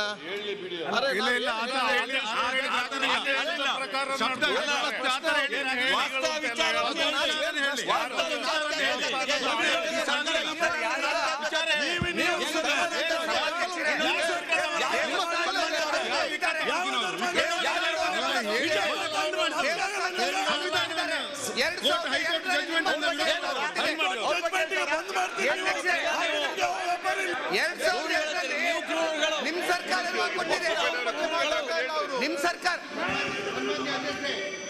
ಅವ್ರು ಮಾಡ್ತಾ ಇದ್ದಾರೆ ಅಂತ ಹೇಳ್ತಾ ಇಲ್ಲ ಸಭಾಧ್ಯಕ್ಷರೇ.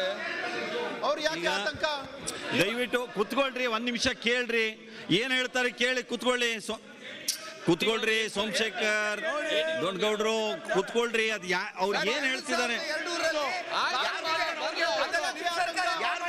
ಅವ್ರು ಯಾರ ಬಗ್ಗೆ ಏನ್ ಹೇಳ್ತಿದ್ದಾರೆ ಕೇಳ್ರಿ. ಒಂದ್ ಸ್ವಲ್ಪ ಕುತ್ಕೊಳ್ರಿ, ಒಂದ್ ನಿಮಿಷ. ಅವ್ರು ಏನ್ ಹೇಳ್ತಿದ್ದಾರೆ ಕೇಳ್ರಿ. ಯಾರು ಅಂತ ಹೇಳಿದ್ರೆ ಹೇಳಿದ್ರು ಅದನ್ನ ಕೇಳೋಣ. ಈಗ ಅವ್ರು ಏನ್ ಹೇಳ್ತಿದ್ದಾರೆ ಅದನ್ನ ಕೇಳಿ ದಯವಿಟ್ಟು. ಸಿದ್ದು, ರಘುಪತಿ, ಸೋಮಶೇಖರ್,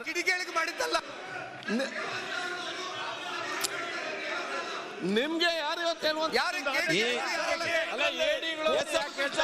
ಸರ್ಕಾರ ಏನು ಆದೇಶ ಮಾಡಿದಂತ ಹೇಳಿ ಒಟ್ಟು ಆದೇಶ ಹೇಳಿ. ಕೇಳ್ರಿ ಒಂದ್ ನಿಮಿಷ ಏನ್ ಹೇಳ್ತಾರೆ ಕೇಳ್ರಿ.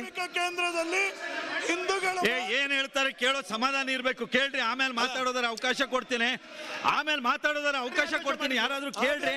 ಅಲ್ಲ ಯಾರು ನಿಮಗೆ ಸಮಯ ಬೇಕಾದ್ರೆ ಕೇಳಿ, ನಾ ಮಾತಾಡ್ಲಿಕ್ಕೆ ಅವಕಾಶ ಕೊಡ್ತೇನೆ. ಎಲ್ಲರೂ ಮಾತಾಡಿದ್ರೆ ಸಚಿವರುಗಳಿದ್ದಾರೆ, ಎಲ್ಲ ಮಾತಾಡ್ತಾರೆ. ಏನಾದ್ರು ಹೇಳಿದ್ರೆ ನಮ್ಮ ಹತ್ರ ದಾಖಲೆ ನಾನು ಹೇಳ್ತೇನೆ ಯಾರಂತ ಹೇಳಿ.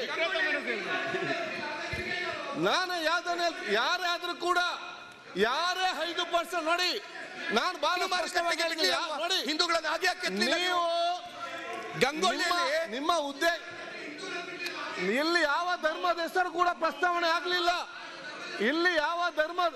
ಇಲ್ಲಿ ಮಾತಾಡುವ ಸಂದರ್ಭದಲ್ಲಿ ಯಾರ ಧರ್ಮದವರು ಹೆಸರು ಕೂಡ ಪ್ರಸ್ತಾವನೆ ಆಗ್ಲಿಲ್ಲ. ಇಲ್ಲಿ ಇದು ಯಾವ ಒಂದು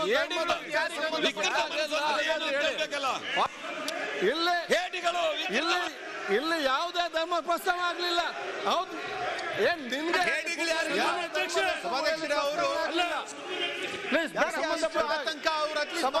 ಅವಕಾಶ ಪಡ್ಕೊಡ್ರಿ. ಯಾಕ ಆತಂಕ ಪಡ್ಕೊಳ್ತಾ ಇದ್ದಾರೆ ಅವರು? ನಾನು ಮಾತಾಡ್ತೇನೆ.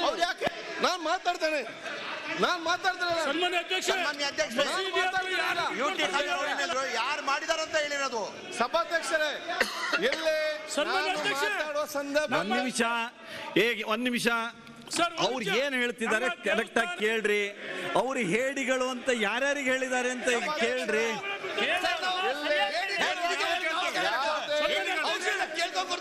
ಈಗ ಲಾ ಮಿನಿಸ್ಟರ್ ಅವರು ತಾವೇ ಹೇಳ್ಬೇಕಿದು, ಇಲ್ಲಾಂದ್ರೆ ಇದು ಇತ್ಯರ್ಥ ಆಗೋದಿಲ್ಲ. ಸರ್ ಹೇಡಿಗಳು ಅಂತ ಯಾರು ಹೇಳ್ತಾರೆ ಸರ್? ಯಾವ ಧರ್ಮದ ಹೆಸರು ಕೂಡ ಪ್ರಸ್ತಾವನೆ ಆಗ್ಲಿಲ್ಲ.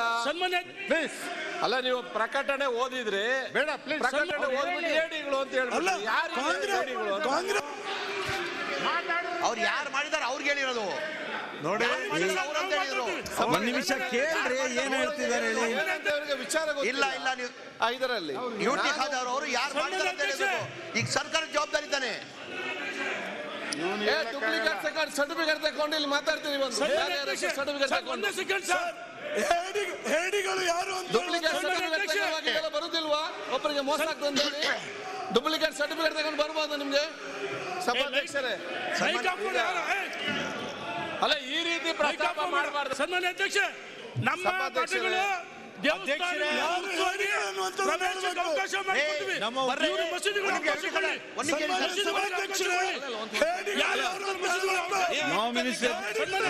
ಲಾ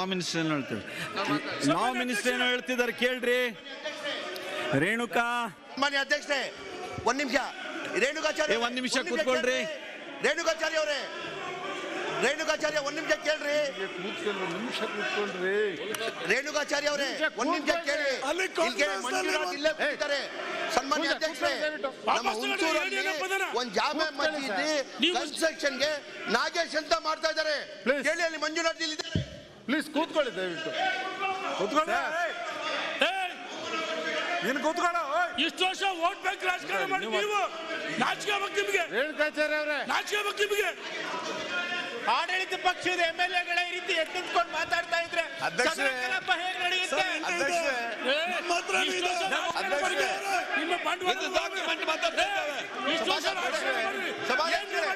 ಕಾನೂನು ಸಚಿವರು ಮಾತಾಡ್ತೀನಿ ಅಂತ ಹೇಳ್ತಾ ಇದ್ದಾರೆ, ಅವ್ರಿಗೆ ಅವಕಾಶ ಮಾಡಿಕೊಡ್ತಾರೆ. ಸಭಾಧ್ಯಕ್ಷರೇ, ಕಾನೂನು ಸಚಿವರು ಮಾತಾಡ್ಬೇಕಂತ ಹೇಳ್ತಾ ಇದ್ದಾರೆ, ಅವ್ರಿಗೆ ಅವಕಾಶ ಕೊಡ್ತಾ ಇಲ್ಲ. ನಾವು ಏನ್ ಹೇಳಿದ್ದೇವೆ ಅವ್ರು ಕೇಳುವಂತ ಬಾರಿ ಮಾತಾಡಿದ್ರೆ ನೀವು ಸೋಮಶೇಖರ್ ರೆಡ್ಡಿ ಅವರು, ಹರೀಶ್ ಪೂಂಜರು ಕುತ್ಕೊಳ್ರಿ ದಯವಿಟ್ಟು. ಒಂದ್ ನಿಮಿಷ ಕುತ್ಕೊಳ್ರಿ. ಒಂದ್ ನಿಮಿಷ ಏನ್ ಹೇಳ್ತಾರೆ ಕೇಳ್ರಿ. ಕುತ್ಕೊಳ್ರಿ ಹರೀಶ್.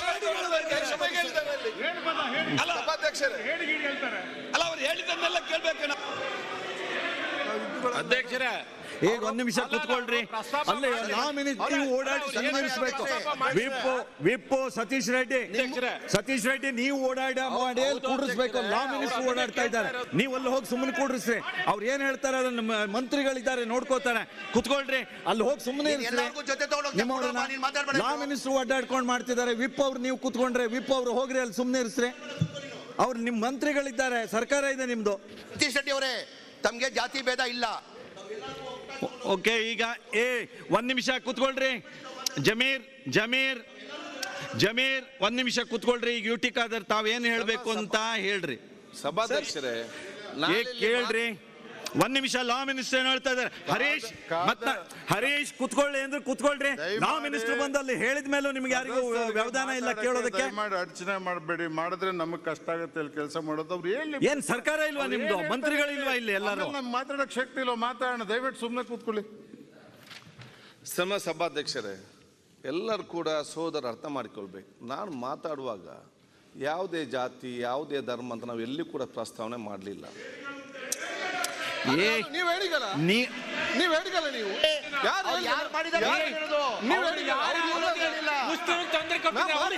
ಸೋಮಶೇಖರ್ ಕುತ್ಕೊಳ್ರಿ. ಸೋಮಶೇಖರ್, ಈ ದೇಶದಲ್ಲಿ ಯಾರು ಕಾನೂನು ಬಾಹಿರ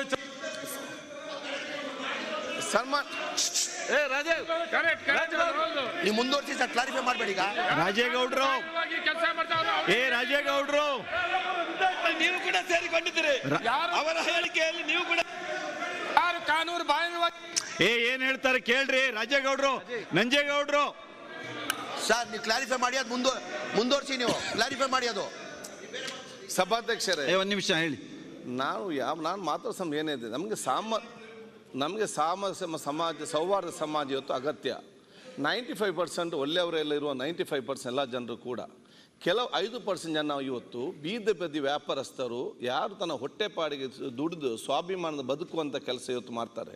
ಯಾಕೆ ಸಭಾಧ್ಯಕ್ಷರೇ, ಬೀದಿ ಬದಿ ವ್ಯಾಪಾರ ಮಾಡುವವರು ನಾವು ಗೌರವ ಯಾಕೆ ಕೊಡಬೇಕಂತ ಹೇಳಿದರೆ, ಅವ್ರು ಇನ್ನಿತರ ಕದಿಯುವಂಥದ್ದು, ದರೋಡೆ ಮಾಡುವಂಥದ್ದು, ಮೋಸ ಮಾಡುವಂಥದ್ದು, ಡೋಂಗಿ ಮಾಡುವಂಥದ್ದು ಅದು ಮಾಡದೆ ಶ್ರಮಪಟ್ಟು ಇವತ್ತು ದುಡಿಯುವ ವರ್ಗ ಇವತ್ತು ಆಗಿದೆ. ಅದಕ್ಕಾಗಿ ನಾವು ಗೌರವ ಕೊಡುವಂಥ ಕೆಲಸ. ಕೆಲವು ಸಮಾಜದಲ್ಲಿ ಸಾರ್ವಜನಿಕ ಸ್ಥಳದಲ್ಲಿ ಇವತ್ತು ಎಲ್ಲ ಧಾರ್ಮಿಕ ಕ್ಷೇತ್ರದಲ್ಲಿ ಕೂಡ ಎಲ್ಲ ಜಾತಿ ಮತದವರು ಇದು ಓಪನ್ ಮಾರ್ಕೆಟ್, ಯಾರು ಕೂಡ ಎಲ್ಲಿ ಹೋಗಿ ವ್ಯಾಪಾರ ಮಾಡಿಕೊಂಡು ಬರ್ತಾರೆ. ನಮ್ಮಲ್ಲಿ ಬಹುಶಃ ಇವತ್ತು ರಾಜ್ಯದಲ್ಲಿ ಕೂಡ ಇದೆ, ದೇಶದಲ್ಲಿ ಕೂಡ. ನಮ್ಮ ಜಿಲ್ಲೆಯಲ್ಲಿ ಇವತ್ತು ಹತ್ತೂರು ಚರ್ಚ್ ಇದೆ, ಸೈಯದ್ ಮದೀನ್ ದರ್ಗಾ ಇದೆ, ಬಪ್ಪನ ಕ್ಷೇತ್ರ ಇದೆ. ಇತಿಹಾಸ ಪ್ರಸಿದ್ಧವಾಗಿ ಇದಕ್ಕೆ ಅದರದ ಪಾರಂಪರ್ಯ ಮತ್ತು ಸಂಪ್ರದಾಯ ಮತ್ತು ಸಂಸ್ಕೃತಿ ಇದೆ. ಎಲ್ಲ ಜಾತಿ ಎಲ್ಲ ಮತ್ತು ಎಲ್ಲ ವರ್ಗದವರು ಒಂದೇ ತಾಯಿ ಮಕ್ಕಳ ರೀತಿ ಅಲ್ಲಿ ಎಲ್ಲರೂ ಕೂಡ ಶ್ರದ್ಧೆ ಮತ್ತು ಭಕ್ತಿಯಿಂದ ಹೋಗಿ ಬರ್ತಾರೆ. ಕುಟುಂಬ ಕರ್ಕ ಹೊರಗೆ ಏನಿದೆ ತಿಂಡಿ ತಿನಿಸುಗಳು ತಿಂತಾರೆ, ಹೋಗ್ತಾರೆ. ಇದೊಂದು ಇರುವಂಥ ವಾತಾವರಣ. ಇದರ ಮಧ್ಯೆ ಕೆಲವರು ಈ ವೈಮನ ಸುಟ್ಟಿಸುವಂಥ ಕೆಲಸ ಅಥವಾ ಇಲ್ಲಿ ಆಗಬಾರ್ದ ಕೆಲಸ, ಕೆಲವೊಂದು ಭಿತ್ತಿಪತ್ರ ಬ್ಯಾನರ್ಗಳನ್ನು ಸಾರ್ವಜನಿಕ ಸ್ಥಳದಲ್ಲಿ ಹಾಕ್ತಾರೆ. ಅವರ ಕಂಪೌಂಡ್ನಲ್ಲಿ ವಾಕ್ಯುವುದು, ಅದರ ಬಗ್ಗೆ ನಾನು ಮಾತಾಡಲಿಕ್ಕೆ ಹೋಗೋದಿಲ್ಲ. ಅದು ಅವ್ರಿಗಿರುವಂಥ ಅಧಿಕಾರ, ಆ ಒಂದು ಸಂಸ್ಥೆ ಅವರಿಗೆ ಮತ್ತು ಅವ್ರಿಗಿರುವಂಥ ಅವಕಾಶ. ಅವರ ಒಟ್ಟಾರೆ ಕ್ಯಾಂಪಸ್ನ ಒಳಗಡೆ ಸಾರ್ವಜನಿಕ ಸ್ಥಳದಲ್ಲಿ ಇದು ಹಾಕ್ತಾರೆ. ಅದರಲ್ಲಿ ಏನು ಹೆಸರು ಹಾಕೋದಿಲ್ಲ, ಸಮಸ್ತ ಬಾಂಧವರು ಅಂತೇಳಿ. ನಾನು ಹೇಳುವಂಥದ್ದು ಏನಿದೆ, ಯಾರು ಬ್ಯಾನರ್ ಹಾಕ್ತಾರೆ ಭಿತ್ತಿಪತ್ರ ಅವರ ಹೆಸರನ್ನು ಹಾಕಿದರೆ ಕರೆಕ್ಟ್, ಅವನೇ ಅದು ವಿಚಾರ ಹೇಳ್ಬೋದು. ಹೆಸರನ್ನು ಹಾಕದೆ ಸಮಸ್ಯೆ ಸೃಷ್ಟಿ ಮಾಡಿಸೋ ಒಂದೇ ಉದ್ದೇಶ ಅಲ್ಲ, ಬೇರೇನೇ ಇಲ್ಲ.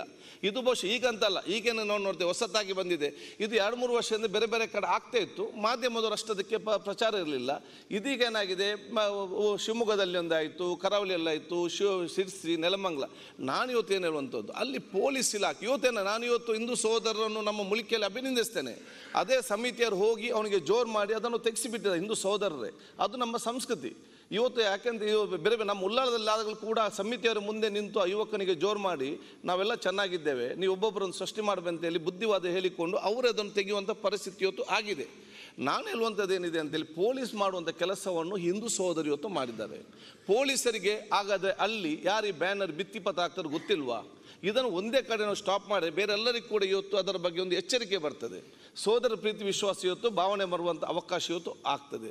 ಅದಕ್ಕಾಗಿ ನಾವೆಲ್ಲರೂ ಸೇರಿ ಅದನ್ನು ಮಟ್ಟ ಹಾಕುವಂಥ ಕೆಲಸ ಇವತ್ತು ಆಗುವಂಥ ಅವಕಾಶ ಆಗಬೇಕು. ಸಮಾಜದಲ್ಲಿ ವೈಮನಸ್ಸುಂಟು ಮಾಡುವಂಥ ವಿಚಾರಕ್ಕೆ ನಾವು ಯಾರು ಕೂಡ ಅವಕಾಶ ಇವತ್ತು ಕೊಡಬಾರ್ದು. ಅದಕ್ಕಾಗಿ ನಾನು ಬಹುಶಃ ಇವತ್ತು ಸರ್ಕಾರ ಕೇಳೋದಿಷ್ಟೇ, ಇವತ್ತು ಶಿವಮೊಗ್ಗದಲ್ಲಿರಲಿ, ಕರಾವಳಿ ಪ್ರದೇಶದಲ್ಲಿರಲಿ, ನೆಲಮಂಗಲದಲ್ಲಿ, ಸಿರ್ಸಿಯಲ್ಲಿ ಯಾವುದು ಮಾಧ್ಯಮ ಹೇಳ್ತಾರೆ, ತಮ್ಮ ಒಂದು ನನ್ನ ಕಳಕಳಿಯ ವಿನಂತಿಯನ್ನು ಸರ್ಕಾರ ಹತ್ರ, ಯಾರು ಭಿತ್ತಿಪತ್ರ ಹಾಕಿದ್ದಾರೆ ಇದರಿದ್ದೇನೊಂದು ಉದ್ದೇಶ ಏನು ಮತ್ತು ಅದರ ಮೇಲೆ ಅಂಥವ್ರ ಮೇಲೆ ಕಠಿಣವಾದ ಕ್ರಮ ತೆಗೊಳ್ಳುವಂಥ ಒಂದು ಸಂದೇಶವನ್ನು ತಾವು ಇವತ್ತು ಸಮಾಜಕ್ಕೆ ಇವತ್ತು ಕೊಡಬೇಕು. ಆ ಕೆಲಸವನ್ನು ಇವತ್ತು ಆಗಬೇಕು. ಕೋಮುವಾದಿತ ಮತ್ತು ಕೋಮುವಾದಿಗಳ ವಿವಾದಿತ ಈ ಒಂದು ಸಮಸ್ಯೆಯನ್ನು ನಾವು ಯಾರು ನೋಡಿ ಆನಂದಿಸಬಾರದು. ಇದರ ಬಗ್ಗೆ ಕ್ರಮ ತೆಗೊಳ್ಳುವ ಕೆಲಸ ಆಗಬೇಕನ್ನೋ ರಿಜ್ವಾನ್. ಸನ್ಮಾನ್ಯ ಅಧ್ಯಕ್ಷರೇ, ನಾವು ಈ ವಿಷಯವನ್ನು ಪ್ರಸ್ತಾಪ ಮಾಡಿರೋದು ಯಾವುದೇ ಕಾರಣಕ್ಕೂ ಆಗಿರ್ತಕ್ಕಂಥ ವಾತಾವರಣ ಮತ್ತೆ ಕೆಡಿಸಬಾರ್ದು. ನಾವು ಒಂದು ಸಾಮರಸ್ಯದ ವಾತಾವರಣವನ್ನು ಕಟ್ಟಬೇಕು ಅಂತಕ್ಕಂಥ ಒಂದು ಉದ್ದೇಶ ಇಟ್ಕೊಂಡು ನಾನು ಖಾದರ್ ಅವರು ಈ ವಿಷಯವನ್ನು ಪ್ರಸ್ತಾಪ ಮಾಡಿದ್ದೀವಿ. ಸನ್ಮಾನ್ಯ ಅಧ್ಯಕ್ಷರೇ, ನಮಗೆ ಒಂದು ಇತಿಹಾಸ ಇದೆ, ಸಾಮರಸ್ಯದ ಒಂದು ಪರಂಪರೆ, ಒಂದು ಇತಿಹಾಸ ಇದೆ. ಆ ಇತಿಹಾಸವನ್ನು ಇವತ್ತು ಕಾಪಾಡದೇ ಇದ್ದರೆ ಇವತ್ತು ನಾವು ಮುಂದಿನ ಪೀಳಿಗೆಗೆ ಆಗಿರ್ತಕ್ಕಂಥ ಅನಾಹುತಗಳು ಇವತ್ತು ನಮ್ಮ ಯಾವುದೇ ಒಂದು ಲಾಭಕ್ಕೋಸ್ಕರ ನಾವು ಮಾಡಬಹುದು, ಆದರೆ ಈ ದೇಶಕ್ಕಾಗಿ ಸಮಾಜಕ್ಕಾಗಿ ನಾವು ಒಳ್ಳೆಯದನ್ನು ಮಾಡೋದಿಲ್ಲ. ಸರ್ಕಾರಕ್ಕೆ ನಾನು ಅಪೀಲ್ ಮಾಡ್ಕೊಳ್ಳೋದಿಷ್ಟೇ, ಇವತ್ತು ಯಾವ ರೀತಿಯ ಒಂದು ವರ್ಗಕ್ಕೆ ಈ ವರ್ಗದ ವ್ಯಾಪಾರಿಗಳು ಅಲ್ಲಿ ಬರಬಾರ್ದು ಅಂತ ಒಂದು ಭಿತ್ತಿಪತ್ರ ಹಾಕೋದು, ಒಂದು ಪೋಸ್ಟರ್ ಹಾಕೋದು, ಅದರ ಜೊತೆಗೆ ಕೆಲವು ಮೂಲಭೂತವಾದಂಥ ಸಂಘಟನೆಗಳು ಅದೇ ರೀತಿಯ ವಾತಾವರಣದಲ್ಲಿ ಸೃಷ್ಟಿ ಮಾಡ್ತಕ್ಕಂಥದ್ದು ಸನ್ಮಾನ್ಯ ಅಧ್ಯಕ್ಷರೇ ಸಮಾಜಕ್ಕೆ ಆಘಾತಕಾರಿ. ಒಂದು ಸಮುದಾಯಕ್ಕಲ್ಲ, ಸಮಾಜಕ್ಕೆ, ಇಡೀ ಸಮಾಜಕ್ಕೆ ಆಘಾತಕಾರಿ. ಇವತ್ತು ಜಾತ್ರೆ ಮತ್ತು ಉರುಸುಗಳ ಒಂದು ಸಮಯ. ನಾನು ಸರ್ಕಾರಕ್ಕೆ ಇಷ್ಟು ಕೇಳ್ಕೊತೀನಿ, ಯಾವ ಸಂಘಟನೆಗಳು ಇದೆಲ್ಲ ಮಾಡ್ತಾ ಇದ್ದಾರೆ ಅವ್ರಿಗೆ ಇತಿಹಾಸವನ್ನು ಗೊತ್ತಿಲ್ಲ ಅನಿಸುತ್ತೆ. ಮಾರಿಗುಡಿ ದೇವಸ್ಥಾನ ಇರ್ಬೋದು, ಬಪ್ಪನಾಡು ದುರ್ಗಾ ಪರಮೇಶ್ವರಿ ದೇವಸ್ಥಾನ ಇರ್ಬೋದು, ಸ್ಥಾಪನೆ ಮಾಡಿದ್ದು ಮುಸ್ಲಿಂ ಸಮುದಾಯದವರು ಕೂಡ ಅಲ್ಲಿ ನಿಂತ್ಕೊಂಡು ಸ್ಥಾಪನೆ ಮಾಡಿದ್ದಾರೆ. ಇದು ನಮ್ಮ ಇತಿಹಾಸ. ಆ ಇತಿಹಾಸ ಯಾರು ಕೂಡ ಅಳಿಸೋದಕ್ಕೆ ಸಾಧ್ಯವೇ ಇಲ್ಲ. ಇವತ್ತು ಕೂಡ ನೀವು ಜಾನಪದ ನೀವು ಹಾಡುಗಳನ್ನು ನೀವು ಕೇಳಿದರೆ ಎಷ್ಟೋ ಜಾನಪದ ಹಾಡುಗಳಲ್ಲಿ ಮುಸಲ್ಮಾನರ ಬಗ್ಗೆ ದೇವಸ್ಥಾನಗಳಲ್ಲಿ ಆಗಿರ್ತಕ್ಕಂಥ ಪೂಜೆ ಪುರಸ್ಕಾರದಲ್ಲೂ ಕೂಡ ಮುಸಲ್ಮಾನರು ಹೇಗೆ ಜೊತೆಗಿದ್ರು ಅಂತ ಅದು ಕೂಡ ನಮ್ಮ ಇತಿಹಾಸ ಇದೆ, ನಮ್ಮ ಸಂಸ್ಕೃತಿ ಇದೆ. ಈ ಇತಿಹಾಸ, ಈ ಸಂಸ್ಕೃತಿಯನ್ನು ಯಾವುದೇ ಒಂದು ಲಾಭಕ್ಕೋಸ್ಕರ ನಾವು ಹಾಳು ಮಾಡಿದ್ರೆ ನಮ್ಮ ಮುಂದಿನ ಪೀಳಿಗೆಗೆ ನಾವು ಮಾಡ್ತಾ ಇರ್ತಕ್ಕಂಥ ದೊಡ್ಡ ದ್ರೋಹ ಅಂತ ಹೇಳೋಕ್ಕೆ ನಾನು ಬಯಸ್ತೀನಿ. ದಯವಿಟ್ಟು ನನ್ನ ಸರ್ಕಾರಕ್ಕೆ ಅಪೀಲು, ಈ ಮಟ್ಟಕ್ಕೆ ಹೋಗುವುದು ಸರಿ ಇಲ್ಲ. ಯಾವುದೇ ಒಂದು ಸಂದರ್ಭದಲ್ಲಿ ಬಹಿಷ್ಕಾರ ಹಾಕುವ ಸಂಸ್ಕೃತಿ ಇದೆಯಲ್ಲ, ಅದು ಸರಿ ಇಲ್ಲ. ಬಹಿಷ್ಕಾರ ಹಾಕ್ತಕ್ಕಂಥ ಸಂಸ್ಕೃತಿ ನಾವು ಹಿಂದೆ ನೋಡ್ತಾ ಇದ್ವಿ, ಇವತ್ತು ಕೂಡ ನೋಡ್ತೀವಿ. ದಲಿತ ಸಮುದಾಯಕ್ಕೆ ಬಹಿಷ್ಕಾರ ಹಾಕ್ತಾರೆ, ಮುಸ್ಲಿಂ ಸಮುದಾಯಕ್ಕೆ ಬಹಿಷ್ಕಾರ ಹಾಕ್ತಾರೆ, ಅತಿ ಹಿಂದುಳಿದ ಯಾರಿಗೆ ಧ್ವನಿ ಇಲ್ಲ ಅಂಥ ಸಮುದಾಯಗಳಿಗೆ ಬಹಿಷ್ಕಾರ ಹಾಕ್ತಾರೆ. ಎಷ್ಟು ಇನ್ನೂ ನೋಡಬೇಕಾಗುತ್ತೆ ಅಧ್ಯಕ್ಷರೇ. ಸಂವಿಧಾನತ್ವಾದಂಥ ನಮ್ಮ ಹಕ್ಕಿದೆ, ಅದನ್ನು ನಮಗೆ ಕಾಪಾಡಿ ನಮ್ಮ ಹಕ್ಕನ್ನು ಸರ್ಕಾರದ ಪರವಾಗಿ ಶೂನ್ಯ ವೇಳೆಯಲ್ಲಿ ಸಹಿ ಮಾಡಿ ಅವರಿಬ್ರು ಕೊಟ್ಟಿದ್ದಾರೆ, ಅವರಿಬ್ಬರಿಗೆ ಅವಕಾಶ ಕೊಟ್ಟಿದ್ದೇನೆ. ಇನ್ಯಾರಿಗೂ ಕೊಡೋದಿಲ್ಲ, ಜಮೀರ್ ಅವರಿಗೂ ಕೊಡೋದಿಲ್ಲ, ರಘುಪತಿ ಭಟ್ ಅವರಿಗೂ ಕೊಡೋದಿಲ್ಲ. ಸರ್ಕಾರದ ಪರವಾಗಿ ಸಚಿವರ ಸರ್ಕಾರದ ಪರವಾಗಿ ಮೊನ್ನೆ ಮುತಾಲಿಕ್ ಅವರು ಹೇಳ್ತಾರೆ, ಸರ್ಕಾರದ ಪರವಾಗಿ ಹೇಳ್ತಾರೆ. ಆಗೋದಿಲ್ಲ, ನೀವು ಕುತ್ಕೊಳ್ರಿ. ಸಚಿವರು ಮಾಧುಸ್ವಾಮಿ ಅವರು ಕುತ್ಕೊಳ್ರಿ. ಜಮೀರ್ ಕುತ್ಕೊಳ್ರಿ. ಸಹಿ ಹಾಕಿ ಕೊಟ್ಟವ್ರಿಗೆ ಅಷ್ಟೇ ಕೊಟ್ಟಿದ್ದೀನಿ ಅವಕಾಶ. ಮತ್ತೆ ಸುಮ್ಮನೆ ಬೆಳೆಸ್ಬೇಡ್ರಿ. ನೀವು ಸಹಿ ಮಾಡಿ ಕೊಟ್ಟಿಲ್ಲ, ನೀವು ಕುತ್ಕೊಳ್ರಿ. ಆಗೋದಿಲ್ಲ. ನಾನು ಮತ್ತೆ ಹೇಳ್ತೇನೆ. ಈಗ ಮಾಧುಸ್ವಾಮಿ ಅವರು ಉತ್ತರ ಹೇಳ್ತಿದ್ದಾರೆ. ಸರ್ಕಾರದ ಪರವಾಗಿ ಮಾಧುಸ್ವಾಮಿ ಅವರು ಉತ್ತರ ಹೇಳ್ತಿದ್ದಾರೆ, ಕೇಳ್ರಿ. ಹೇಳ್ತಾರೆ, ತಡ್ರಿ. ಹೇಳ್ರಿ ಮಾಧುಸ್ವಾಮಿ ಅವರು. ಇದು ಮುಗಿಯೋದಿಲ್ಲ, ನೀವು ಹೇಳೋದಾದ್ರೆ ಮುಗಿಯೋದಿಲ್ಲ. ಇದು ಹೀಗೆ ಅಚ್ಚಿಗೂ ಇಲ್ಲಿ ಒದರಾಡ್ತಾರೆ, ಇಚ್ಚಿಗೂ ಒದರಾಡ್ತಾರೆ. ನಾನೇ ಎಲ್ಲಿ ನಡೆಸೋದು ಇದು? ಮುಗಿಯೋದಿಲ್ರಿ ಜಮೀರ್. ನಾ ಹೇಳಿದ ಅರ್ಥ ಮಾಡ್ಕೋಬೇಕು. ಕುತ್ಕೊಳ್ಳಿ, ದಯವಿಟ್ಟು ಕುತ್ಕೊಳ್ಳಿ. ರಘುಪತಿ, ನೀವು ಕುತ್ಕೊಳ್ರಿ. ಸರ್ಕಾರ ನಿಮ್ದಿದೆ, ಇಲ್ಲಿ ಉತ್ತರ ಹೇಳ್ತಾರೆ, ನಿಮ್ಮವ್ರ ಸಚಿವರು ಹೇಳ್ತಾರೆ. ಎಲ್ಲರೂ ಮಾತಾಡ್ರಿ. ಇನ್ನು ಯಾರಿಗಾರು ಮಾತಾಡೋದಾರು ಮಾತಾಡ್ರಿ. ಎಲ್ಲರಿಗೂ ನಿಮಗೆ ಯಾರಿಗೆ ಹೇಳೋದ್ರಿ? ಇಲ್ಲಿ ಮಂತ್ರಿಗಳು ಉತ್ತರ ಹೇಳ್ತಾರೆ ಅಂದ್ರೆ ನೀವು ಸರ್ಕಾರದವರು, ಅಲ್ಲಿ ನೀವು ಶಾಸಕರಾಗಿ ನೀವೇ ಮತ್ತೆ ಈ ನಮೂನಿ ಮಾಡಿದ್ರೆ ಆಗೋದಿಲ್ರಿ. ಸಹಿ ಹಾಕಿ ಕೊಟ್ಟವರು ಅವರಿಬ್ಬರಿಗೆ ಅವಕಾಶ ಕೊಟ್ಟಿದ್ದೇನೆ. ನೀವು ಈಗ ಸಚಿವರು ಹೇಳ್ತಾರೆ, ನೀವು ವಿಷಯ ಏನಾದ್ರು ಇದ್ರೆ ನನ್ನ ಹತ್ರ ಬಂದು ಬರೆದು ಕೊಡ್ರಿ, ಆಮೇಲೆ ನಿಮ್ಗೆ ಯಾವ ರೀತಿ ಅವಕಾಶ ಕೊಡಬೇಕು ನಾನು ಕೊಡ್ತೇನೆ. ನೀವು ಈಗ ಕುತ್ಕೊಳ್ರಿ. ರಘುಪತಿ ಕುತ್ಕೊಳ್ರಿ. ಅಲ್ಲಿ ಮಾಧುಸ್ವಾಮಿ ಅವ್ರು ಹೇಳ್ರಿ. ಮಾಧುಸ್ವಾಮಿ ಅವರು. ಸರ್, ಈಗ ಧಾರ್ಮಿಕ ಸೌಹಾರ್ದತೆಯನ್ನು, ಶಾಂತಿ ಪಾಲನೆಯನ್ನು ಯಾವುದೇ ಸಮುದಾಯದವರು ಭಂಗ ಮಾಡೋದಾದರೆ ಹಾಳು ಮಾಡೋದಕ್ಕೆ ಸರ್ಕಾರದ ಯಾವ ಸಹಕಾರ ಅಥವಾ ಪ್ರೋತ್ಸಾಹ ಇದೆ ಅಂತ ಯಾರು ದಯಮಾಡಿ ಭಾವಿಸ್ಬಾರ್ದು ಸರ್.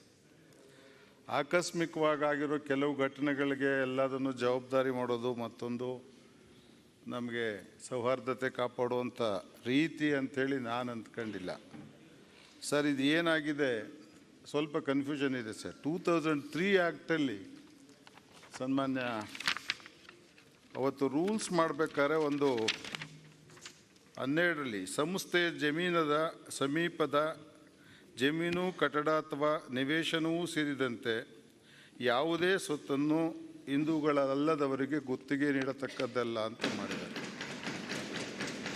2002 ಹಿಂದೂ ಧಾರ್ಮಿಕ ಸಂಸ್ಥೆಗಳು ಧರ್ಮಾದಾಯಗಳ ನಿಯಮದಲ್ಲಿ ಅವರು ರೂಲ್ಸೇ ಮಾಡಿಬಿಟ್ಟವ್ರೆ ಸರ್. ರೂಲ್ ನಂಬರ್ 12 ಖಾದರ್ ಅವರೇ, ಸಮೀಪದ ಜಮೀನು ಕಟ್ಟಡ ಅಥವಾ ನಿವೇಶನಗಳು ಸೇರಿದಂತೆ ಯಾವುದನ್ನು ಬೇರೆ ಧರ್ಮದವ್ರಿಗೆ ನಾವು ಗುತ್ತಿಗೆ ಕೊಡಲಿಕ್ಕೆ ಆ ಧಾರ್ಮಿಕ ಸಂಸ್ಥೆಗೆ ಅವಕಾಶ ಇಲ್ಲ ಅಂತ ಇವರು ನಮ್ಮ ರಘುಪತಿ ಭಟ್ರು ಎಲ್ಲ ಹೇಳ್ತಿರೋದು. ಈ ನಿಯಮ ನೋಡಿಕೊಂಡವರು ಒಂದು ಪಬ್ಲಿಸಿಟಿ ಮಾಡಿದ್ರು, ಒಂದು ಬೋರ್ಡು ಅಥವಾ ಹೋರ್ಡಿಂಗ್ಸ್ ಹಾಕಿದ್ರು, ಇಲ್ಲಿ ಬೇರೆಯವ್ರು ಬರಬಾರ್ದು ಮಾರಬಾರ್ದು, ಧಾರ್ಮಿಕವಾದ ಕ್ರಿಯೆಗಳಿಗೆ ಅಡ್ಡಿ ಆಗುತ್ತೆ ಅಂತ ಹೇಳಿ ಮಾಡಿದ್ರು ಅಂತ.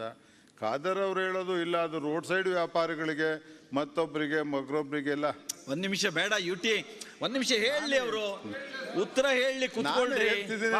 ಉತ್ತರ ಹೇಳಿ. ನಾನೇ ಹೇಳ್ತಿದ್ದೀನಿ, it is out of the religious premises. ಆ ದೇವಸ್ಥಾನ ಅಥವಾ ಧಾರ್ಮಿಕ ಸಂಘಟನೆ ಅಥವಾ ಅದರ ಕೇಂದ್ರದಿಂದ ದೂರ ಇರೋ ಭಾಗದಲ್ಲಿ ಈ ಥರ ಎಲ್ಲ ಹೋರ್ಡಿಂಗ್ಸು ಮತ್ತೊಂದು ಆಗ್ತಾ ಇದ್ದಾರೆ, ಅದು ಸರಿ ಇಲ್ಲ ಅಂತ ಅವ್ರ ಭಾವನೆ ಇದೆ. ನಮ್ಮ ಕನ್ಫ್ಯೂಷನ್ನು ಆ ದೇವಸ್ಥಾನದ ಪ್ರಿಮಿಸಿಸಲ್ಲಿ ಆ ಭಾಗದಲ್ಲಿ ನೀವು ಮಾಡಬಾರ್ದು ಅಂತೇಳಿ ನಾವು ಅಡಚಣೆ ಮಾಡಿರೋದು ನಿಜ ಅಂತೇಳಿ ನಾವು ನಮ್ಮ ಕಡೆಯಿಂದ ನಮಗೆ ಮಾಹಿತಿ ಕೊಡ್ತಿದೆ ಸರ್. ಅದು ಪ್ರಿಮಿಸಿಸಿಂದ ಆಚೆ ಇದ್ದರೆ ನಾವು ಅದನ್ನು ತಿದ್ಕೋತೀವಿ ಸರ್. ಪ್ರಿಮಿಸಿಸ್ ಒಳಗಡೆ ಏನಾರು ಆ ಕ್ರಿಯೆ ನಡೀತಿದ್ರೆ ನೀವು ತಿದ್ಕೊಳ್ಳೇಬೇಕಾಗುತ್ತೆ ಖಾದರ್, ಬಿಕಾಸ್ ನಾವು ಮಾಡಿದ್ದಲ್ಲ ಇದು. 2002ನಲ್ಲಿ ಈ ಸರ್ಕಾರ ಇರಲಿಲ್ಲ, ಅವತ್ತು ಕೂಡ ಕಾಂಗ್ರೆಸ್ ಸರ್ಕಾರವಿತ್ತು, ಸಿದ್ದರಾಮಯ್ಯನವರೇ ರೂಲ್ಸ್ ಮಾಡಿದ್ದೀರಿ. ಅಲ್ಲಿ ಹಿಂದೂಗಳು ಅಲ್ದವ್ರಿಗೆ ಗುತ್ತಿಗೆ ಕೊಡಬಾರ್ದು, ಅವ್ರು ವ್ಯಾಪಾರ ಮಾಡಬಾರ್ದು, ವಹಿವಾಟು ಮಾಡಬಾರ್ದು ಅಂತ ನೀವೇ ನಿಯಮ ಮಾಡಿಟ್ಟು ಈಗ ನಿಯಮನ ಪಾಲನೆ ಮಾಡ್ತೀವಿ ಅಂತೀರೋ. ಅಲ್ಲಿರೋ ಮ್ಯಾನೇಜ್ಮೆಂಟ್ ಏನಾರು ಹೇಳಿದಾಗ ಅದು ತಪ್ಪು ಅನ್ನೋಕ್ಕೆ ಸರಿ ಮಾಡೋದು ಬಿಡೋದು. ಆಮೇಲೆ ಈಗ 2002 ನಿಯಮದಲ್ಲಿ ಇದೆ, 2002 ನಿಯಮದಲ್ಲಿ non Hindus are not suppose to have contract in our religious area ಅಂತ ರೂಲ್ಸ್ ಮಾಡಿದ್ದಾರೆ ಸರ್. ನಾವು ಮಾಡಿದ ತಪ್ಪಲ್ಲ ಇದು. ನಾವೀಗ ಆ ಭಾಗದಲ್ಲಿ ಮಾಡಬೇಡಿ ಅಂತೇಳಿ ಅವ್ರು ಅಡಚಣೆ ಮಾಡೋದು, ಹೋರ್ಡಿಂಗ್ ಹಾಕಿರೋದು ಆ ಭಾಗದಲ್ಲಿ ಮಾಡ್ತಿದ್ರೆ ಇದು ಕಾನೂನು ನಿಯಮದ ಕೆಳಗಡೆ ಇದೆ ಖಾದರ್. ಬೇರೆ ಪಬ್ಲಿಕ್ ಪ್ರಿಮಿಸಸ್ಸಲ್ಲಿ ಬೇರೆ ಪ್ರೋಡ್ಗಳಲ್ಲಿ ಮಾಡಿ ಅಲ್ಲೇನಾದರೂ ಧಾರ್ಮಿಕವಾದ ಸಮಸ್ಯೆಗಳಿಗೆ ಏನಾದ್ರು ಅವರು ಸಮಸ್ಯೆ ಸೃಷ್ಟಿ ಮಾಡಿದರೆ ಸರ್ಕಾರ ಅದ್ರ ಬಗ್ಗೆ ನಿಗಾ ತಗೋತೀವಿ, ಆ್ಯಕ್ಷನ್ ತಗೋತೀವಿ ಸರ್. ಇದರಲ್ಲಿ ರಾಜಿಲ್ಲ. But you must see religious ಇನ್ಸ್ಟಿಟ್ಯೂಷನ್ಸ್ಗೆ ಸೇರಿ ಜಾಗದಲ್ಲಿ ಬೇರೆ ಧರ್ಮದವ್ರಿಗೆ ಅವಕಾಶ ಇಲ್ಲ ಅಂತ ಕಾನೂನಿದೆ. ಅದನ್ನು ದಯಮಾಡಿ ತಾವು ತಲೆಲಿಟ್ಕೊಂಡು ಮಾಡಬೇಕು. ಎರಡನೇದು ಒಂದೇ ಮಾತಾಡ್ತಾ ನಾನು ದಯಮಾಡಿ ಸಭೆನ ನೋಡಿ, ದಯಮಾಡಿ ಇದಾದಮೇಲೆ ಯಾರೂ ಉದ್ರೇಕ ಆಗಬಾರ್ದು. ರೇಣುಕಾಚಾರ್ಯ ಅವರು ಕಳ್ ಸರ್ಟಿಫಿಕೇಟ್ ಕೊಟ್ಟಿದ್ದಾರೆ ಅನ್ನೋ ಮಾತು ಅವ್ರು ಬಳಸವ್ರೆ, ರೆಕಾರ್ಡಲ್ಲಿ ಹೋಗ್ಕೊಡ್ದು. If such being the case ಅವ್ರು ಹಾಗೆ ಹೇಳಿದ್ ನನ್ನ ಗಮನಕ್ಕೆ ಬಂದಿಲ್ಲ. ಹಾಗಿದ್ದೇನಾದ್ರು ಇದ್ರೆ ನಾನು ಅದನ್ನು ಕಡತದಿಂದ ತೆಗಿತೀನಿ. ನಾನು ಕಡತದಿಂದ ತೆಗಿತೀನಿ. ವಾಚಿಂಗ್ ಯು ಫಾದರ್, ರೆಕಾರ್ಡ್ಗಳಲ್ಲಿ ಈ ತರ ಮೆಂಬರ್ಗಳನ್ನ ನೀವು ಕಡತದಿಂದ ತೆಗಿತೀನಿ ಅಂತ ಹೇಳಿದ್ನಲ್ಲ. Honourable member of this house, ನೀನು ಕಳ್ ಸರ್ಟಿಫಿಕೇಟ್ ಕೊಟ್ಟು ಬಂದಿದ್ಯಾ, ನಿನ್ನ ಹತ್ರ ಕೇಳಬೇಕು ಅನ್ನೋ ಪದನ ನೀವೇನೋ ಒಟ್ಟು ಕಳ್ ಸರ್ಟಿಫಿಕೇಟ್ ಕೊಟ್ಟಿದ್ಯಾ ಅಂತ ಬಳಸಿದ್ರಿ, ನೀವೇ ಅದನ್ನ ವಿಡ್ರಾ ಮಾಡ್ಕೋಬೇಕು. This is not the way. ನೀವು ವಿಡ್ರಾ ಮಾಡಿದ್ರು ಒಳ್ಳೇದು. ಯುಟಿ ಖಾದರ್ ಹಾಗಿದ್ದೆಲ್ಲ ಹೇಳಬಾರ್ದು. ಆಯ್ತು, ಅದನ್ನ ಹಾಗೆ ಅದನ್ನು ಬಹುಶಃ ನಾವು ಪ್ರಸ್ತಾವನೆ ಮಾಡಿದ್ದೇನೆ ಸಭಾಧ್ಯಕ್ಷ. ಇಲ್ಲದೆ ನಮ್ದೇನು ಅಭ್ಯಂತರ ಇಲ್ಲ. ಓಕೆ, ಅದನ್ನ ನಾನು ಕಡದಿಂದ ತೆಗಿತೀನಿ. ಅವರು ಹೇಳಿದ್ರು. ಇಲ್ಲ ನಾನು ಸುಮ್ಮನೆ ಮಾತಾಡಲ್ಲ ಅಧ್ಯಕ್ಷ ಅವರು. ಆಯ್ತು, ತೆಗಿತೀನಿ ಅಂತ ಹೇಳಾಯ್ತು. ನಾನು ರೇಣುಕಾಚಾರ್ಯ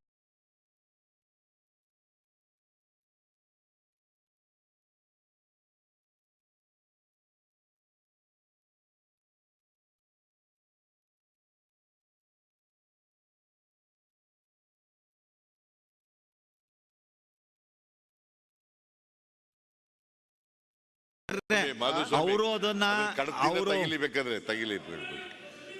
ಒಂದ್ ನಿಮಿಷ, ರೇಣುಕಾಚಾರ್ಯ ಏನು ಹೇಳ್ತಾ ಇದ್ದಾರೆ ಕೇಳೋಣ. ಮಧುಸ್ವಾಮಿ ಅವರು, ಸಿದ್ದರಾಮಯ್ಯ ಅವರು ಸವಲತ್ತುಗಳು ನಾನು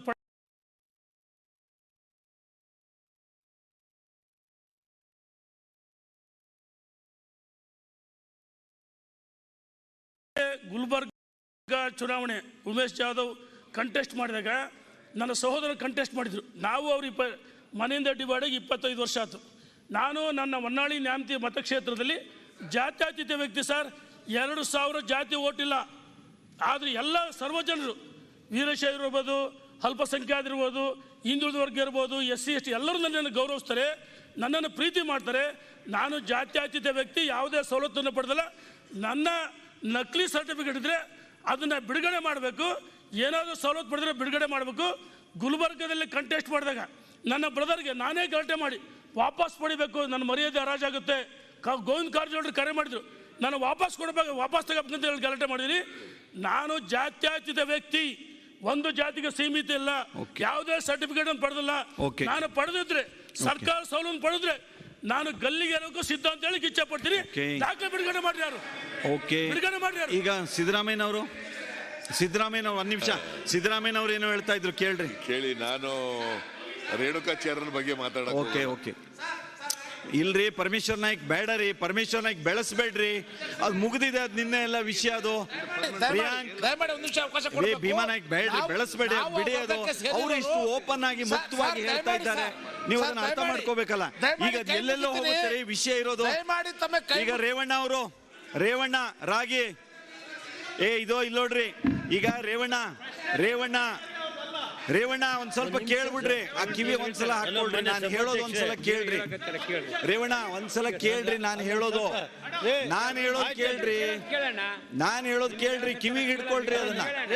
ಸ್ವಲ್ಪ ಇರ್ರಿ, ಅವ್ರಿಗೆ ಅದೇ ಗೊತ್ತು, ಕೇಳ್ತಾ ಇಲ್ಲ. ಸ್ವಲ್ಪ ಹೇಳಿ ಸರ್, ನಾನು ಹೇಳೋದನ್ನ 1 ನಿಮಿಷ ಕೇಳ್ರಿ, ನಾನು ಏನ್ ಹೇಳ್ತೀನಿ ಅಂತ. ಈಗ ನಾನು ಏನ್ ಹೇಳ್ತೀನಿ ಅಂತ ಕೇಳ್ರಿ.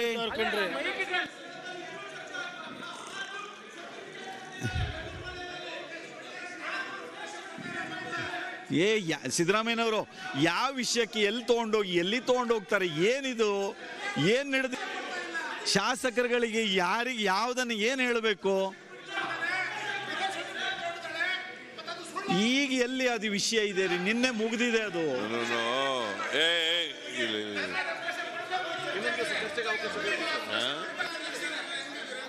ನಿನ್ನೆ ಮುಗ್ದಿದೆ ರೀ ಅದೆಲ್ಲ, ಮತ್ತೇನು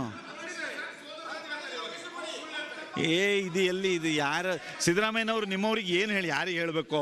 ಅಜಯ್ ಹೇಳ್ಬೇಕಲ್ಲ, ವಿಪ್ಪು ನೀವು, ಆ ವಿಪ್ಪು ಹಂಗ ಮಾಡ್ತಾರೆ, ಈ ವಿಪ್ಪು ಹಂಗ ಮಾಡ್ತಾರೆ. ಈ ನೀವು ಅರ್ಧ ಬಂದಿದ್ದೀರಿ, ಅತ್ಲ ಪೂರ್ಣನೂ ಬರವಲ್ರಿ, ಅಲ್ಲೇ ನಿಲ್ವಲ್. ನಮ್ದು ಅತ್ಲಾಗ ನಾ ಈ ಇಬ್ರು ವಿಪ್ಪುಗಳು ನೀವು ಸುಮ್ಮನೆ ಇರಿಸ್ಬೇಕಲ್ಲ ಅಲ್ಲಿ. ಈಗ ಸಿದ್ದರಾಮಯ್ಯನವರು ಇದು ಚೆನ್ನಾಗಿದೆ, ಇದು ಈಗ ನಮ್ಮೂರ್ ಜಾತ್ರೆಗೆ ಪೂರ್ಣ ಹೋಗ್ಲಿಕ್ಕೆ ಆಗಿರ್ಲಿಲ್ಲ ನನಗೆ.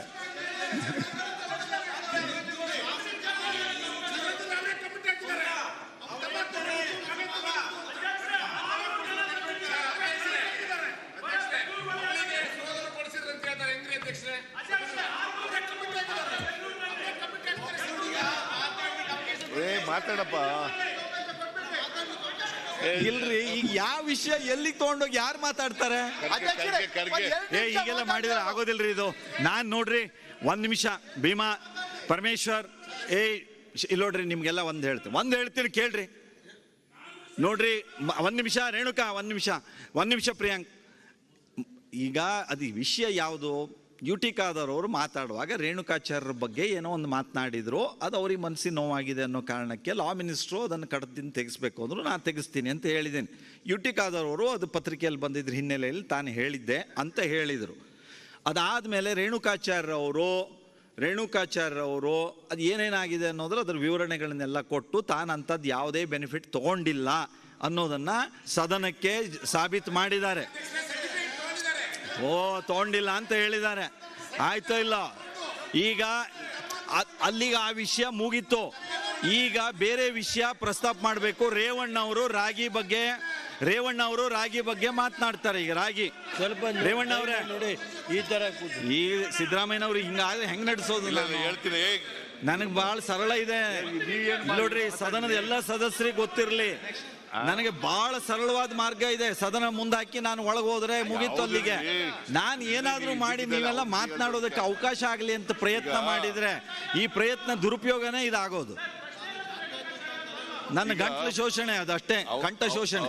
ಇವರು ಬರ್ತಾರೆ, ಅವ್ರು ಮಾತಾಡ್ತಾರೆ, ಬಿಡಿ ನೀವು ಬರ್ರಿ ಬರ್ರಿ ಈ ಕಡೆಗೆ ಬರ್ರಿ ಬಾ. ಸೋಮೇಶ್ ಪರಮೇಶ್ವರ್ ಬರ್ರಿ, ಲೀಡರ್ ಹೇಳಿದ್ಮೇಲೆ ಬರ್ಬೇಕು, ಬರ್ರಿ. ಖರ್ಗೆ ಅವ್ರಿಗೂ ಕೂಡಿ ಮಾತಾಡಕ್ಕೆ ಅವ್ರು ಯಾವ ವಿಷಯ ಇದನ್ನೇ ಪ್ರಸ್ತಾಪ ಮಾಡ್ತಾರೆ. ಮತ್ತೆ ನೀವು ಎಲ್ಲೋ ತಗೊಂಡು ಹೋಗ್ತಿಲ್ಲ. ಅವ್ರು ಬಹಳ ಹೊತ್ತಿಂದ ಕೇಳ್ತಾ ಇದ್ದಾರೆ. ಇವರು ಬಂದು ಬಾವಿಗಿಳಿದ್ರ ಬಗ್ಗೆನೆ ಅವ್ರು ಎಕ್ಸ್ಪ್ಲೈನ್ ಮಾಡ್ತಾರೆ, ಯಾಕೆ ಬಾವಿಗಿಳಿದಿದ್ರು ಅಂತ. ಅದೇ ನೀವು ಕೊಡಲ್ಲ ಅಂತಂದ್ರೆ ಅವ್ರು ಬಾವಿಗಿಳಿದಿರ್ತೀರಿ, ನೀವು ಹೇಳ್ತೀರಿ, ಅದನ್ನು ಹೇಳ್ತೀರಿ. ಹೆಂಗೆ? ಇಟ್ ಇಸ್ ನಾಟ್ ಎ ಕೊಡ್ಬೇಕು ಅಂತ ಹೇಳಿ ಒಳ್ಳೆ ಸೂಚನೆ ಅಲ್ಲ. ಈಗ ಯಾವ ಸೂಚನೆ ಪ್ರಕಾರ ತಗೊಳ್ಬೇಕು ಅಂತ ರೇಣುಕಾಚಾರ್ಯ ಒಳ್ಳೆ ಕಥೆ ಆಯ್ತಪ್ಪ. ಇದು ಮುಖ್ಯಮಂತ್ರಿಗಳು ಇದನ್ನ ಬಂಡೆಪ್ಪ ಅವರ ಮಗಳಿಗೆ ಇದನ್ನ SC ಸರ್ಟಿಫಿಕೇಟ್ ಕೊಡಿಸಿದ್ದಾರೆ ಅಂತಕ್ಕಂಥದ್ದು ಎಲ್ಲಿಂದ ಎಲ್ಲಿಗೆ ಹೋಗ್ತಾ ಇದೆ ಇದು. ಈಗ ಅವರು ಅಡ್ಮಿಟ್ ಮಾಡ್ಕೊಂಡಿದ್ದಾರೆ, ಅದನ್ನ ನಾನ್ ಕೊಡಿಸಿಲ್ಲ, ನಮ್ಮ ಬ್ರದರ್ ಕೊಡಿಸಿದ್ದಾರೆ ಅಂತ ಹೇಳಿದ್ದಾರೆ. ಅದ್ರ ಬಗ್ಗೆ ಎರಡು ನಿಮಿಷ ಇವ್ರು ಮಾತಾಡ್ತಾರೆ. ಈ ವಿಷಯ ಎಲ್ಲಿಂದ ಎಲ್ಲಿಗೆ ಹೋಗುತ್ತೆ, ಅದು ಎಲ್ಲಿಗೆ ಹೋಗೋದಿಲ್ಲ. 2 ನಿಮಿಷ ಇವ್ರು ಮಾತಾಡ್ಲಿ, ಆಮೇಲೆ ಇದು ಮಾಡ್ತಾರೆ. ಇನ್ನು ಈ ವಿಧಾನಸೌಧ ಎಲ್ಲಿಗೂ ಹೋಗುದಿಲ್ಲ, ಇಲ್ಲೇ ಇರ್ತದೆ.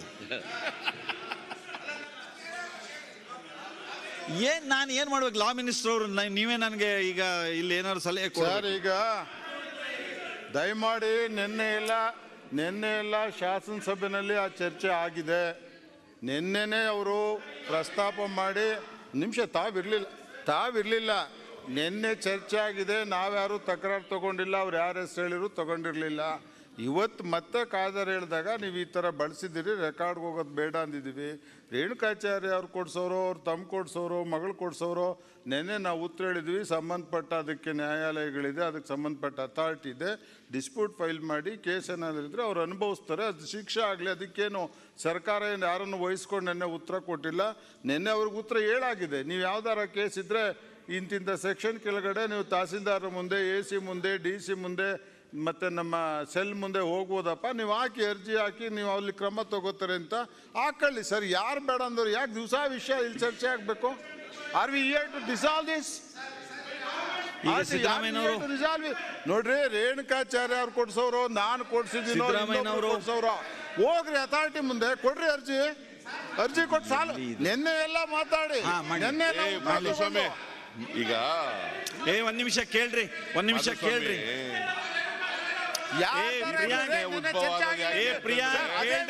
ಚರ್ಚೆ ಆಗಿದೆ ಇಲ್ಲಿ, ಅದೇ ವಿಷಯದ ಮೇಲೆ ಚರ್ಚೆ ಆಗಿದೆ ಇಲ್ಲಿ. ಪ್ರಿಯಾಂಕ್ ಕೇಳ್ರಿ ಇಲ್ಲಿ ಒಂದ್ ನಿಮಿಷ, ಲೀಡರ್ ಏನೋ ಹೇಳ್ತಿದ್ದಾರೆ, ಚರ್ಚೆ ಮಾಡಿ. Is a political secretary to the chief minister. ಯಾರು? ನಿನ್ನೆನೆ ತಗೊಂಡ್ರು, ನಾವು ನಿನ್ನೆ ಹೇಳಿದೀವಲ್ಲ, ಗೋ ಅಂಡ್ ಫೈಲ್ ಅವ್ರ ಮಗಳು ಸರ್ಟಿಫಿಕೇಟ್ ತಗೊಂಡಿದ್ದಾರೆ. ಗೌರ್ಮೆಂಟ್ ಪತ್ರಿಕೆಯಲ್ಲೆಲ್ಲ ಬಂದಿದೆ ಸರ್. ನಿನ್ನೆನೆ ನಾವು ಹೇಳಾಗಿದೆ, ಇಂಥ ಅಥಾರಿಟಿಗಳಿದೆ, ದಯಮಾಡು ಕಂಪ್ಲೇಂಟ್ ಕೊಡಿ. If you found guilty will take action. ನಾವು ಯಾವ್ದು ಸೌಲಭ್ಯ ತಗೊಂಡಿಲ್ಲ. ಸರ್ಟಿಫಿಕೇಟ್ ತಗೊಳ್ಳೋದು ಯಾವ ಉದ್ದೇಶಕ್ಕೆ? ನಾನು ಹೇಳ್ತಿದ್ದೀನಿ, ಸರ್ಟಿಫಿಕೇಟ್ ತಗೊಳ್ಳೋದು ಯಾವ ಉದ್ದೇಶಕ್ಕೆ? somebody is found guilty action ತಗೋತೀವಿ. SC ಸರ್ಟಿಫಿಕೇಟ್ ತಗೊಂಡಿರೋ ಉದ್ದೇಶನೇ ದುರುದ್ದೇಶ ಅಲ್ವಾ? ನಾವ್ ಆದ್ರೆ ಕಾದರ್ ಅದನ್ನ ಮತ್ತೆ ತಗೊಂಡಿದ್ದಾರೆ ಅವರು ಅಷ್ಟೇ. ನಿನ್ನೆ ನಾವ್ಯಾರು ಡಿಫೆಂಡ್ ಒಬ್ಬ MLA ಪೊಲಿಟಿಕಲ್ ಸೆಕ್ರೆಟರಿ ಆಗಿ, ಮಾಜಿ ಮಂತ್ರಿ ಆಗಿ ಅವ್ರು ಸರ್ಟಿಫಿಕೇಟ್ ತಗೊಂಡಿದ್ದಾರೆ ಅಂತ ಅವ್ರು ಹೇಳ್ತಾ ಇದ್ದಾರೆ. ಆಯ್ತಲ್ಲ, ನಿನ್ನೆ ಹೇಳೋರಲ್ಲ, ನಿನ್ನೆ ಚರ್ಚೆ ಆಗಿದೆಯಲ್ಲ, ಹೌಸ್ ಮುಂದೆ ಸರ್. ಈಗ ದಿವಸ ಒಂದೇ ವಿಷಯ ಚರ್ಚೆ ಮಾಡ್ತೀರಾ ಇಲ್ಲಿ? ಈಗ ಸುಧಾಕರ್ ಅವರು ಊಟಕ್ಕೆ ಕರೆದಿದ್ದಾರೆ. ಆ ಊಟಕ್ಕೆ ಕರೆದಿರೋ ಟೈಮು ಆಗಿಲ್ಲ, ಇನ್ನೂ 1:30. ಈಗಲೇ ಬಿಟ್ಟರೆ ನೀವು ಊಟಕ್ಕೆ ಹೋಗೋದಿಲ್ಲ, ಹಾಗೆ ಹೋಗ್ಬಿಡ್ತೀರಿ. ಇನ್ನೊಂದು ಅರ್ಧ ತಾಸು ಹೀಗೆ ಮಾತಾಡ್ಕೊಳ್ಳಿ, ಒಳ್ಳೆ ಊಟ ಮಾಡ್ಬೋದು. ಅಗತ್ಯ ಇಲ್ಲ ಸರ್, ನಿನ್ನೆ ಚರ್ಚೆ ಮಾಡಿ ಇವತ್ತು ಮಾಡ್ತೀರಾ? ಸೇಮ್ ಅವರೇ ಎಲ್ಲ ಮಾತಾಡೋರು, ಸಿದ್ದರಾಮಯ್ಯನವರೇ ಇವರೆಲ್ಲ ಮಾತಾಡೋರು. ನೆನ್ನೆ ಪರಮೇಶ್ವರ್ ನಾಯಕ್, ಪ್ರಿಯಾಂಕ್ 2 ನಿಮಿಷ ವಿಷಯನ ನಿಯಮದ ಕೆಳಗೆ 69 ಕೆಳಗೆ ತಂದು ಚರ್ಚೆ ಮಾಡಿದ್ದಾರೆ. ಕೇಳಿ ಕಾದರ್ನ, 69 ಚರ್ಚೆ ಆಗಿದೆ.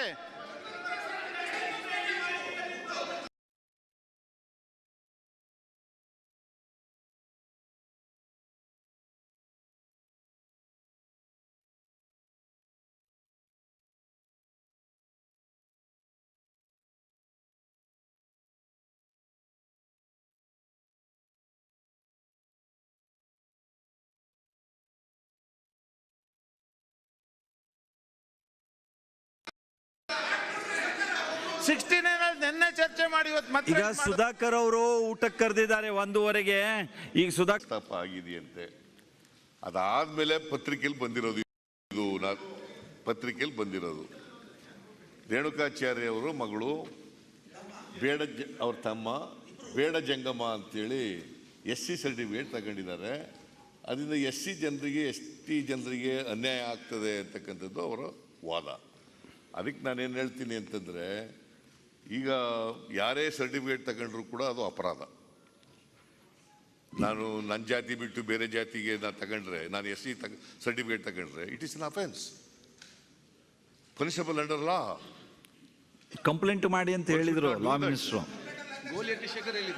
ಗೂಳಿಹಟ್ಟಿ ಯಾರೇ ಹೇಳಲಿ, it is an offence under law. ಅದರಿಂದ ನಾನೇನು ಹೇಳ್ತೀನಿ ಅಂತಂದ್ರೆ, ಅವರು ತಕ್ಕೊಂಡಿದ್ರೆ, ಸರ್ಟಿಫಿಕೇಟ್ ತಕ್ಕೊಂಡಿದ್ರೆ, ಅವ್ರ ಮಗಳು ಕೊಡಿಸಿದ್ರೆ ಸವಲತ್ತು ತಕ್ಕಬೇಕಾದಂಥ ಅಗತ್ಯ ಇಲ್ಲ. It is an offence. The very fact that obtaining a certificate by misrepresenting the facts, it is an offense with mala fide intention. With mala fide intention. So ಅವ್ರ ಮೇಲೆ ಕ್ರಮ ತಗೊಳ್ತಕ್ಕಂಥದ್ದು ಅತ್ಯಂತ ಅವಶ್ಯ ಇದೆ. ಅದಕ್ಕೆ ನೀವು ಏನು ದಾರಿ ಇದೆ ಆ ದಾರಿನ ಮಾಡಿ, ಕ್ರಮ ತಗೊಳ್ಳೋದ್ರ ಬಗ್ಗೆ ಮಾಡ್ತಕ್ಕಂಥದ್ದನ್ನು ಮಾಡಿ. ನೀವು ಇಲ್ಲಿ ಅಸೆಂಬ್ಲಿನಲ್ಲೇ ಪ್ರಸ್ತಾಪ ಮಾಡಬೇಕು. ಈಗ ನಾನು ಅದಕ್ಕೆ ಅವಕಾಶ ಮಾಡಿರ್ತಕ್ಕಂಥ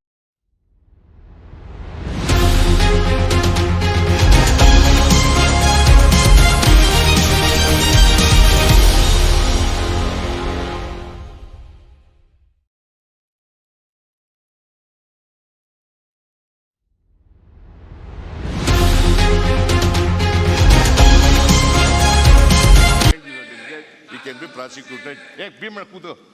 He can be prosecuted. ಆ ಪ್ರಾಸಿಕ್ಯೂಟ್ ಮಾಡ್ತಕ್ಕಂಥ ಕೆಲಸ ಮಾಡೋಣ, ಅದು ಬೇರೆ ವಿಚಾರ. But at the same time ಅವರು ಆ ಕಡೆ ಮಾತಾಡ್ಬೇಡ್ರಿ, ಕೂತ್ಕೊಳ್ರಿ ಪ್ಲೀಸ್. ಇಲ್ರಿ ರೇಣುಕಾ, ಒಂದು ನಿಮಿಷ. ಈಗ ನಾನು ಏನು ಸೌಲಭ್ಯ ತಗೊಂಡಿಲ್ಲ, ಸೌಲಭ್ಯ ತಗೊಂಡಿದ್ರೆ ನೇಣು ಹಾಕಬಿಡ್ತೀನಿ, ಇವೆಲ್ಲ ಇಲ್ಲ. ಅವ್ರ ಬ್ರದರು ಎಲೆಕ್ಷನ್ ನಿಂತಿದ್ರಂತೆ, ಅವರೇ ಹೇಳೋದು ಅಲ್ಲೋಗಿ ಇವ್ರ ಮೇಲೆ ಎಂಥದ್ದು ಗುಲ್ಬರ್ಗಾದಲ್ಲಿ. It is an offence, it is an offence.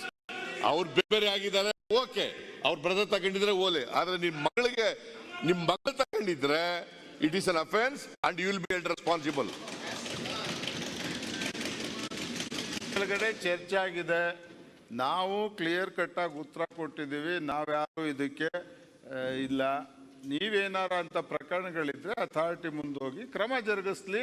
Government is no way connected with all this business. ನಾವ್ಯಾಕೆ ಸರ್ಕಾರ ಅಲ್ಲ, ನಿಮಿಷ, ಸರ್ಕಾರ ನೋಡಿ ಹಿಂಗ್ ಮಾತಾಡಿದ್ರೆ ಯಾರು ಸರ್ ಉತ್ತರ ಹೇಳಕ್ಕಾಗುತ್ತೆ? ಸರ್ಕಾರ ಮಾಡಕ್ಕಾಗುತ್ತೆ ಸರ್ ಇದು? Can the government say? ಈಗ you must educate your members. ಅಲ್ಲ, ನೀವು ಎಜುಕೇಟ್ ಮಾಡಿ. ನಾವು ನಿನ್ನೆ ಉತ್ತರ ಹೇಳಿದೀವಿ, go and approach the authority. ಸರ್ಕಾರ ಜಡ್ಜ, ಸರ್ಕಾರ ಕೋರ್ಟ್ ನಡೆಸುತ್ತಾ? ನಾವಿಲ್ಲಿ ಕೋರ್ಟ್ ನಡೆಸ್ತಾ ಇದೀವ? Are we running court here? Court ನಡೆಸ್ತಾ ಇದೀವ? ಹೋಗ್ರಿ, ಅವ್ರೇನ್ ಹೇಳ್ತಾರೆ ನೀವ್ ಹೇಳ್ತಾರೆ, ಅಲ್ಲಿ ಹೋಗ್ರಿ. ಗೌರ್ಮೆಂಟ್ ಏನ್ ಮಾಡುತ್ತೆ? ಗೌರ್ಮೆಂಟ್ ತಗೊಳಕ್ ಬರಲ್ರಿ, ಆಕ್ಷನ್ ಏನ್ ತಗೋತಾರೆ. ಅವರು ರಾಗಿ ವಿಷಯ 2-3 ಸಂದರ್ಭದಲ್ಲಿ ಚರ್ಚೆ ಆಗಿದೆ. ಈಗ ರಾಗಿ ವಿಷಯ ನೀವು ಪ್ರಸ್ತಾಪಿಸಬೇಕು ಅಂತಿದ್ದೀರಿ. ಈ ಮುದ್ದೆ ಯಾರು ಇದೆಯಾ ನೋಡೋಣ ಅಲ್ಲಿ. ಈಗ ರಾಗಿ ವಿಷಯ ರೇವಣ್ಣ ಅವರು ಚರ್ಚೆ ಮಾಡಬೇಕು ಅಂತಿದ್ದಾರೆ. ರಾಗಿ ಅಂತೂ ಈಗೇನು ಸಿಗೋವಿಲ್ಲ, ಮುದ್ದೆ ಯಾರು ಇದೆ ನೋಡೋಣ ಅಂತ ಹೇಳಿದೆ ನಾನು. ಓಕೆ, ಈಗ ಸದನವನ್ನು ಅಂತ ಮುಖ್ಯಮಂತ್ರಿ ಮಾಧುಸ್ವಾಮಿ ಅವರು ಮುಖ್ಯಮಂತ್ರಿಗಳೇನೋ ಮುಖ್ಯಮಂತ್ರಿಗಳೇನೋ ಮಾತಾಡ್ತಿದ್ದಾರೆ.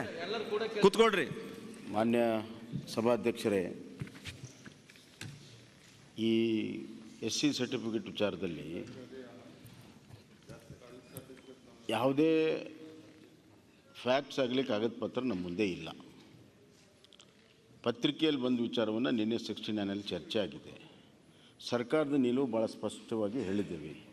ಅದಕ್ಕೆ ಪ್ರೊವಿಷನ್ ಇದೆ. ಪಟ್ಟಿ ಸರ್ಟಿಫಿಕೇಟ್ ಈ ಮಾಡಿರುವಂಥದ್ದಕ್ಕೆ ಶಿಕ್ಷೆ ಏನಾಗಬೇಕಂತ ಕಾನೂನಿದೆ, ಮತ್ತು ಅದನ್ನು ಯಾವ ರೀತಿ ಅದನ್ನು ಸಿದ್ಧಪಡಿಸಿ ಏನು ಮಾಡ್ಬೇಕು ಅನ್ನೋದಕ್ಕೆ ಪ್ರೊಸೀಜರ್ ಇದೆ. ನಾವು ಯಾರು ಸರ್ಕಾರದವರು ಆ ಪ್ರೊಸೀಜರಿಗೆ ನಾವೆಲ್ಲೂ ಅಡ್ಡಿಪಡಿಸಿಲ್ಲ. ಅವ್ರು ಯಾರ್ಯಾರಿಗೆ ಅದಕ್ಕೆ ತೊಂದರೆ ಆಗಿದೆ, ಯಾರಿಗೆ ಅನ್ಯಾಯ ಆಗಿದೆ, ಅವರು ಅದನ್ನು ಪ್ರೊಸೀಜರ್ ಪ್ರಕಾರ ಅವರು ಕೊಡಲಿ, ಇಂಕ್ವೈರಿ ಆಗಲಿ, ಸತ್ಯಾಸತ್ಯ ಹೊರಗೆ ಬರಲಿ, ದಾಖಲೆಗಳ ಮೇಲೆ ಇರ್ತದೆ ಅದು. ಇಲ್ಲಿ ನಾವು ಯಾರ್ದಾರ ಪರವಾಗಿ ಅಥವಾ ವಿರೋಧವಾಗಿ ಮಾತಾಡೋದ್ರಿಂದ ಏನೂ ಸಾಧನೆ ಆಗೋದಿಲ್ಲ. ಆದ್ದರಿಂದ he is also a legislature. ನಿಮ್ಮ ಥರನೇ ಅವರು ಕೂಡ ಅವರು ಸಾರ್ವಜನಿಕ ಜೀವನದಲ್ಲಿದ್ದಾರೆ. ಅವರು ತಮ್ಮ ಇದನ್ನು ಪ್ರಾಮಾಣಿಕವಾಗಿ ಹೇಳಿದ್ದಾರೆ. ಬಟ್ ಆ ಇಶ್ಯೂ ಏನಿದೆ ಅದು ಕಾಗದ ಪತ್ರದ ಮೇಲೆ, ದಾಖಲೆಗಳ ಮೇಲೆ, ಮತ್ತು ಆ ಅಧಿಕಾರಿ ಯಾವ ರೀತಿ ಪರಿಶೀಲನೆ ಮಾಡಿದ, ಸರಿನೋ ತಪ್ಪೋ, ಕಾನೂನು ಬಾಹಿರ ಮಾಡಿದ್ದಾನೋ, ಕಾನೂನು ಪ್ರಕಾರ ಮಾಡಿದ್ದಾನೋ, ಅದು ಇಂಕ್ವೈರಿ ಆಗುತ್ತೆ. ಇಂಕ್ವೈರಿ ಆಗಿ ಅದಕ್ಕೆ ಏನು ಶಿಕ್ಷೆ ಆಗಬೇಕಾಗತ್ತೆ, ಅವ್ರು ಸರಿ ಇದ್ದರೆ ಅವ್ರು ಸರಿ ಇರ್ತಾರೆ. ಆದ್ದರಿಂದ ಇಲ್ಲಿ ನಾವು ಜಜ್ಮೆಂಟ್ ಮಾಡೋದು ಅದು ಸರಿಯಿಲ್ಲ. ನಾವಿಲ್ಲಿ ಕೂತ್ಕೊಂಡು ಜಜ್ಮೆಂಟ್ ಮಾಡೋದು ಸರಿಯಿಲ್ಲ. ನಮ್ಮ ಮುಂದೆ ಯಾವುದು ದಾಖಲೆಗಳಿಲ್ಲ. ಆದ್ದರಿಂದ ಈ ಚರ್ಚೆಗೆ ಇಲ್ಲೇ ನಿಲ್ಲಿಸಿ ಕಾದವರು ಎತ್ತಿರುವಂಥ ವಿಷಯವನ್ನು ನಾವು ಪೂರ್ಣ ಮಾಡೋಣ.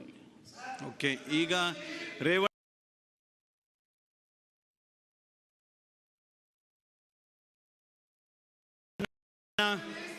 ರೇವಣ್ಣ ಅವರು, ಪರಮೇಶ್ವರ್ ನಾಯಕರು ಎದ್ದಿತ್ಕೊಂಡಿದ್ದಾರೆ.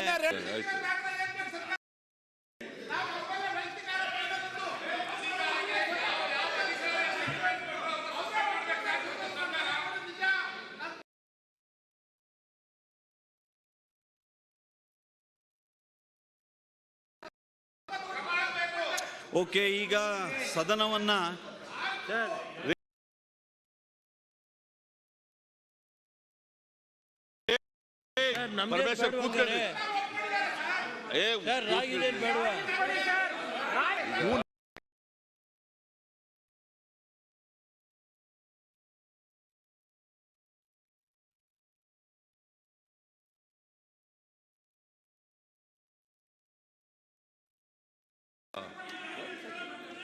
UT ಖಾದರ್ ಏನು ಪ್ರಸ್ತಾಪ ಮಾಡಿದ್ರು,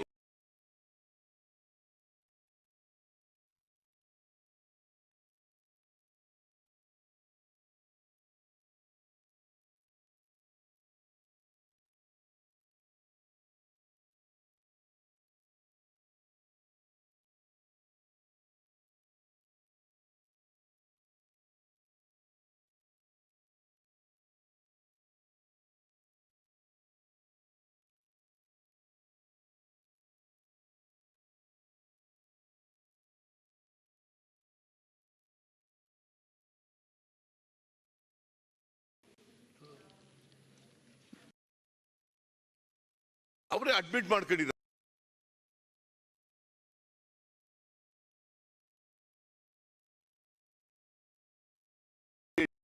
ಗುತ್ತಿಗೆಗೆ ಕೊಡಬಾರ್ದು ಅಂತ ನೀವು ಹೇಳ್ತಾ ಇದ್ದದ್ದು. ಇದು ಎಂತ ಏನು ಹೇಳ್ತಾರೆ, ಏಲಂ ಬೇರೆ ಜಾತ್ರೆ ಬೇರೆ ಅಂತ ಹೇಳ್ತಾರೆ.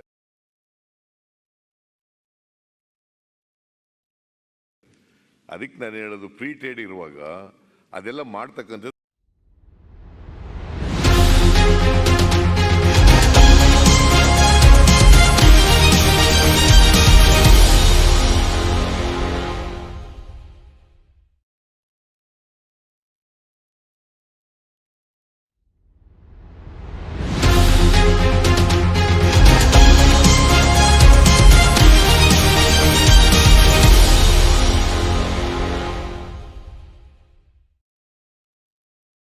near the institution shall be leased out to non-Hindus ಅಂತ ರೂಲ್ ಆಗಿದೆ.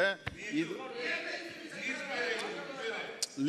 Lease means contract or any form sir. ನೀವು ಹಂಗ ಇಲ್ಲ, ವ್ಯಾಪಾರಸ್ಥರಿಗೂ ಮಧುಸ್ವಾಮಿಯವರು, ಕನ್ನಡದಲ್ಲಿ ಸಂಸ್ಥೆಯ ಸಮೀಪದ ಜಮೀನು, ಕಟ್ಟಡ ಅಥವಾ ನಿವೇಶನಗಳು ಸೇರಿದಂತೆ ಯಾವುದೇ ಸ್ವತ್ತನ್ನು ಹಿಂದೂಗಳಲ್ಲದವರಿಗೆ ಗುತ್ತಿಗೆಗೆ ನೀಡತಕ್ಕದ್ದಲ್ಲ. ಗುತ್ತಿಗೆ ಅಂತ ಕನ್ನಡ ಬಂದ್ಬಿಟ್ಟಿದೆ ಸರ್ ಅದು ಪದ. ಅದು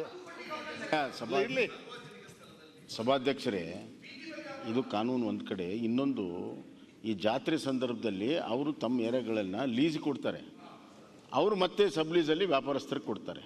ಸೊ ಈಗ ಯಾರಿಗೆ ಲೀಸ್ ಕೊಟ್ಟಿದ್ದಾರೆ ಅವ್ರ ನಿರ್ಣಯಗಳಿವೆಲ್ಲ.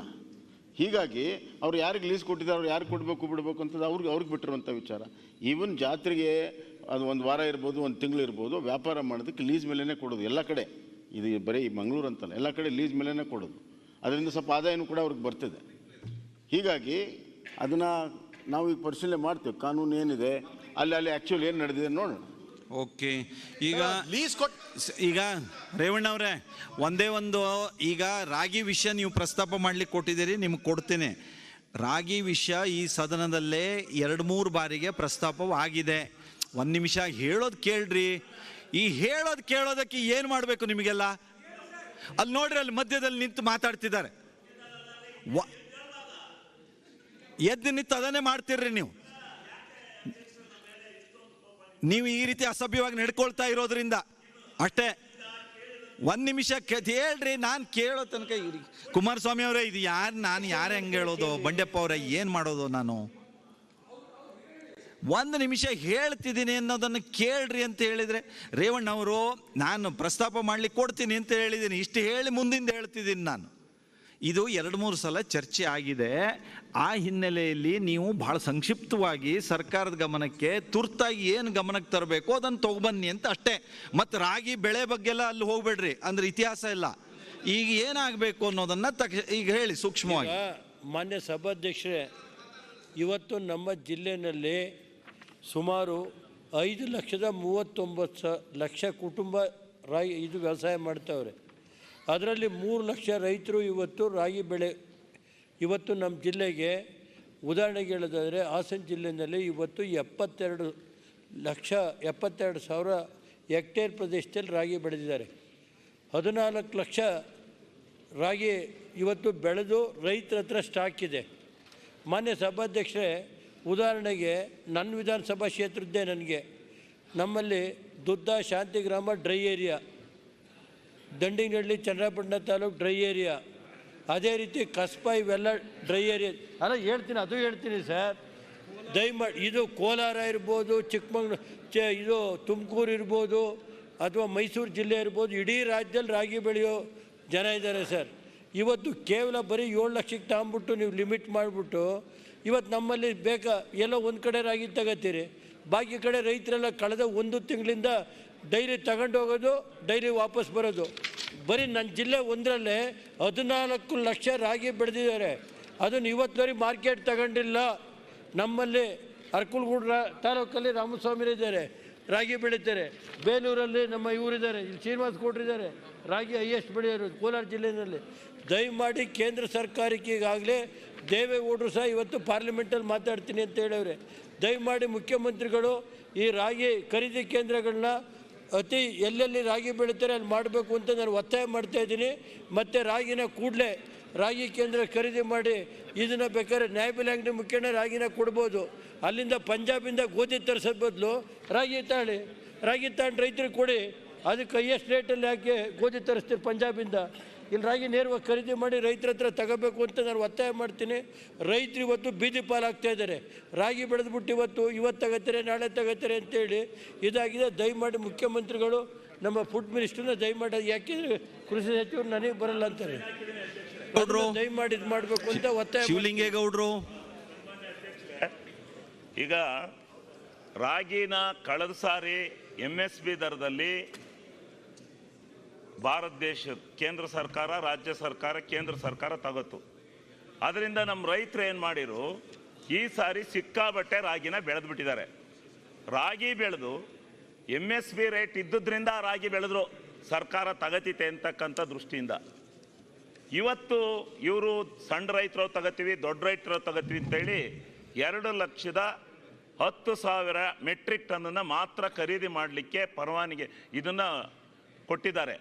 ಆದರೆ ಇವತ್ತು ಲಕ್ಷಾಂತರ ರೈತರು ಆ ರಾಗಿನ, ಇವತ್ತಿದು ಇಂಟರ್ನ್ಯಾಷನಲ್ ಬೆಳೆ ಅಲ್ಲ, ಏನಿದ್ರು ಸರ್ಕಾರ MSP ದರದಲ್ಲಿ ಕೊಂಡ್ಕೊತೀವಿ ಅನ್ನೋದ್ರಿಂದ ಬೆಳೆದಿರ್ತಕ್ಕಂಥ ಒಂದು ರೈತನ ಈ 5-6 ಜಿಲ್ಲೆಗಳಲ್ಲಿ ಈ ರಾಗಿನ ಬೆಳೀತಕ್ಕಂಥ ಹವ್ಯಾಸ ಇಟ್ಕೊಂಡಿದ್ದೀವಿ.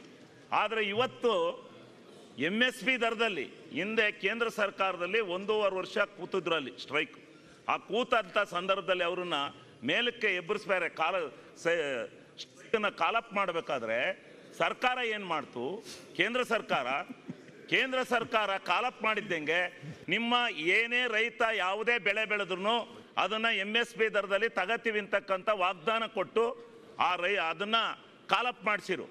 ಕಾಲಪ್ ಮಾಡಿಸಿ ಅವ್ರು ರೈತರೆಲ್ಲ ಹೋಗಿ ಆದ್ಮೇಲೆ ಈಗ ಪುನಃ ಕರ್ನಾಟಕ ರಾಜ್ಯದಲ್ಲಿ ಈ ರಾಗಿನ ನೀವು MSP ದರದಲ್ಲಿ ತಗೊಂಡು ಹೋದ್ರೆ ಆ ರಾಗಿನ ರೈತರು ಏನು ಮಾಡಬೇಕು? ಇವತ್ತು 3,377 ರೂಪಾಯಿ ರೇಟು MSP ರೇಟ್ ಡಿಕ್ಲೇರ್ ಆಗಿದೆ. ಇವತ್ತು ಮಾರ್ಕೆಟ್ನಲ್ಲಿ 1,500 ರೂಪಾಯಿ ಬಂದಿದೆ ರಾಗಿ. 1,500ಕ್ಕೂ ಕೇಳೋರಿಲ್ಲ ರಾಗಿನ. ಏನಾಗಬೇಕು ರೈತ? ಏನು ವಿಷ ಕುಡಿಬೇಕಾ ರೈತ? ಏನು ಮಾಡಬೇಕು? ಯಾರು ರಾಜ್ಯ ಸರ್ಕಾರ ಕೇಳಿದ್ರೆ ಕೇಂದ್ರ ಸರ್ಕಾರದ ಮೇಲೆ ಒತ್ತಾಗುತ್ತೆ, ಕೇಂದ್ರ ಸರ್ಕಾರ ಕೇಳಿದ್ರೆ ರಾಜ್ಯ ಸರ್ಕಾರದ ಮೇಲೆ ಒತ್ತಾಗುತ್ತೆ. ಇವತ್ತು ಕೇಂದ್ರ ಸರ್ಕಾರ ನಾವು ಕೇಳಕ್ಕಾಗಲ್ಲ. ಹಿಂದೆ 2 ಸಾರಿ ಚರ್ಚೆ ಆದಾಗ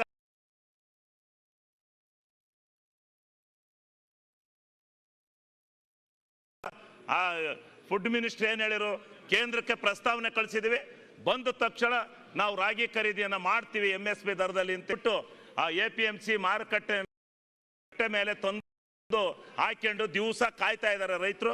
ಇವ್ರು ಯಾವುದೇ ನಿರ್ಧಾರ ತಗೊಂಡಲ್ಲ. ಮಾಧುಸ್ವಾಮಿ ಅವರು ಲಾ ಮಿನಿಸ್ಟ್ರು ಅವರ ತಾಲೂಕ್ನವ್ರು ತಗೊಬಂದು ಹಾಕೊಂಡ್ಯಾರ ರಾಗಿನ ಕಟ್ಟೆ ಮೇಲೆ ಎಲ್ಲ ಹಾಕೊಂಡಿದ್ದೀರಾ. ಯಾಕೆ ವಂಚನೆ ರೈತರಿಗೆ? ಈ ಸಾರಿ ಒಂದ್ಸಾರಿ ಕೊಡಿ, ಇನ್ನು MSP ದರದಲ್ಲಿ ಆ ರಾಗಿಗೆ ಕೊಡಬೇಡಿ. ನಿಮಗೆ ಆ ಚಿಂತೆ ಇಲ್ಲದೆ ಇದ್ರೆ ರೈತರಿಗೆ, ಅದು ರೈತರು ಏನೋ ತಪ್ಪು ಮಾಡಿಬಿಟ್ರು ಪಾಪತರು. ಕಳೆ 2 ವರ್ಷ ತಗೊಂಡ್ರಿ, ಈ ಸಾರಿ ಏನೋ ಅದೇ ರೇಟ್ ಸಿಗುತ್ತೆ ಅಂತೇಳಿ ಎಲ್ಲ ಬೆಳ್ಕೊಂಡ್ ಕೂತಾರೆ. ಅವ್ರ ಮನೆ ಬಳಕೆಗೆ ಚೀಲ್ ಬರಲ್ಲ. ಕುಮಾರಸ್ವಾಮಿ ಅವರು. ಅಧ್ಯಕ್ಷರೇ, ನಾನು ಮುಖ್ಯಮಂತ್ರಿಗಳ ಗಮನ ಸೆಳೀತಕ್ಕಂಥದ್ದು ಈ ರಾಗಿ ಬೆಳೆದಿರ್ತಕ್ಕಂಥ ರೈತರ ವಿಷಯದಲ್ಲಿ. ಈಗ MSP ದರದಲ್ಲಿ ನೀವು ಈಗೇನು ಗೈಡ್ಲೈನ್ಸ್ ಇಟ್ಬಿಟ್ಟಿದ್ದೀರಿ, ಕೇಂದ್ರ ಸರ್ಕಾರದ ಮುಂದೆ ಮತ್ತೆ ನೀವು ಹೋಗಿ ಅಲ್ಲಿಂದ ಪರ್ಮಿಷನ್ ತರ್ತಕ್ಕಂಥದ್ದು ಸುಲಭ ಇಲ್ಲ. ನಾನು ಒಂದು ಸರ್ಕಾರಕ್ಕೆ ಒಂದು ವಿವರಣೆ ಕೇಳೋದು, ಈ ರಾಗಿ ಉಳಿದಿರ್ತಕ್ಕಂಥದ್ದೇನಿದೆ ರೇವಣ್ಣ, ರಾಗಿ ವಿಷಯನೇ ಇನ್ನೂ ಚರ್ಚೆ ಆಗ್ತಾ ಇದೆ. ನೀವು ಬರ್ರಿ, ಅವರಿಗೆ ಹೇಳ್ತಿದ್ದಾರೆ. ಇವತ್ತೇನೋ 1,500 ಅಧ್ಯಕ್ಷರೇ 1,500 ರೂಪಾಯಿ ಇಳಿದಿದೆ ಅಂತಕ್ಕಂಥ ಹೇಳ್ತಾರೆ ಶಿವಲಿಂಗೇಗೌಡರು. ಬೆಂಬಲ ಬೆಲೆನ ರಾಜ್ಯ ಸರ್ಕಾರದಿಂದಲೇ ನಾವೇನಾದರೂ ರೈತನಿಗೆ ಏನಾದರೂ ಅವನಿಗೆ ರಕ್ಷಣೆ ಕೊಡ್ತಕ್ಕಂಥದ್ದಕ್ಕೆ ರಾಗಿ ಬೆಳೆಗಾರರಿಗೆ ಎಷ್ಟು ಹಣ ಖರ್ಚಾಗ್ತದೆ ಅಂತಕ್ಕಂಥದ್ದು ಒಂದು ಮಾಹಿತಿ ತೆಗೆದುಕೊಂಡು ಏನಾದರೂ ಒಂದು 100 ಕೋಟಿನೋ 105 ಕೋಟಿ ಒಳಗಿದ್ದರೆ ಸರ್ಕಾರವೇ ನೀವೇ ಇಂಟರ್ಫಿಯರ್ ಆಗಿ ತಗೊಂಡ್ರೆ ಇದಕ್ಕೊಂದು ಸಮಸ್ಯೆ ಪರಿಹಾರ ಆಗ್ಬೋದು, ನನ್ನ ಅಭಿಪ್ರಾಯ ಇದೆ. ಇಂಥ ಸಂದರ್ಭದಲ್ಲಿ ಹಲವಾರು ಬಾರಿ ನಾವು ಇಂಥ ಸಂದರ್ಭದಲ್ಲಿ ರೈತರ ನೆರವಿಗೆ ಬಂದಿದ್ದೀವಿ. ಅದರಿಂದ ಇವತ್ತು ಸರ್ಕಾರ, ರಾಜ್ಯ ಸರ್ಕಾರದಕ್ಕೆ ನೀವು ಈಗಾಗಲೇ ಬಜೆಟ್ನಲ್ಲಿ ಘೋಷಣೆ ಮಾಡಿದ್ದೀರಿ, 1 kg ರಾಗಿನ ಪ್ರತಿ ಕುಟುಂಬಕ್ಕೆ ಪಡಿತರ ಇದರಲ್ಲಿ ಕೊಡ್ತೀವಿ ಅಂತೇಳಿ BPL ಕಾರ್ಡ್ ಹೋಲ್ಡರ್ಸ್ಗೆ. ಅದರಿಂದ ಜೋಳ ರಾಗಿ ಎರಡೂ. ನಾನು ಸರ್ಕಾರಕ್ಕೆ ಮನವಿ ಮಾಡೋದು, ಒಂದು 100 crores ಏನಾದರೂ ಬರ್ಡನ್ ನಿಮಗೆ ಬರ್ತದೆ ಅಂತ ನನಗೆ ಎಷ್ಟಿದೆ ಗೊತ್ತಿಲ್ಲ. ಕೊಂಡ್ಕೊಂಡಾಗ ನೀವು ಸರ್ಕಾರವೇ ಮಧ್ಯಸ್ಥರಾಗಿ ತೆಗೆದುಕೊಳ್ಳೋದ್ರಿಂದ ಅಮೌಂಟ್ ಏನಾದರೂ ಕೊಡಲಿಕ್ಕೆ ಅವಕಾಶ ಇದ್ದರೆ ಇವತ್ತಿನ ಬಜೆಟ್ ಇದರೊಳಗೆ ನಿಮ್ಮ ಪರಿಮಿತಿಯೊಳಗೆ ಸರ್ಕಾರವೇ ತೀರ್ಮಾನ ಮಾಡ್ತಕ್ಕಂಥದ್ದು ಮಾಡಿದ್ರೆ ಆ ರೈತ ಉಳಿತಾನೆ ಅಂತಕ್ಕಂಥದ್ದು ನನ್ನ ಅಭಿಪ್ರಾಯ.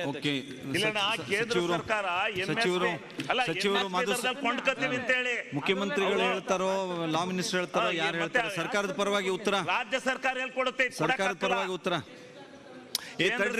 ಕೊಡಬೇಕು. ಸನ್ಮಾನ್ಯ ಮುಖ್ಯಮಂತ್ರಿಗಳೇ ಎದ್ ನಿಂತಿದ್ದಾರೆ, ಕುತ್ಕೊಳ್ರಿ. ಈಗ ಕುಮಾರಸ್ವಾಮಿ ಅವ್ರು ಮಾತಾಡಿ ಆಗಿದೆ, ಅವ್ರು ಉತ್ತರ ಹೇಳ್ತಿದ್ದಾರೆ, ಕುತ್ಕೊಳ್ರಿ. ಈ ರೀತಿ ಮಧ್ಯದಲ್ಲಿ ಮಾತನಾಡೇ ಏನಿದೆ ಈಗ ಹೇಳೋದು? ಹೇಳಿ. ಹೀಗೆ ಮಾತಾಡ್ತಾ ಇದ್ರಿ, ಏನ್ರಿ ಇದು? ಶಿವಲಿಂಗೇಗೌಡರು ಮುಖ್ಯಮಂತ್ರಿಗಳು ಹೇಳ್ಬೇಕು. ರೇವಣ್ಣ ಅವ್ರು ನಿಮ್ಮ ಸ್ಥಾನಕ್ಕೆ ಹೋಗ್ಬೇಕು. ನೀವು ಈ ಪ್ರಶ್ನೆ ಎತ್ತದವ್ರು ಶೂನ್ಯ ವೇಳೆಯಲ್ಲಿ ನೀವು ಉತ್ತರನೂ ಹೇಳ್ಕೊಡವ್ರ ಅಲ್ಲಿ ಸಮಸ್ಯೆ ಹೇಳಿದ್ದಲ್ದೆ ಮತ್ತೆ ಅಲ್ಲಿ ಹೋಗ್ರಿ ನೀವು. ಇರ್ಲಿ, ಅವ್ರು ಸಲಹೆ ಕೊಡ್ತಾ ಇದ್ದಾರೆ ನಮ್ಗೆ. ಆ ಕಡೆ ಸಿದ್ದರಾಮಯ್ಯ ಕೊಡ್ತಾರೆ, ಈ ಕಡೆ ನಮಗೆ ಕೊಡ್ತಾರೆ. ಅದನ್ನೇ ಹೇಳ್ತಿರೋದು. ಮಾನ್ಯ ಸಭಾಧ್ಯಕ್ಷರೇ, ಈ ಪಡಿತರ ವ್ಯವಸ್ಥೆಯಲ್ಲಿ ಇವತ್ತು 5 kg ಅಕ್ಕಿಯ ಜೊತೆಗೆ 1 kg ಜೋಳ ಅಥವಾ ರಾಗಿ ಕೊಡಬೇಕನ್ನುವಂಥ ತೀರ್ಮಾನ ಸರ್ಕಾರ ಮಾಡಿದೆ. ಅದರನ್ನೇ ಕೇಂದ್ರ ಸರ್ಕಾರ ನಮಗೆ ಮೊದಲು ಕೇವಲ 2 ತಿಂಗಳು 3 ತಿಂಗಳಲ್ಲಿ ಮಾತ್ರ ನೀವು ಕೊಡಬೇಕು ಅಂತಿದ್ದು, ಅದು 8 ತಿಂಗಳಿಗೆ ವಿಸ್ತರಣೆ ಮಾಡಿದ್ದಾರೆ. ಹೀಗಾಗಿ ನಾವು ಅದಕ್ಕೆ ಎಷ್ಟು ಬೇಕೋ, ನನ್ನ ಹತ್ರ ನಿಖರವಾಗಿ ಅಂಕಿ ಸಂಖ್ಯೆ ಇಲ್ಲ, ಅದಕ್ಕೆ ಎಷ್ಟು ಬೇಕೋ ಈಗಾಗಲೇ ಖರೀದಿಯನ್ನು ಮಾಡಿದ್ದೇವೆ. ಈಗ ಇದು ಬೆಳೆ ಬಂದು 3-4 ತಿಂಗಳಾಗಿತ್ತು. ಈಗಾಗಲೇ ಯಾರ್ಯಾರು ಕೊಡಬೇಕು ಕೊಟ್ಟಿದ್ದಾರೆ. ಇನ್ನು ಕೆಲವರು ಉಳಿದಿದೆ, ಅದನ್ನು ಕೂಡ ನೀವು ತೊಗೋಬೇಕನ್ನುವಂಥ ಒತ್ತಾಯವನ್ನು ತಾವು ಮಾಡ್ತಾ ಇದ್ದೀರಿ. ಈಗ ಅವರು ಕೇಂದ್ರ ಸರ್ಕಾರ MSPಯಲ್ಲಿ ಕೊಡದೇ ಇದ್ದರೆ ರಾಜ್ಯ ಸರ್ಕಾರವೇ ಭರಿಸಬೇಕಾಗುತ್ತೆ. ಆದ್ದರಿಂದ ಅದು ಎಷ್ಟು ಪ್ರಮಾಣದಲ್ಲಿದೆ ಕೊಂಡ್ಕೊಳ್ಳೋದು, ಅದರ ಕ್ವಾಂಟಿಟಿ ಎಷ್ಟಿದೆ ಮತ್ತು ಈಗ ನಾವು ಎಷ್ಟು ತೆಗೆದುಕೊಂಡಿದ್ದೇವೆ, ಏನಾದರೂ ಅವಕಾಶ ಇದೆ ಇದಕ್ಕೆ ತೆಗೆದುಕೊಳ್ಳೋದಕ್ಕೆ, ಮತ್ತು ನೀವು ಹೇಳಿದಂತೆ ಹಣಕಾಸಿನ ಎಷ್ಟು ಬೀಳ್ತದೆ, ಇದೆಲ್ಲವನ್ನು ಪರಿಶೀಲನೆ ಮಾಡಿ ನಾನು ನಿರ್ಣಯವನ್ನು ಮಾಡ್ತೀನಿ. ಓಕೆ, ಈಗ ಒಂದು ಈ ಶೂನ್ಯ ವೇಳೆ ಮುಕ್ತಾಯ ಆಯಿತು. ಈಗ ಶೂನ್ಯ ವೇಳೆ ಮುಗೀತು. ಈಗ ಇನ್ನೇನು ಶೂನ್ಯ ವೇಳೆಯಲ್ಲಿ ಮುಗಿತಲ್ಲ. ಸ್ವಲ್ಪ ಕೇಳಿ, ನಾವು ಹೇಳೋದು ಎದ್ ನಿಂತ್ಕೊಂಡಾಗ ನೀವು ಏನ್ ಮಾಡ್ತೀರಿ ಅಂತಂದ್ರೆ ಹೆಂಗೆ ಹೇಳಿ ನಾನು ಈಗ ಹೇಳದ್ಮೇಲೆ ತಾನೇ ಗೊತ್ತಾಗತ್ತೆ ನಿಮಗೂ. ಓ ನೀವು ಅಲ್ಲ, ಸರಿ ನೀವು ಯಾವ್ದೋ ಒಂದು ವಿಷಯ ಪ್ರಸ್ತಾಪಿಸಬೇಕು ಅಂತಿದ್ರಲ್ಲ, ಅದು ಬೇರೆನಾ? ಅಡ್ಜರ್ನ್ಮೆಂಟ್ ಮೋಷನ್ ಬೇರೆ ಅಲ್ಲ, ಅದು ಬೇರೆ, ಇದು ಬೇರೆ ಅಲ್ಲ. ಈಗ ನೀವು ಅಲ್ಲಿ ಬಂದ ಮೇಲೆ ಪರ್ಮಿಷನ್ ಆ ವಿಷಯನ ಅಂತ ಇಲ್ಲ ಯಾವುದು ನೀವು ನನ್ನ ಹತ್ರ ಪರ್ಮಿಷನ್ ಕೇಳಿದಿರಲ್ಲ, ಆ ವಿಷಯನ ಅಂತ. ಅದಕ್ಕೋಸ್ಕರನೇ ನನಗದು ನನ್ನ ಅಜೆಂಡಾದಲ್ಲಿ ಎಲ್ಲೂ ಇಲ್ಲಲ್ಲ. ಹೇಳಿ, ನಾನು ವಿಶೇಷವಾಗಿ ಅನುಮತಿ ಕೊಟ್ಟಿದ್ದೀನಿ. ಹೇಳಿ. ಪರ್ಮಿಷನ್ ಕೇಳಿದೆ, with the permission of the chair, I am raising very important issue. 21ನೇ ತಾರೀಕು, ಈ ತಿಂಗಳು 21ನೇ ತಾರೀಕು ವಿಶೇಷ ನ್ಯಾಯಾಲಯ ಒಂದು ಆದೇಶ ಮಾಡಿದೆ. ಆದೇಶ ಮಾಡಿ ವಿ ಸೋಮಣ್ಣವರು ಮಂತ್ರಿಗಳು, ವಸತಿ ಸಚಿವರು, ಅವ್ರ ಮೇಲೆ ಒಂದು ಪ್ರೈವೇಟ್ ಕಂಪ್ಲೇಂಟ್ ಆಗಿ, ಪ್ರೈವೇಟ್ ಕಂಪ್ಲೇಂಟ್ 2013 ಆಯಿತು. ಅದಾದಮೇಲೆ ಮೊನ್ನೆ ಆರ್ಡರ್ಸ್ ಮಾಡಿದ್ದಾರೆ ವಿಶೇಷ ನ್ಯಾಯಾಲಯದಲ್ಲಿ. ಮಾಡಿ ಅವ್ರಿಗೆ ಪ್ರಿವೆನ್ಷನ್ ಆಫ್ ಕರಪ್ಷನ್ ಆಕ್ಟ್ ಕೆಳಗಡೆ ಕೇಸ್ ರಿಜಿಸ್ಟರ್ ಮಾಡ್ಕೊಂಡು ಸಮನ್ಸ್ ಇಶ್ಯೂ ಮಾಡಿ ಅಂತ ಆರ್ಡರ್ಸ್ ಮಾಡಿದ್ದಾರೆ. ಸೊ ಕೇಸ್ ಈಸ್ ರಿಜಿಸ್ಟರ್ ಆಗ್ತದೆ. ಸಮನ್ಸು 16/4/2022 ಕೋರ್ಟ್ ಮುಂದೆ ಹಾಜರಾಗಬೇಕು ಅಂತೂ ಕೂಡ ಹೇಳಿದ್ದಾರೆ. Is A minister, honourable minister in the cabinet. When the criminal case is registered against him under the prevention of corruption act, how can he continue as a minister? See, ನಿಮಗೆ I don't know, law ministry ಇದನ್ನು ನೋಡಿರಬೇಕು ಅಂತ ಅನ್ಸುತ್ತೆ. ಇವತ್ತು ಪತ್ರಿಕೆಗಳೆಲ್ಲ ಬಂದಿದೆ. ನಿನ್ನೆ ನನಗೆ orders ಕಾಪಿನೂ ಕೂಡ ಸಿಕ್ಕಿದೆ. ಈ ಆರ್ಡರ್ಸ್ನಲ್ಲಿ ಏನು ಹೇಳಿದ್ದಾರೆ? The report submitted by the DYSP, order ಇದು order. The report submitted by the DYSP Anti-Corruption Bureau, ACB, Bangalore City, dated 29/10/2018, is hereby rejected. ಅವ್ರು ಕೊಟ್ಟಿದ್ದಂಥ ಬಿ ರಿಪೋರ್ಟ್ ಇದೆಯಲ್ಲ, ಆ ಬಿ ರಿಪೋರ್ಟ್ನ ರಿಜೆಕ್ಟ್ ಮಾಡಿದ್ದಾರೆ. Register special criminal case against the accused Shri V Somanna for the offences punishable under section 13(1)(b)(d) and E, read with section 13(2) of the Prevention of Corruption Act 1988, and issue summons to the accused along with copy of the complaint for his attendance returnable by 16/4/2022 anta this is the order. ಇವರು disproportionate ಆಗಿ ಆಸ್ತಿ ಮಾಡ್ಕೊಂಡಿದ್ದಾರೆ ಅಂತಕ್ಕಂಥದ್ದು complaint. Disproportionate ಆಗಿ ಆಸ್ತಿ ಮಾಡ್ಕೊಂಡಿದ್ದಾರೆ ಅಂತಕ್ಕಂಥದ್ದು. ಅವರು ಕೊಟ್ಟಿರ್ತಕ್ಕಂಥ ಡಾಕ್ಯುಮೆಂಟ್ಸ್ಗಳು ರಂಗನಾಥ ಅಂತೇಳಿ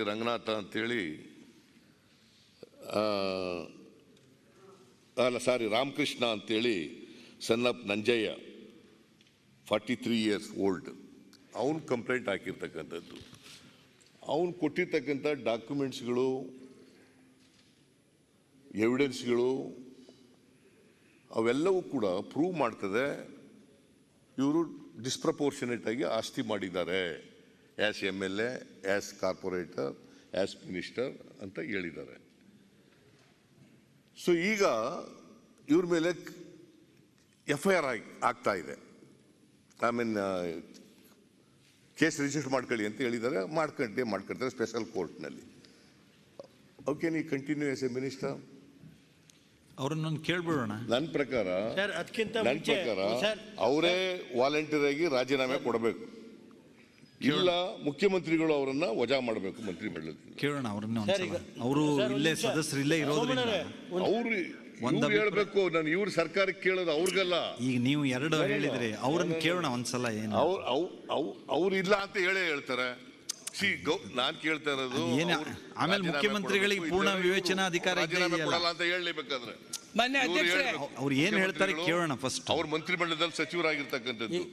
criminal case is registered under prevention of corruption. ಕೇಳೋಣ ಸೋಮಣ್ಣ ಅವರು. Summons is issued and he has to the summons and it is directed to appear before the court on or before 16 April 2022.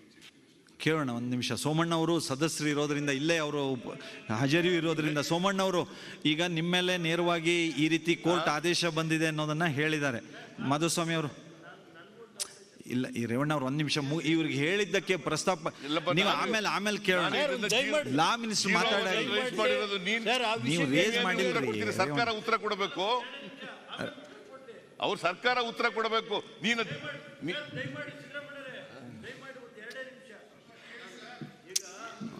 ಅಧ್ಯಕ್ಷರೇ, ನಾನು ಮಂತ್ರಿ ತಡೀರಿ, ನಾನು ಅವರು ಕೂತ್ಕೊಂಡ್ರಲ್ಲ, ನಾನೇನು ಸರ್, ನಾನು ಎಲ್ಲ ಈಗ ಸರ್ ನಾನು ಮಂತ್ರಿಯಾಗೂ ಕೆಲಸ ಮಾಡಿದ್ದೀನಿ. ದೇವೇಗೌಡರು ಮಂತ್ರಿ ಆಗಿದ್ದಾಗ COD ಲೋಕಾಯುಕ್ತ ಎಲ್ಲ ಥರ ಇದು ಎಂಕ್ವೈರಿ ಆಯಿತು. ಅರ್ಜಿ ಬರೆದು ನೋಟಿಸ್ ಕೊಟ್ಟವಕ್ಕೆಲ್ಲ ನಾವಿಲ್ಲಿ ರಾಜೀನಾಮೆ ಕೊಡಿ ಅಂತ ಹೇಳೋದು ಸೂಕ್ತ ಅಲ್ಲ ಅಂತ ನನ್ನ ಭಾವನೆ. ನಾನು ಸೋಮಣ್ಣ ಇಲ್ಲ, ಇದೇ ರಮೇಶ್ ಕುಮಾರ್ ಸಾಹೇಬ್ ಬಚ್ಚೇಗೌಡರು ರಾಜೀನಾಮೆ ಏನಾಯ್ತು? ಬಚ್ಚೇಗೌಡರು CRPC ಕೊಟ್ಟ ತಕ್ಷಣ ಇದಾಯ್ತದ? Investigation was conducted by DSP, ACB. He submitted a report, B report. That report was rejected by the honorable court. Somanna ಅವರು ಹೇಳ್ತಿರೋ ಮಾಧುಸ್ವಾಮಿ ಅವರು law minister. Okay, law minister ಏನೋ ಹೇಳ್ತಿದ್ದಾರೆ ಕೇಳೋಣ. Sir, this was already FIR. ಸಂಬಂಧಪಟ್ಟ DSP B report ಹಾಕಿ case close ಆಗಿತ್ತು. ಮತ್ತೊಂದು investigation ಪ್ರಕಾರ, ಪ್ರೈವೇಟ್ ಕಂಪ್ಲೇಂಟ್ ಪ್ರಕಾರ ಕೇಸು ಆ FIR B ರಿಪೋರ್ಟನ್ನು ಅಕ್ಸೆಪ್ಟ್ ಮಾಡೋದಿಲ್ಲ, ತನಿಖೆ ಮಾಡಿ ವರದಿ ಮಾಡಿ ಅಂತೇಳಿ ಸಮನ್ಸ್ ಜಾರಿ ಮಾಡಿದೆ. ಮೇರಿ ಸಮನ್ಸ್ ಜಾರಿ, ಅದು ಚಾರ್ಜನ್ನು ಯಾರು ಲೆವೆಲ್ ಮಾಡ್ದಂಗೆ ಆಗಲ್ಲ. ಪ್ರೈವೇಟ್ ಕೇಸ್ ಮೇಲೆ ಇವತ್ತು ಸಮನ್ಸ್ ಆಗಿದೆ ಸೋಮಣ್ಣವ್ರಿಗೆ. ಅವರು ಇಂಥ ತಾರೀಕು ಕೋರ್ಟ್ ಮುಂದೆ ಬನ್ನಿ ಅಂದಿದ್ದಾರೆ. ಯಾರ್ಯಾರ ಮೇಲೆ FIR ಆಗುತ್ತೆ ಅವ್ರನ್ನೆಲ್ಲ ಅಪರಾಧಿ ಅಂತ ನಾವು ಆರೋಪಿಗಳನ್ನೆಲ್ಲ ಹೇಳೋಕ್ಕಾಗಲ್ಲ. ಸಿದ್ದರಾಮಯ್ಯನವರು ಲಾ ಓದವ್ರೆ, ಆರೋಪ ಯಾರೋ ಮಾಡವ್ರೆ, ಆರೋಪ ಲಾ ಮಿನಿಸ್ಟರ್ ನಾವು ಕಾನೂನು ಮಂತ್ರಿಗಳೇ ಕೇಳಿ ಸ್ವಲ್ಪ ಏನ್ ಹೇಳಿದ್ದಾರೆ.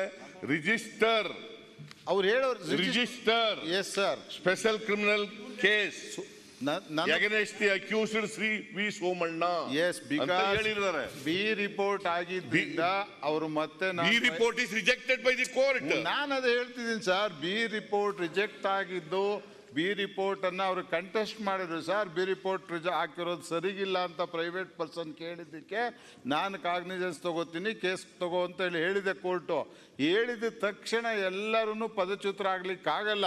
ಸೋಮಣ್ಣ ತಪ್ಪಿತಸ್ಥ ಅಂತ ಚಾರ್ಜ್ ಶೀಟು ಆಗಿಲ್ಲ, ಟ್ರಯಲ್ಲು ಸ್ಟಾರ್ಟ್ ಆಗಿಲ್ಲ, ಕೋರ್ಟ್ ಮುಂದೆ ಏನೂ ಬಂದಿಲ್ಲ ಇನ್ನು. Just because on private complaint registered case ಅಂದ್ರೆ same type of case, similar case sir. George ಅವರು ರಾಜೀನಾಮೆ ಕೊಟ್ಟಿದ್ದಾರೆ. ಇದು ನಮಗೆ ಅರ್ಥ ಆಗಲ್ಲ. ಇದು ಕೇಸು ಮರ್ಡರ್ ಕೇಸ್ ಅಲ್ಲ, ರೇಪ್ ಇದರಲ್ಲಿ ಸುಮ್ಮನೆ ಎಂತದು ಸೂಸೈಡ್ ಕೇಸ್ನಲ್ಲಿ 2002ನೇ ಇಸ್ವಿಲ್ ಆಗಿ ವಜಾ ಆಗಿದ್ದ ಕೇಸು ಸರ್ ಇದು. KJ ಜಾರ್ಜ್ ಅವರು ರಾಜೀನಾಮೆ ಕೊಟ್ಟಿದ್ದಾರೆ. ಸರ್ಕಾರವು ಉತ್ತರ ಕೊಟ್ಟಿದೆ. ಈಗ ಇದನ್ನ ಆಗ್ಲೂ ಪ್ರೈವೇಟ್ ಕಂಪ್ಲೇಂಟ್ ಆಗಿದ್ದು ಸಿದ್ದರಾಮಯ್ಯನವರು ಈಗ ಆಯ್ತು, ಸರ್ಕಾರದ ಉತ್ತರ ಕೊಟ್ಟಿದ್ದಾರೆ. ರಾಜೀನಾಮೆ ಮಾಡ್ಲಾ? ಈಗ ಮಧ್ಯಾಹ್ನ ಮೇಲೆ ಎಲ್ಲಾ 28 ಬೇಡಿಕೆಗಳ ಮೇಲೆ ಚರ್ಚೆ ಇರುತ್ತೆ. ಇದು 14 ನಿನ್ನೆ ಮಂಡಿಸಿರೋ 14 ಬೇಡಿಕೆ, ಇವತ್ತು ಜೋಡಿಸಿರೋ 14 ಬೇಡಿಕೆ, ಒಟ್ಟು 28 ಬೇಡಿಕೆಗಳ ಮೇಲೆ ಮಧ್ಯಾಹ್ನ ಮೇಲೆ ಚರ್ಚೆ ಇರುತ್ತೆ. ಈಗ ನೀವು ಒಂದು ನಿಲುವಳಿ ಸೂಚನೆ ಕೊಟ್ಟಿದ್ದೀರಿ.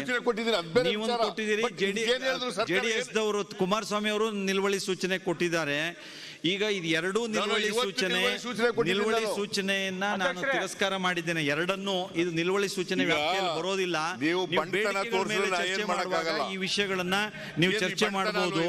ಈಗ ಡಾಕ್ಟರ್ ಸುಧಾಕರ್ ಅವರು ಬ್ಯಾಂಕ್ವೆಟ್ ಹಾಲ್ ನಮ್ಮನ್ನೆಲ್ಲ ಊಟ ಕರೆದಿದ್ದಾರೆ. ಆಹ್ವಾನಿತರೆಲ್ಲರೂ ಊಟಕ್ಕೆ ಬರಬೇಕು ಅಂತ ಕೇಳ್ಕೊಳ್ತೀನಿ.